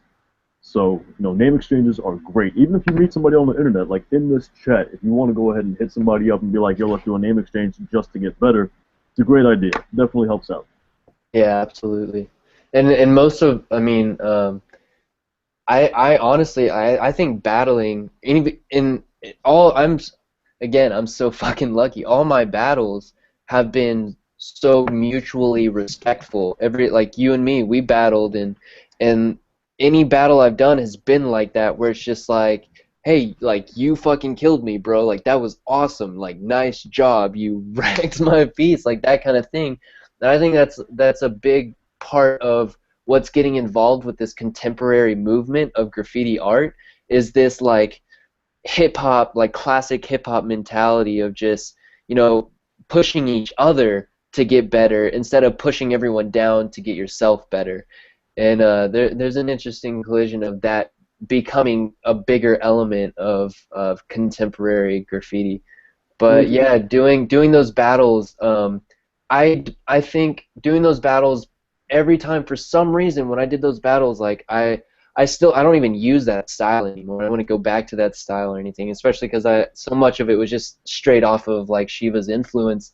But just having that battle, and especially because it was mutually respectful back and forth, like I don't think any of my pieces, or I wouldn't have developed myself to a new level without those battles, and involving yourself with another artist and having that influence of you're doing this thing, I'm doing my thing, but now we're going to put those things together in some sort of name exchange or a battle or just back and forth. Like Darrow and I Darrow and I have worked a lot where I'll just send him some stuff and he'll send some stuff back to me of what I did and like what he's thinking in some sort of drawing way. Just show it to me because we're not, it's global now, so we're not right next to each other, and just those kind of interactions really help push you as an individual artist so far that I think it's absolutely detrimental that you are looking at other styles and getting involved with other artists for sure. Yeah, yeah. Sheva asked a question about how he doesn't understand why the old school writers showed their faces in something like Star Wars, and that's kind of what he was getting at with the old school internet. How we show our face and they showed their face back then. But now I don't know the exact reason, but from the way it seems why they would show their face is once again just for just to reiterate, I'm from New Jersey, like that's where I grew up, which is right next to New York, for those guys maybe overseas or whatever. And where I'm from, you have to be caught in the act of doing graffiti, or there has to be enough evidence against you in order for it to actually be pinned on you. Like they need to either A, catch you doing it, or B, like have undeniable proof that it's you. Yeah. So showing your face isn't necessarily incriminating. Like, yes, it can help against the case, but it's not going to put you in jail necessarily. On top of that, back then, graffiti was still very new. It was still very much in its infancy. And if somebody came up to me in this new art form and was like, "Hey, you want to do a movie for this thing?" I'm gonna say, "Hell yeah!" I'm not gonna shoot that down.